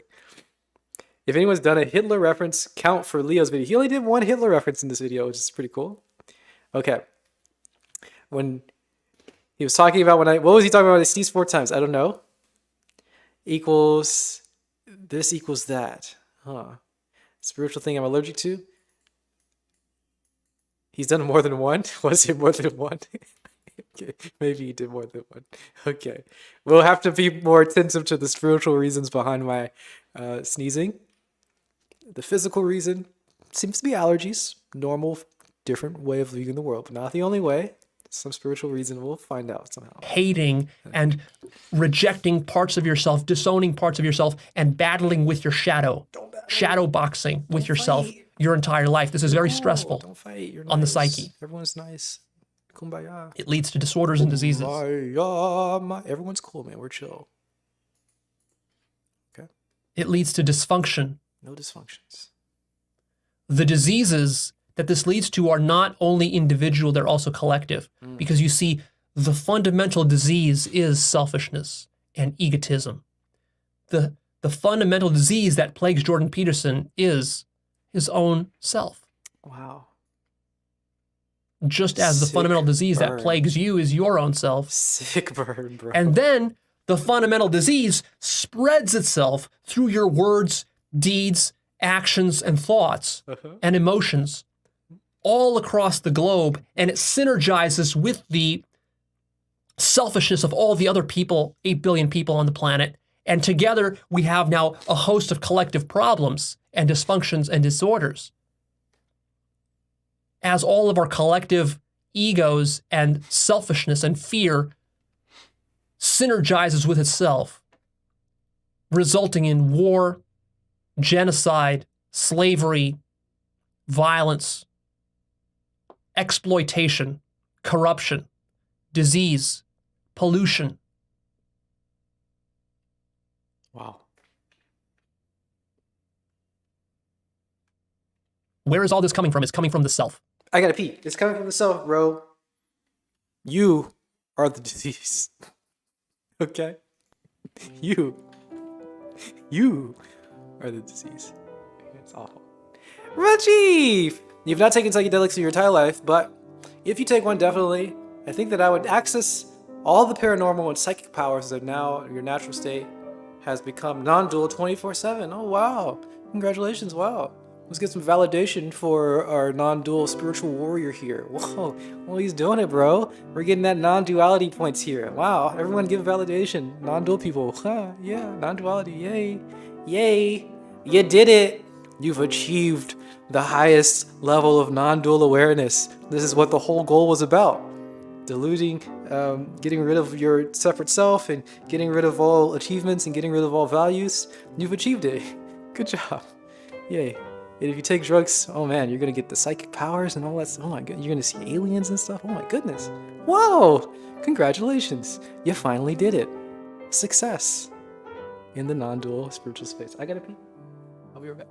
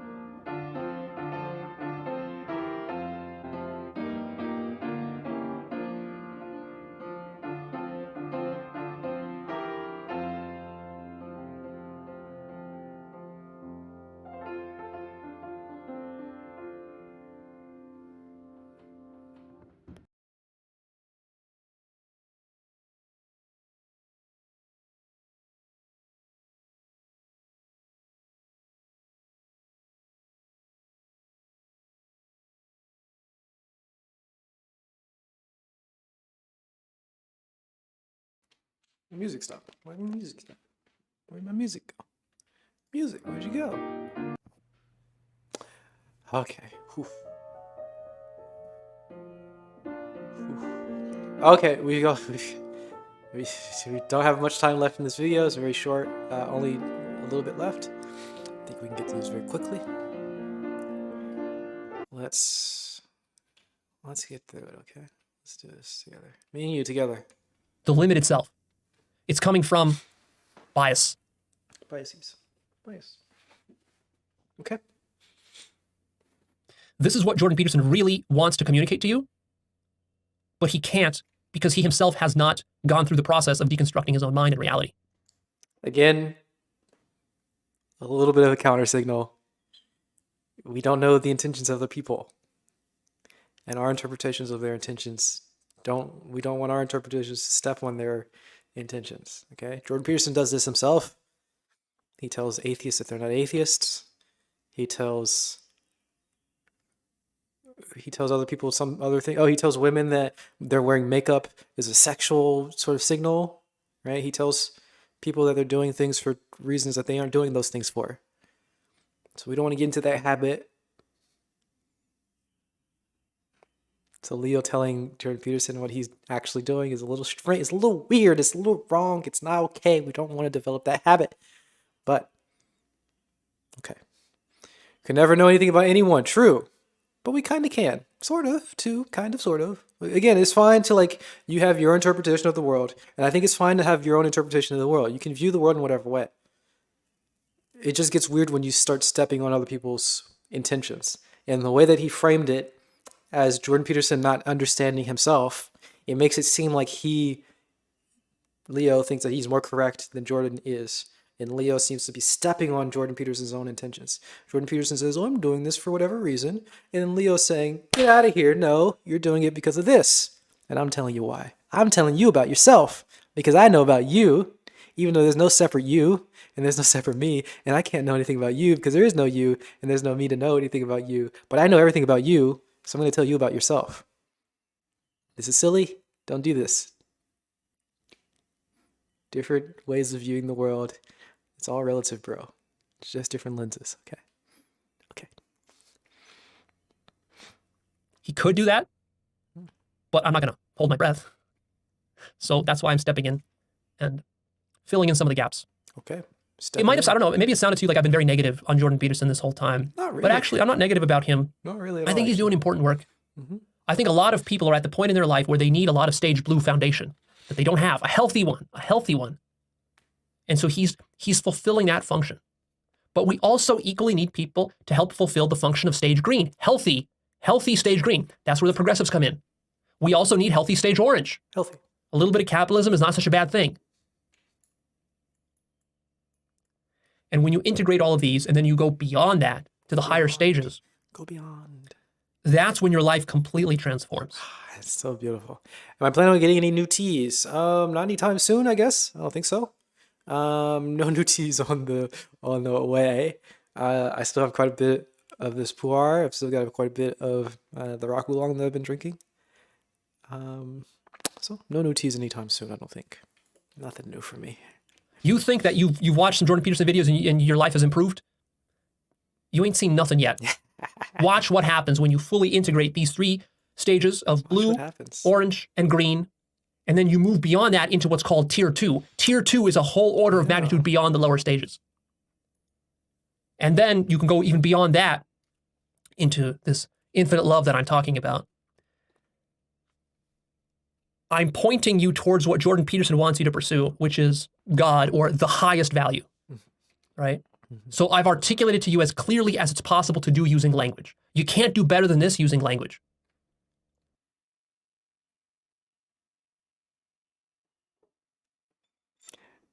We'll let it slide, okay? You can't do better than this. We'll let it slide. But certainly you can do better than this, all right? This is not the best way. We'll let it slide, all right? We'll let it slide. He's got a point. It's better to not try to explain it with language anyway. But I don't know if this is the best way. We'll let it slide, all right? Okay. But language, of course, is insufficient. Okay. Why did I talk about this? Let's slide. Is it for you to believe me and to become a cult member? No. I talked about this as a vision for what is possible for you. That is the function of religion. The function of religion is to show you your highest potential. And what is your highest potential? Your highest potential is infinity, of course. Your highest potential has no limits whatsoever. That's what I've shown you here today. Hopefully you've understood that. Okay. Now it's up to you to decide whether you want to pursue that. Okie doke. Already doggy. But also be patient. You are not going to be able to understand or to actualize what I just told you in a few months or even in a few years. Takes a while. It took me a few decades to reach this level of understanding and consciousness. Years. And I'm still not done. I'm still growing every single day.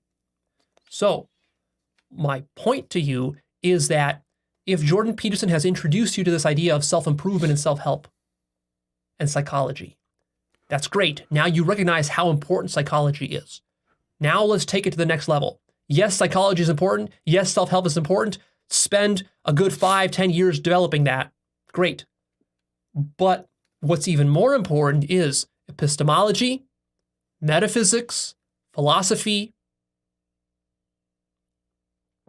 and spirituality, and ultimately consciousness and truth. That's even more important. It's more fundamental. The most important thing. And so predominantly what I focus on with my teachings with actualize.org, we're demolishing hierarchies with our spirituality, our developing of our consciousness. Nothing is more important than anything else. No hierarchies here. And this is the most important thing.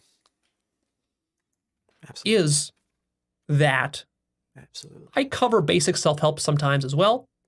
You'll find plenty of practical episodes that I have recorded in the past.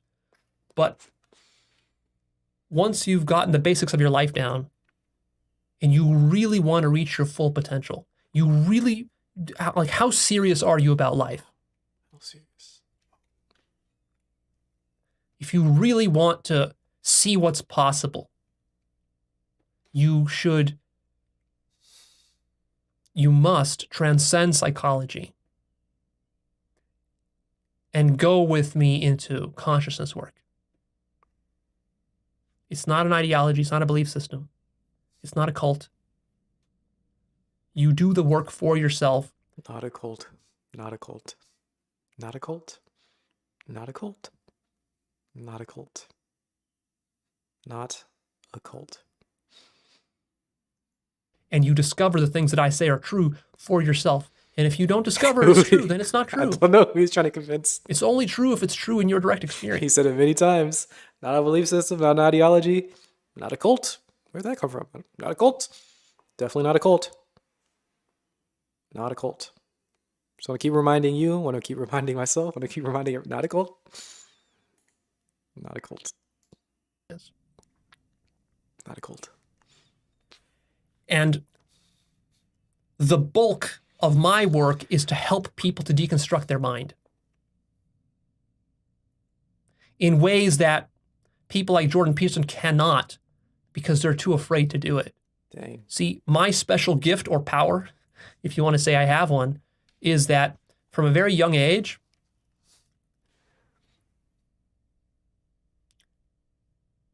I was so skeptical of everything that I believed nothing. I questioned absolutely everything until it killed me. Literally. Literally. I questioned the very fabric of physical reality until it killed me. And I was happy to do it because I knew that all of these things that people were believing in were just That's constructions. not It what was just all literal bullshit. It was just stories. means. It's all stories. Physical reality is just a fucking story. Your birth is just a story. Your death is just a story. It's just Science is just a story. bro.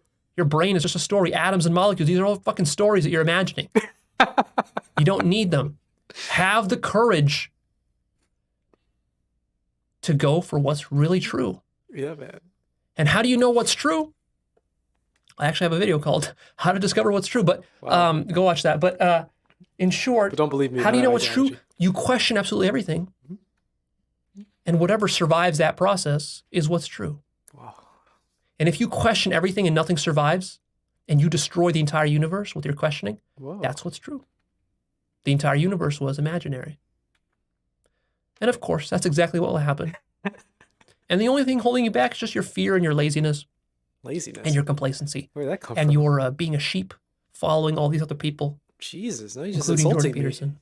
You're just one of his sheep. Goodness But hey, gracious. I recognize the importance of moving people up the spiral. You cannot just take someone. Do you ever get to like these positions where people say this kind of stuff? Like, you're just a sheep. You're just lazy. You're just afraid. But totally acceptable, man. That's valid, you know. I'm not insulting you or anything. You know, it's a fine thing to be. Like, you have to develop in these senses. But like, you're a sheeple. You're not advanced enough. But I'm not insulting you. This is a failure in developing this sort of social interaction level of understanding the world. You can't insult somebody directly and then say, but I'm not insulting you. This is silly. He's insulting us. We're all sheep, apparently. We're all afraid, apparently. Not an insult, though. And leapfrog them across all this. You're not worth talking to, but you seem...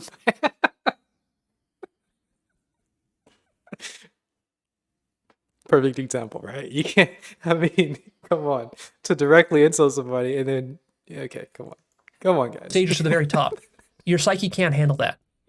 If you experienced You can't the handle levels it. of God consciousness and love that I've experienced, you would be vomiting on the floor, and you might even pass out, and you might even die. He means literally this time. You might even die. Actually, literally. He used literally. He didn't say literally, but he's actually using death to mean literal death in this instance. If you become conscious, and by that he means if you take a lot of DMT. He didn't say it, but I know that's what he meant. You might throw up, and you might literally die. Do people die from DMT? I guess you don't die from these sort of overdoses, but you might throw up and maybe like choke in your vomit or something. Okay, that would be a sort of different thing. You might do that. So you might actually literally die if you take too much drugs. So don't do drugs, kids. He actually used it this time in the actual literal sense when he said death. But you throw up on your porn. Why the heck would you do that? Oh, you're in the bathtub, right? He did the thing, right? Watching porn while taking DMT or something.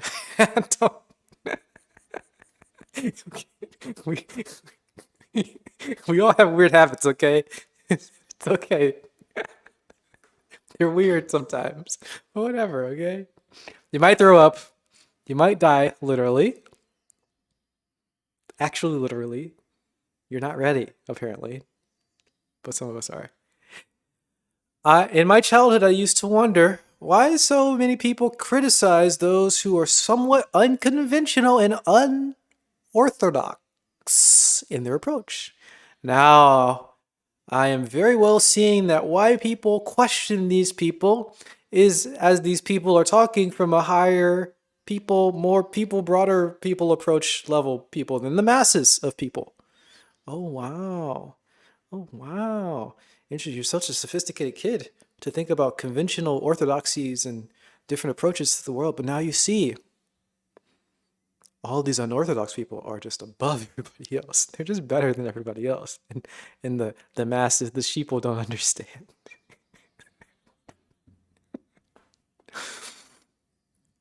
Sure. Sure, yeah. Because it's Yeah, so man. extreme. The weirdos are better, man. They're just higher than everybody else. It's taken me years Too much weed. of laying the groundwork and deconstructing my mind and my reality to be able to reach Yes. It takes years, man. He's these an levels expert. of consciousness and understanding. And so He's what a I do is master. I guide Conscious people, master. serious people, to do that for themselves. And the only way you can do this is if you're very serious.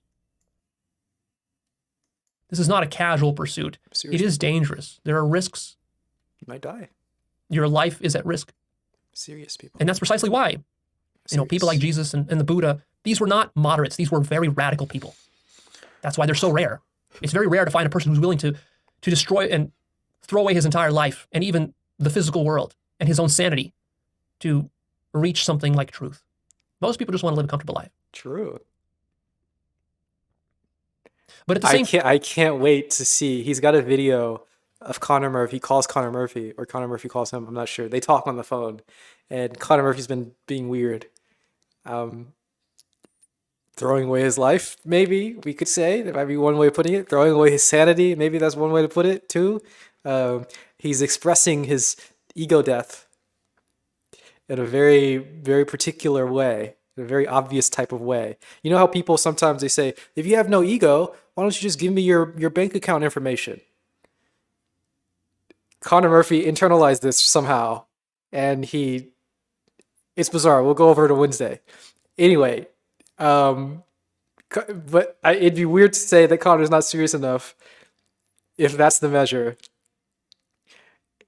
We'll see. Like we're gonna try to like internalize all the things that he's saying right now, all the things that Leo is saying right now, and try to figure out how he's going to like try to convince Connor to not be weird.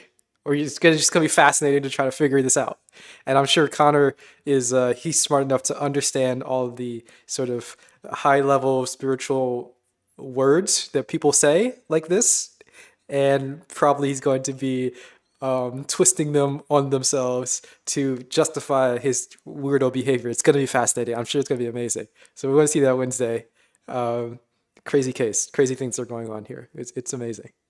In a bad way. Probably in a bad way. In most normal ways of understanding, it's a bad way. Is exactly what happened? Yeah. Okay. Yeah. That's definitely what's going to happen. So I'm very excited for that. Especially like this is, I mean, obviously if you're using the words, you could justify lots of weirdo behavior, and that's definitely what's going to happen. So I'm super excited for that. Anyway.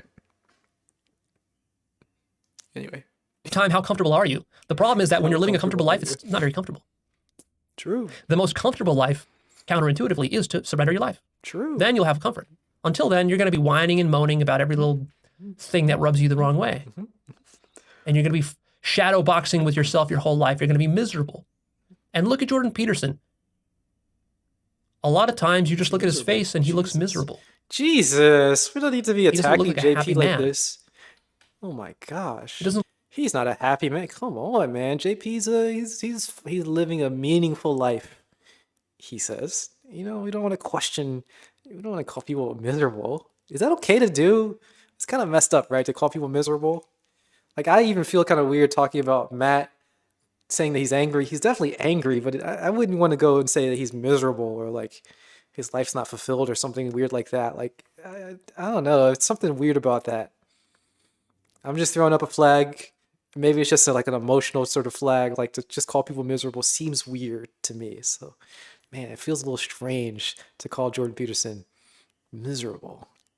Okay. Laugh a lot.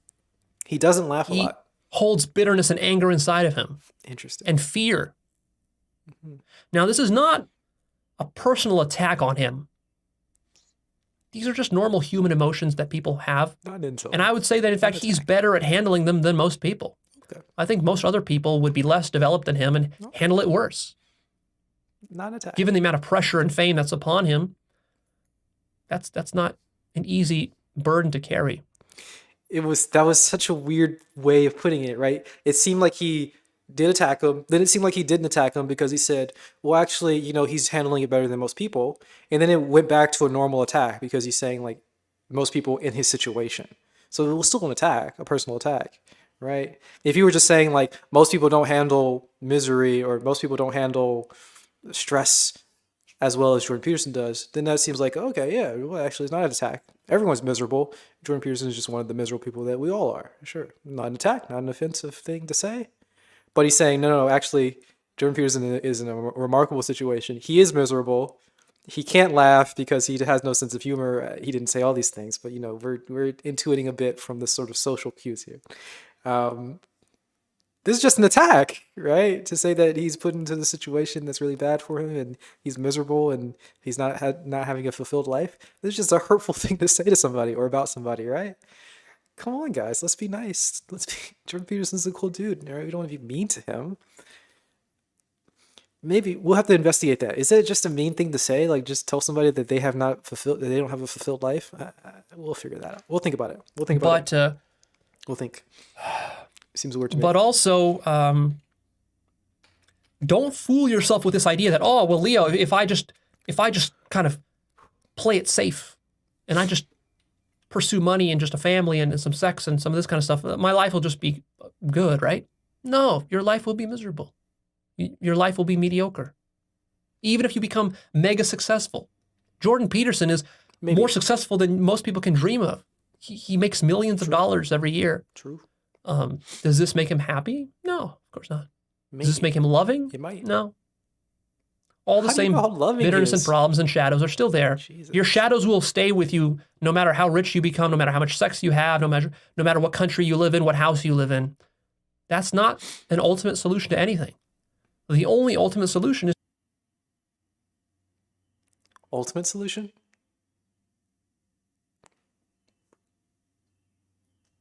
is to give up yourself, quit resisting, take the leap of faith, and discover that you're God. The ultimate solution is to die.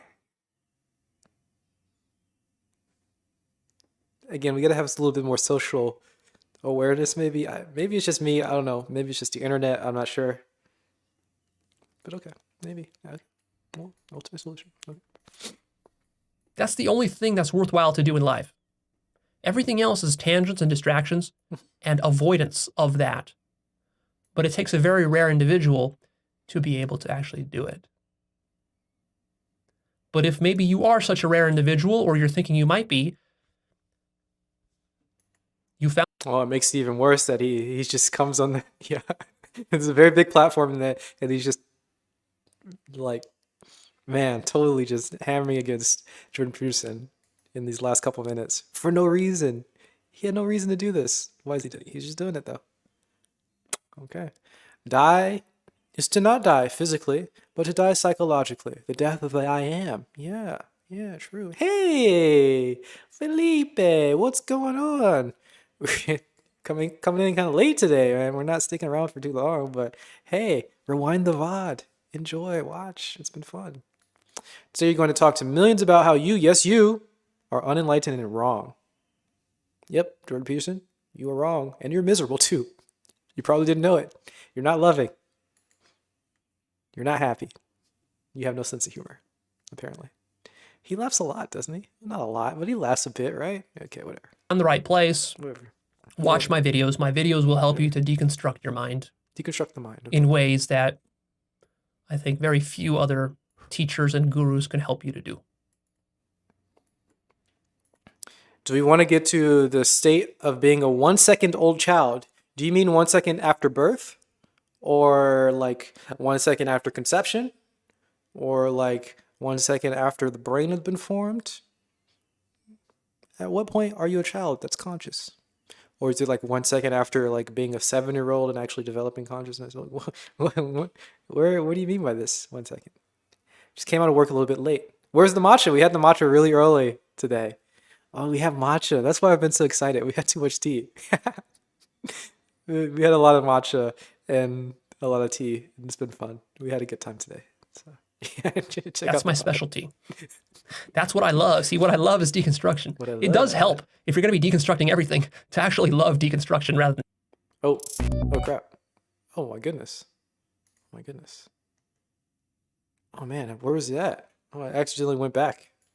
Okay. But it takes a very rare individual My apologies. to be able to actually do it. Are we here? But if maybe you are such a rare individual, or you're thinking you might, No, we were before this. take the leap of faith and discover that you're God. Before this? Pursue money and just a family and some Okay. sex and some of this kind of stuff. My life will just be good, right? No, your life will be miserable. Your life will be mediocre. Even if you become mega successful. Jordan Peterson is more successful than most people can dream of. He makes millions of dollars every year. Does this make him happy? No, of course not. Does this make him loving? No. Okay. All the same bitterness and problems and shadows are still there. Your shadows will stay with you no matter how rich you become, no matter how much sex you have, no matter what country you live in, what house you live in. That's not an ultimate solution to anything. The only ultimate solution is to give up yourself, quit resisting, take the leap of faith, and discover that you're God.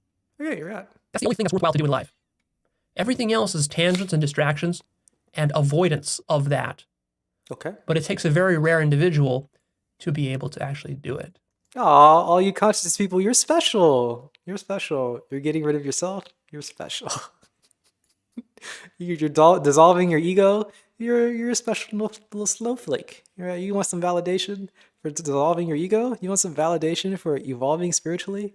Well, here it is. It takes a special person to do this. And this is the only worthwhile thing to do for humanity. You're a special person because you're doing it. Does it feel good or not? Wow. How cute. But if Well, thanks, maybe you Leo. are such a rare individual, or you're thinking you might be, Oh, wow. you found the right place. Watch my videos. My videos will help you to deconstruct your mind Oh, in ways that that's so special. I think very few other teachers and gurus can help you to do. Oh, okay. That's my specialty. Okay. That's what I love. See, what I love is deconstruction. It does help if you're going to be deconstructing everything to actually love deconstruction rather than to hate it. I love. It's a beautiful thing. Yeah. What I'm talking about is not nihilistic or depressing, even though it might sound that way to your ego. It's actually the greatest beauty, the greatest joy. Uh-huh. There's nothing else quite like it. All right, so that's it. Okay. Now you got an idea. See, doesn't this make sense of things for you? Doesn't everything make sense now? Not really. All the culture wars, the progressives, the conservatives, the MAGA people, the socialists, the capitalists, Jordan Peterson, all of religion. Look at how much we explained. You might think to yourself, well, Leo, this took a long time. This took 2.5 hours. Yeah, it took 2.5 hours to explain all of fucking life to you. If you can't see the value in that, then I don't know how to help you. You got something wrong with your head. There's a trade-off between depth Wow. and length Wow. and also commitment. How Wow. committed are you to this work? I recommend you make this Wow. moment, this video. I recommend you make this the turning point for the rest of your life. Wow. See, you got a little bit of taste of it here for 2 hours. Now I recommend you devote the rest of your life to this kind of work. Wow. This is what life is about. You want the most meaningful life? Counterintuitively, paradoxically, this is it. The meaning of life is to deconstruct all meaning and to surrender all meaning, and then to take it all back through infinite meaning and love. And I can help you do And it. then enjoy your life. Wow. That's it. Wow. Wow, Leo Gura, thanks so much. We appreciate it. Oh, and he's got books. He's got books. Or he's got a list of books. It's not books that he has. He has like a list of books that you can pay for I gotta sneeze. He's got a list of books that you can pay for some reason. You can pay for the list. I don't quite get it. And, he's got a life purpose course. Even though there's no purpose in life, we just said that. But it's infinitely purposeful. Don't think about it too much, okay? Leo Gura, thank you so much. We like his video. I like the videos. Some of us don't like him. I like his videos a lot. I like Leo. I thought that was a lot of fun. Man, that was so good. Oh, thanks, Leo. Much appreciated. Let's take a look at some of the comments. Let's appreciate some of the things that these guys have to say. Now I want to watch the Jordan Peterson video on what's wrong with Leo Gura. Ooh, what would happen if Jordan Peterson gave a response or like a critique of Leo? How would that play out? I don't know. I think this has to be your best video. Wow, you broke down such a fundamental level using spiral dynamics, like a complete opposite of straw manning. He did the complete opposite of straw manning. He steel manned Jordan Peterson. I guess at some points he did. The most people's critiques of Jordan Peterson is where they take one little quote or soundbite and rant about it. Yeah, he took lots of quotes and ranted about it. I love when you bring spiral dynamics into it. In your 10-hour series on the subject, wow, opened up my understanding. Now my brother and I use the theory in our discussions to better understand. Oh my goodness, wow. Okay, I absolutely love content like this. One of my favorite thinkers. Wow, analyzing another person, Jordan Peterson, who I find interesting. Wow, in the spiral dynamics context. Oh my goodness. Thanks, Leo. Thank you, Leo. You're brilliant. Wow. Brilliant, Leo Gura. Okay, one more. This is going to be advanced. This is true. Leo says it very often, which is a good thing. Maybe he should put playlist out where he separates his advanced stuff from his non-advanced. Okay, I said one more, but having a modern teacher that reaches into such objective stages, even though you're still human and one love of us, makes me feel so safe and free in the modern society. Makes me feel so safe in modern society. Man, he thinks really highly of Leo. I mean, I guess I like Leo too, man. Maybe I think highly of him too, but something about that seems so strange. Man, you're human. You're one of us, and it makes me feel safe. Oh, man. Okay. Makes me a little uncomfortable, a little bit. Not a cult, by the way. Not a cult. Not a cult. Definitely not a cult. Not a cult. Not a cult. Not a cult. Not a cult. Not a cult. But when people say stuff like that, man, it doesn't help the case. It sounds like a cult. A little bit. Okay. Shadow work.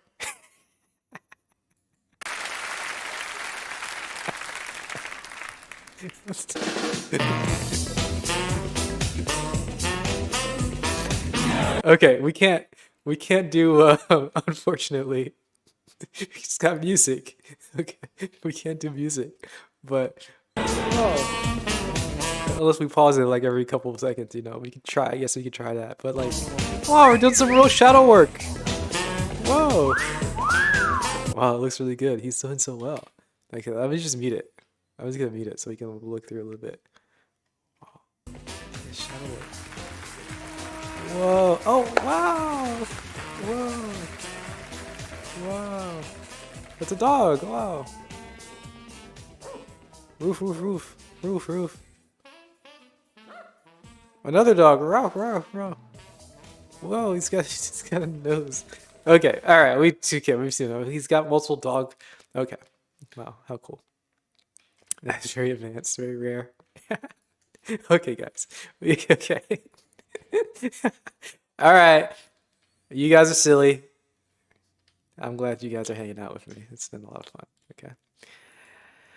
I've got to go. It's been a good time. If you're coming in on the YouTube, hey, go back to the VOD, reverse it a little bit. Watch it. It's been fun. It took us a bit to get into the good stuff for Jordan Peterson, but we got into Jordan Peterson stuff. Okay, it's been fun. But I gotta go. I've got something to do, so that's why I started early, because I had to do a little bit of something, so kind of a hard cut off right now. I'll be back on Wednesday. I think we'll be getting into Connor Murphy type stuff on Wednesday. See the weirdness there. We'll try to gauge if it'll be appropriate to even have opinions. I think it's so clear that there's one acceptable opinion that it may not be responsible to not that it's not responsible. How do I put this? If we don't have the freedom to like give any perspective, then what's the point of giving the right perspective? Or any other wrong perspective, potentially. You know, I don't know what perspectives I may have on this. So yeah, maybe we shouldn't do the Connor Murphy thing, because it seems like there's only one answer that's definitely right. And when you're in that position, like, why even engage? Everyone knows the right answer, right? We'll figure it out. I don't know. We'll figure it out on Wednesday, potentially. Okay, but I'll be back on Wednesday. You guys take good care of yourselves until then, hopefully. Because you're like cool people, right? You're nice and you're cool, and yeah, you do that. Much love. Keep well. Yes, thanks, Benevolent Elephant. Please be well.